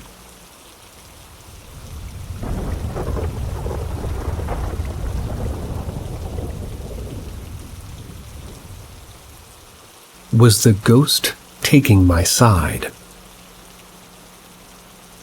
Okay, so I know y'all may think I'm crazy. And to be honest, I myself doubt if I am crazy at this point, but I swear it happened. I'm so confused. I'll begin with explaining a bit from afar, but when I was 13, we moved into a new apartment with my parents. It was like a floor of a house. When we moved in, everything seemed normal, to be honest. But with time, I began to feel this heavy energy, to hear things that I could explain, and be especially scared while going to, my room at night or even out of my room. After that, I began to feel like somebody's touching me when I fall asleep. But not in any aggressive way or something like that, but I could feel my hair moving, like caresses on my arm and pats on my leg, which I mainly explained on imagining because of being so tired. There were 3 or 4 cases of things moving on their own, like chairs, my phone, and doors not wanting to close or closing themselves. But I didn't mind it, thinking it was just airflow. But now that I think about it, it's pretty strange how I managed to close the door after so many times, and just as I heard another place, it opens again. There were times where I had, spotted shadows as well, or I could feel somebody's eyes on me. Most of the time. Anyway, so nowadays I'm 19. We moved to an apartment a week ago. I had a talk with my mom last night, and we talked about the new apartment, and I shared that I feel more at ease here. Because I always felt like I guess it's just over where she's at. I always felt this heavy energy, and I was always tired. So we began talking about it, and we shared some things. She told me how there were times where she felt like something heavy was trying to suffocate her, or was sitting on her chest, and it made me think something. My mom shared only bad experiences there. Well, yeah, I did feel a bit paranoid and scared, but most of the times I felt free and okay with the presence there. So what I think is that the ghost, if it was a ghost even having taken my side, because I had big fights with my mom while we were there, ended up with me doing some stupid things and my mental health declining. I got depression. And the way she talked about it, I figured out it must be that suffocating had happened almost always after these big bad ending fights. And all my mom was just really happy when I moved out because there she always felt stressed. And, it could be that whatever was there had taken my side after seeing how my mom acted with me.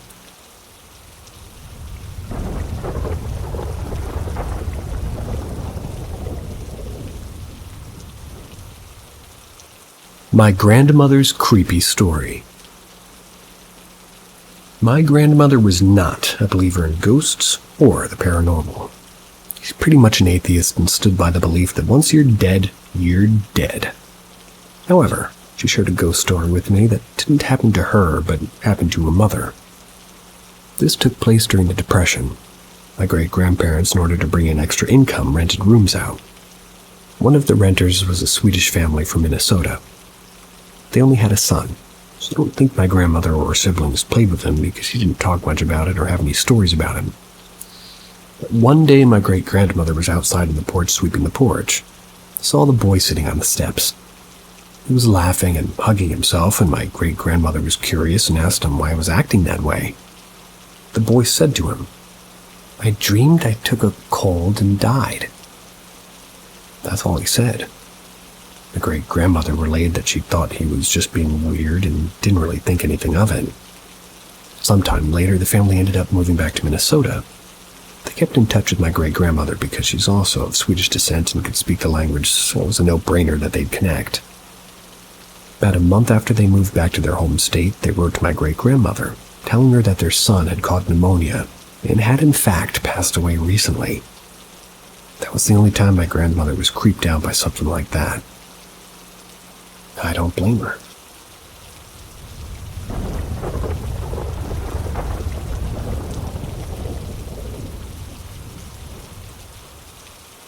Strange flute sounds in the forest. A few days ago, I decided to spend the night in the forest, sleeping under the stars for a variety of reasons, escaping the heat and also escaping some difficulties in my relationship, I guess. I've done that in the past, and I'm not scared of big forests at night, mostly because I'm usually the only human around and we don't have dangerous wild animals. It's relevant to say that I'm not afraid of the dark, and I'm not particularly superstitious either. I set up camp in a clear area on some kind of a hill. That's where there's an old stone tower. It's an observation tower, it's very small, and it was never inhabited. Chose this place to avoid waking up covered in bugs, but it also gave me a good view of the forest. About an hour after sundown, I heard strange flute sounds that seemed to come from the forest. It was very short, just a few seconds. I wasn't asleep, I wasn't even falling asleep, so it's not the beginning of a dream. It also wasn't a bird. It sounded like a melody played on the flute. Also, I don't think birds sing at night, but I'm not so sure. As I said, I preferred thinking I'm alone when spending the night in the forest, so I got up the tower and looked around. There were no lights coming from the forest, so no campfire or anything like that. Thought it was just my mind playing tricks on me. Got back to my camp, and I think maybe 15 minutes had passed since the first sound when he played again. Different melody, but similar flute sound. I think it came from elsewhere completely. And at this point, I knew I'd have to tell people, so I knew I needed proof. I launched the recorder app on my phone and waited, but nothing. After I don't know how long, I stopped waiting and went to sleep. I know it's not really an exciting paranormal phenomenon, but when I googled weird flute sounds, it led me to this Reddit, so I thought, why not tell it and see if people have explanations? I don't think it was somebody practicing the flute. It was too short. And why do it at night in the forest? I don't think it was coming from the closest town. I know that sound travels pretty far at night, and I could see the light from the town. But still the sound seemed much closer. And as I said, I don't think it was a bird. It was more like a short phrase of Irish music. And here's another weird thing. I live in France. There's no reason for ghosts or fairies or whatever to play Irish music. I gotta tell you, sir. Could be somebody in the woods playing a flute. Because I've totally done that before.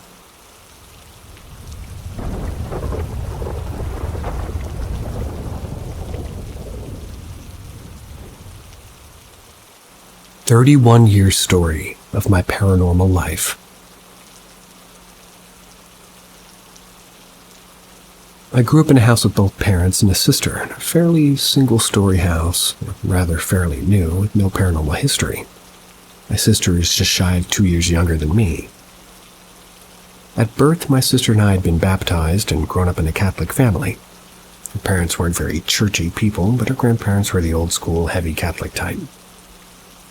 My parents would recall stories to us when we were very little, such as my room was the coldest in the house, no matter what. This could be caused from how the ventilation was built in the house, so that wasn't really anything too wild.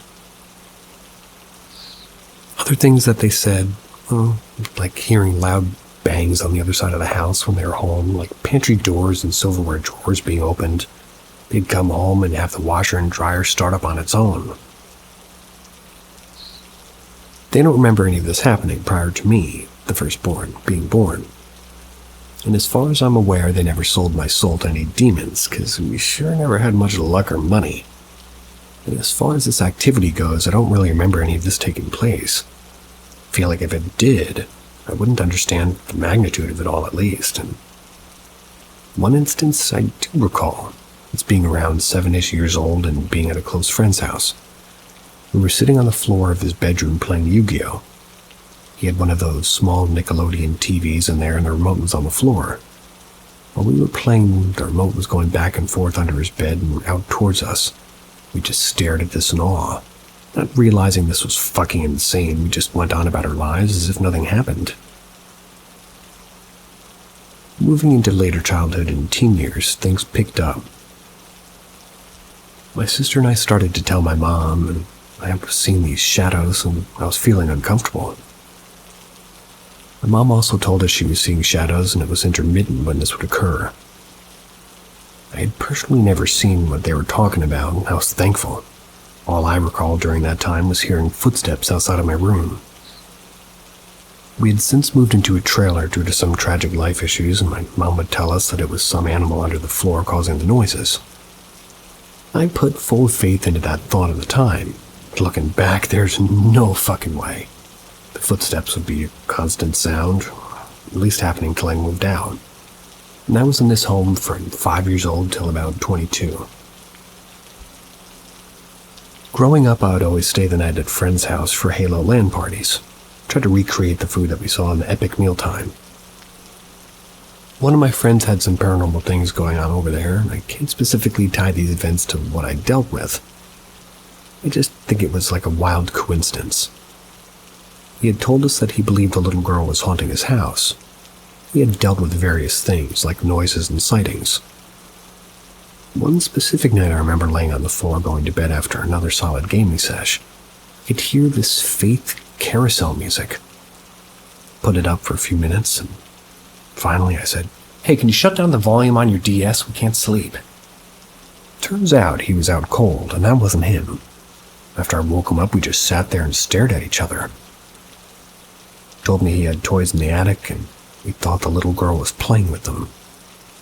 So like most level-headed teenage boys, we decided to ghost hunt, and well, at the time, the show was on Sci-Fi. Ghost Hunters 2, with the TAPS team being huge. We had this old-school recording device and would walk around the house asking questions, waiting for a response. We finally got the balls to crawl into the attic where the noise had been coming from. Began to have a classic EVP session. It was pitch black outside of the small little flashlight that we brought, apart from that anyway. There were about 5 of us. We were seated on the beams asking whatever came to our minds. After some time up there, there's no response that we could hear, then we just wrapped up and came down. Left the recorder up there for a period of time that escapes my memory. As we played the tape back, we got to the point where we shut the attic and we all went back downstairs. Actually, I'd caught a little girl saying, "Mommy." We were shitting bricks. I mean, we got what we wanted to find, but do you really think you would hit on anything? Fast forward a bit towards high school. My mom would ask me if I was moving shampoo bottles in her bathroom. As a typical teenage asshole, I loved doing pranks, but this wasn't me. My sister isn't that kind of person. This would happen once a month or so, I felt like. And along with this, we would have lights turn on and off. My mom would find ways to debunk things so as not to scare us. The other major incident would be doors opening and closing. But it was only pretty much always my bedroom door. From where my dad sat, most nights playing TT2, or rather TF2. We would do this well into the mornings, and we could see my door. He'd ask me in the morning if I happened to get up last night, and it was never me opening it. My mom had tried a few times to sage the house and cleanse it of quote-unquote evil spirits, but this honestly did nothing. Activity never slowed down or picked up, as if she had never even tried it at all.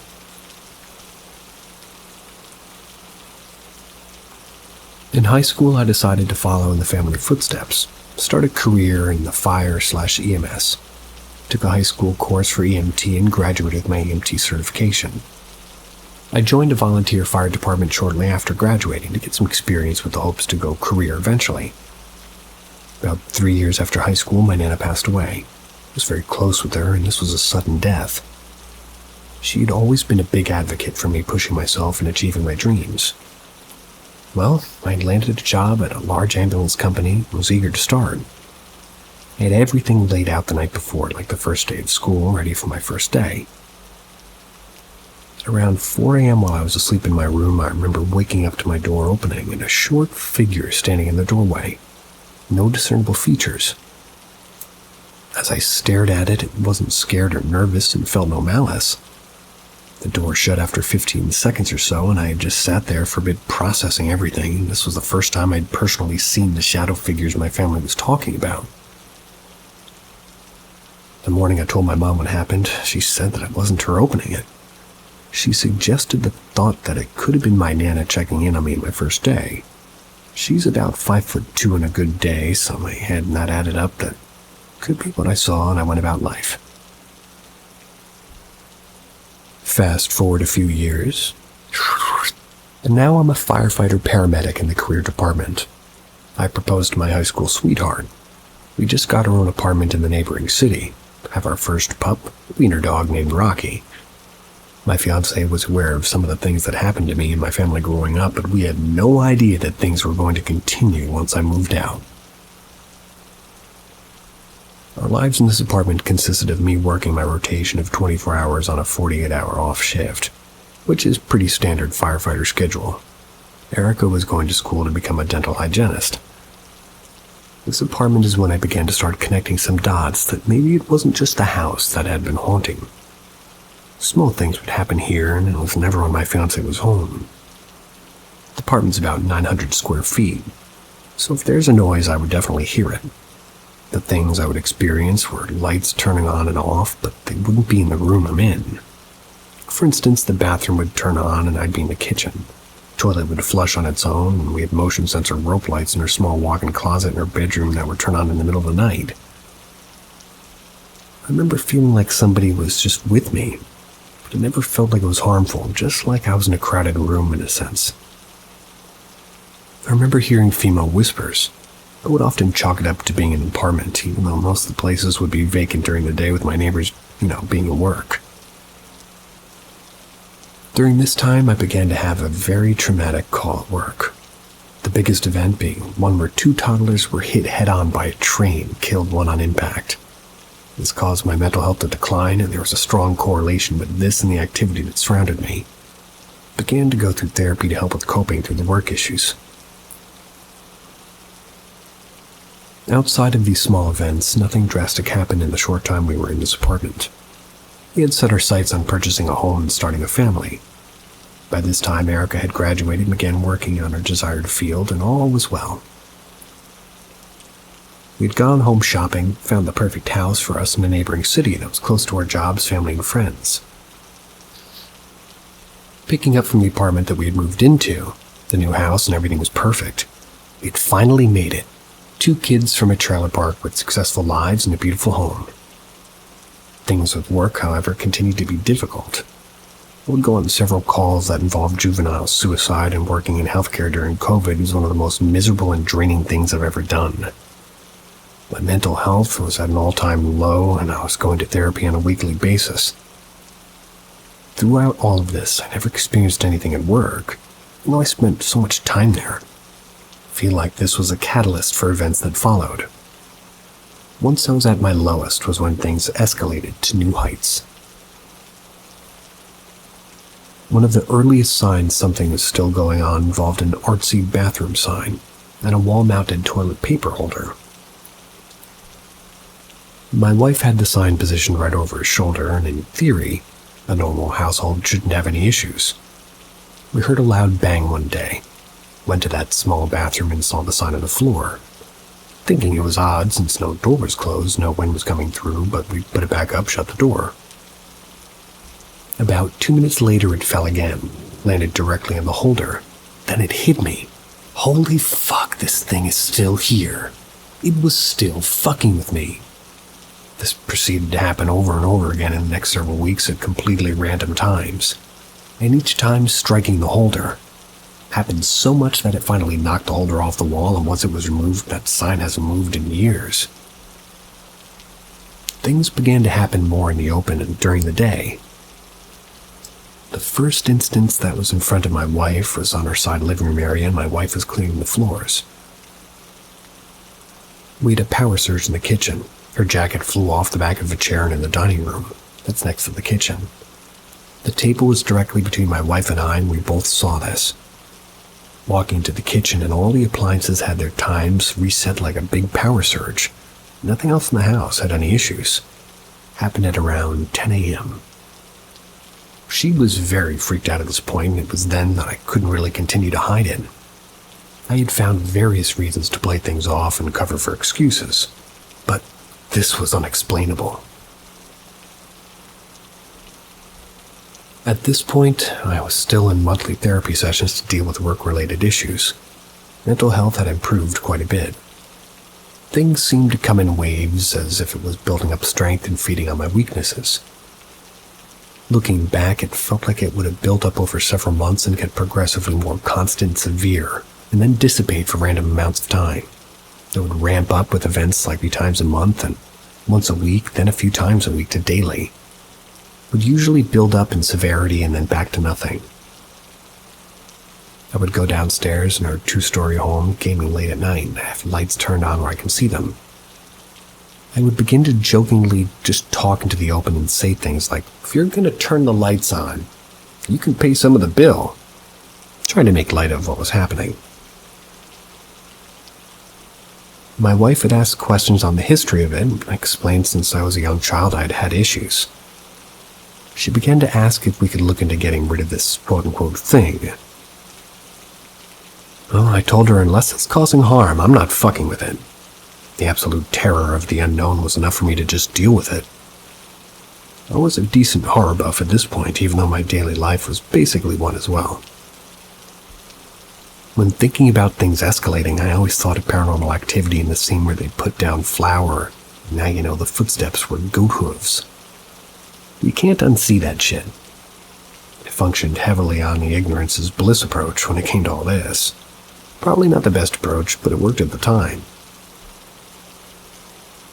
After this, there was a lull of a few months. Just long enough to give you some hope that things might be going back to normal. At this point, my wife and I began to start trying for a child. I know the only thing to make this worse would be adding a kid, but here we go. We were having infertility issues, and this would go on for about 2 years total. Some of the things we experienced during this time are as follows. I apologize on the chronological order of events for these, but it all becomes muddy after a bit. I told my wife good night and went to play some World of Warcraft in my office room. The door was open down the hallway initially, and as I walked closer, the door shut in my face. I proceeded to open it and sit down like it never happened. Truly tried my best to ignore it and move on. We both tried to function on the thought that, well, the thought process of don't feed into it. Hopefully it'll just go away. Well, my wife experienced things being thrown 2 different times. And to preface, she almost never saw things. It would only happen when I was home, so for her to see something was pretty significant. The first one was downstairs in our living room while I was upstairs gaming. I had a t-shirt on a coffee table. It was tossed across the room while she was sitting on the couch. The second was when she was showering. She had her JBL speaker blasting Cardi B and was thrown off the bathroom counter onto the floor. Nice. I was also home for this one, and there were some of the bigger events weaved in where it's a sort of constant footsteps and light switches being turned on. I'd also figured out how to turn on the TV and the PS5 downstairs. We would wake in the morning into the TV or PlayStation and just be on and idling. Channels never would change and nothing would move on the screen though. I finally got the dumb idea to try and record the downstairs activity while we slept. Bought 2 motion sensor cameras and had them set up near areas where things would, happen pretty often. When I had cameras recording, not a thing would happen. When I turned them off, naturally it would be the time when things would go bump downstairs. This, along with other examples, leads me to believe that this was an intelligent sort of haunting, as intelligent as you can get. Things again dissipated and picked back up like clockwork. The next experience was worse than it had been before. The 3 big notable ones that I'll mention are as follows. Again, I apologize for the correct order of the events. The first one will be about my dogs. At this point, we now have 2 wiener dogs named Rocky and Sully. I wanted bigger dogs and she wanted smaller, so we compromised and got 2 smaller dogs. My wife went to work and I was upstairs folding laundry. It's around 10:30, maybe 11 a.m. She'd been gone for about 15 minutes at this point and my dogs were upstairs running around and playing. I then heard in my wife's voice, clear as day, "Boys, stop barking, it's just Mama." They stopped in their tracks. I was so confused because I was 100% sure she wasn't home. I called her real quick to see if she stopped back in case she forgot something. She told me she had just pulled up to the gym. Left my room to go investigate and found nothing. That was the only instance of things for that day. The next one I can recall was another midday experience where I was home alone. It was around noon and I had just come downstairs for lunch. We just recently had our anniversary and there was a balloon in the house, and the balloon had originally been in the dining room, and the exits of that room have approximately 1 foot lip for the doorway to go to the next room. The balloon had left the room and it was actively floating in front of me in the kitchen, slowly bobbing up and down, and made its way back to the living room. For it to be able to leave the initial dining room, it had to be physically moved. Wouldn't have any way to duck into the doorway, just stood there watching this in disbelief. At this point, I had dealt with enough and decided to retaliate. I grabbed a knife from the butcher's block and popped the balloon, put the knife back, made some lunch, and went upstairs. I had one of my dogs in my lap watching some Twitch stream on my PC when I felt a burning sensation on my leg. This was maybe 15 minutes later. I was wearing a sort of long jogger-style pant and pulled them down to see what it was. I saw 3 long scratch marks, about 1 inch apart of my thighs. This was the point that scared the absolute fuck out of me. After that, I just turned to the open room and apologized and said, "We were even and I'd like to continue to try to live in harmony." Nothing else happened that day. The final experience in this stretch was a little bit more convoluted. At work, I'd been going through a rough patch with very traumatic calls. I would tend to have very vivid night terrors after these. This batch had consisted of a few cases of juvenile suicides and another person versus a train. This specific dream was different, though. I was in my own home and heavy footsteps were sprinting for me. I was screaming my wife's name for help and banging on the walls, but no noise was coming out. It felt as if my mouth was being held shut and I was using my hands to pry my mouth free. I'd actually awoken, screaming my wife's name, and I woke up, which fucked the both of us up. Like, I have a separate Reddit post for when this happened 3 years ago that I can attach if you'd like to read it. This was the peak of the activity for the stretch. After this, things calmed down for about a year. I'd been talking to my therapist about the paranormal activity I was dealing with. It was a pretty big factor in my mental health. Dealing with death at work all day and then coming home where I'm supposed to be able to unwind and relax was almost worse when working. We discussed the possibility of what this could be and came up with a poltergeist style of haunting, which fits the description of what I could find. Basically, is described as a malignant haunting that can interact with objects and feed off of bad energy, which added up with all the depression I had been going through with all the work and the infertility issues we had, ended up with us experiencing a miscarriage. At this point, we were able to have a happy, healthy baby girl. That was December of 2022. Congrats. I don't really recall much going on at this point. I'd say about 6 months into her being around was when things started to pick up back again. Slowly as it had. Lights going off and on, footsteps, door handles jiggling to rooms that we're in. The go-tos of the haunting. We had lightly discussed the issues of having our daughter be in the same environment as this entity. Ever since the balloon incident, nothing violent or malicious had occurred, but I always had an uneasy feeling and never felt alone. Around her first birthday, things began to pick up, and we were back to like a daily occurrence. I tried to keep most of these to myself so as not to spook my wife. Figured it was just me dealing with it and I could just bear the burden and move on to keep the peace of everything in the household. For the first time in the history of this, I was at work on my 24th and she was hearing things while I'm away. I was putting her daughter down for bed and was hearing footsteps outside of her room and could see a shadow walking past the doorway. I remember her texting me as if it was actively happening, saying that she was fucking done with this. Honestly, I couldn't blame her. I was at the end of it too. Going back to the whole question of what the fuck to do. That fear of the unknown just paralyzed me. What happens if we do something and it doesn't work? What if the house isn't haunted and my wife isn't haunted, it's me? It's followed me from 4 different houses in 4 different cities, and doesn't seem to have any signs of stopping. I began doing some research into what the fuck I needed to do. Began even asking coworkers if they had anything like this, and they thought I was batshit crazy. Not that I really blamed them. My lieutenant kept asking if I had any photo or video proof, and I told him I tried once, but never again. Once I knew what was in there, it would have been game over. For Christmas, my wife bought me an LED gamer tag sign that would light up bright red. It actually came from overseas, so I had to Amazon order an American outlet adapter for it. Once it showed up, plugged that bad boy in, and it was beautiful. For the time being, I had to sit on the floor of our computer room.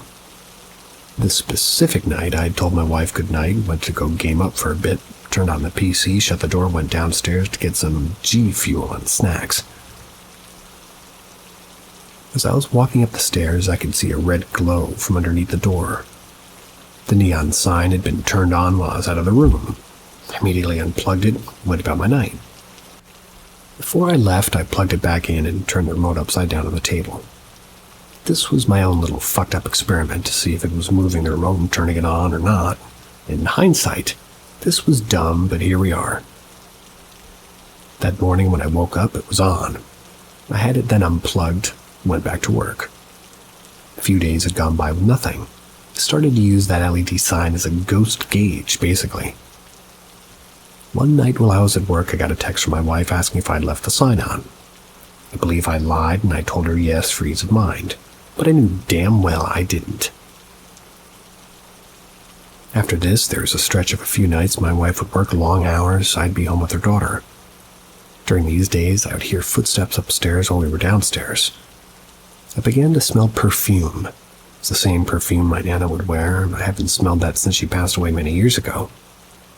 I'd also begun to hear a male voice with whispers of incoherent speech, but it sounded distant. Over these few days, the whispering got louder and louder to the point where it was undeniable. I was hearing whispering, but it was gibberish. Nothing made sense when I would hear it.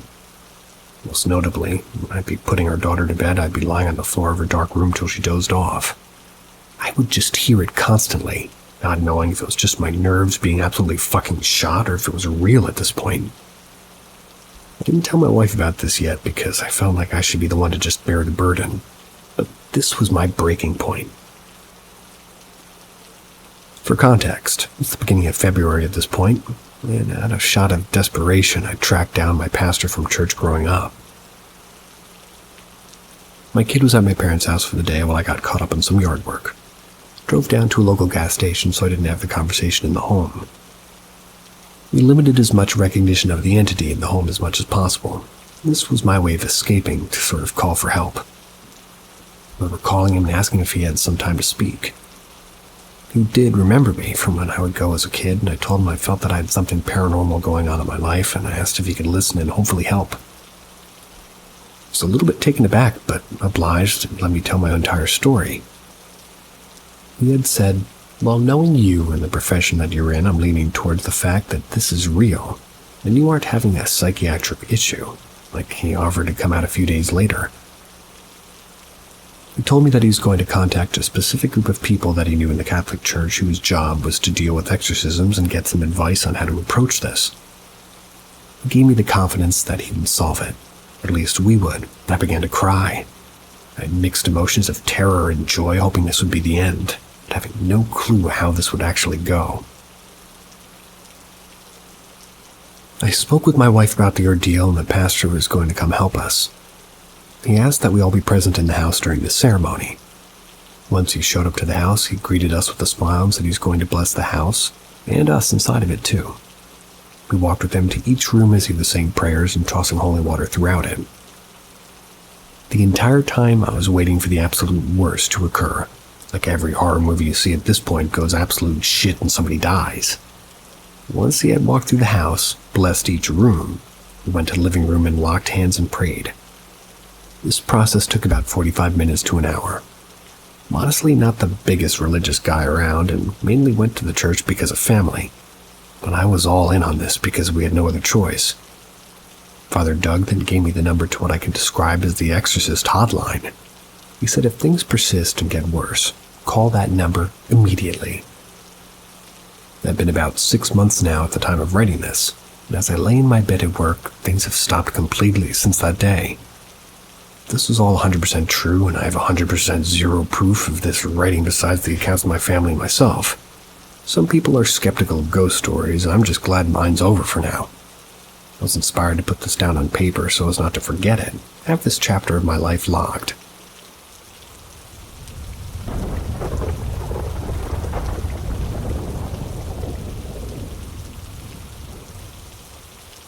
I used to have a ghost in my house, but it left us, and I miss it. So we moved into this house in 2012. First couple days here is when I first saw this thing. I was sleeping in my mom's bed, and I looked over towards the door, and I saw a black shadow float across the doorway into the kitchen. One time it yanked my arm when I was sleeping. Another time my dog was whining at my closet, and I saw another black shadow sitting in there. Throughout the years, there were several occurrences of things disappearing, doors being opened, like I'd hear footsteps in the other rooms, weird little things like that. Mind you, it's a small house. Then one day I started hearing somebody whispering into my ear. It stopped me dead in my tracks. Sometimes it was like a "hey," or my name being loud and quickly whispered in my ear, clear as day. Someone would just walk up beside me and just did it. It sounded like that. Sometimes I'd even say, "What?" out loud, but never actually did. This was a regular occurrence for a couple of years. Kinda got used to it, even though I was pretty creeped out.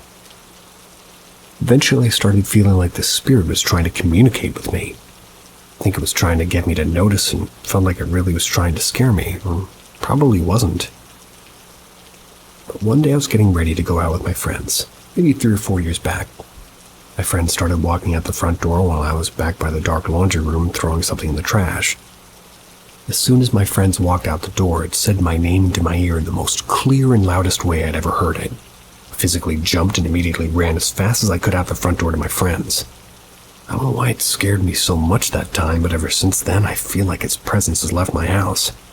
I feel crazy to say that I'm almost feeling bad, like it left because it scared me. One part of me thinks it may have been my dad that passed when I was 5 and maybe just didn't mean to scare me and it was just trying to communicate with me. It's been 4 years ghost-free. To be honest, I kind of miss my ghost.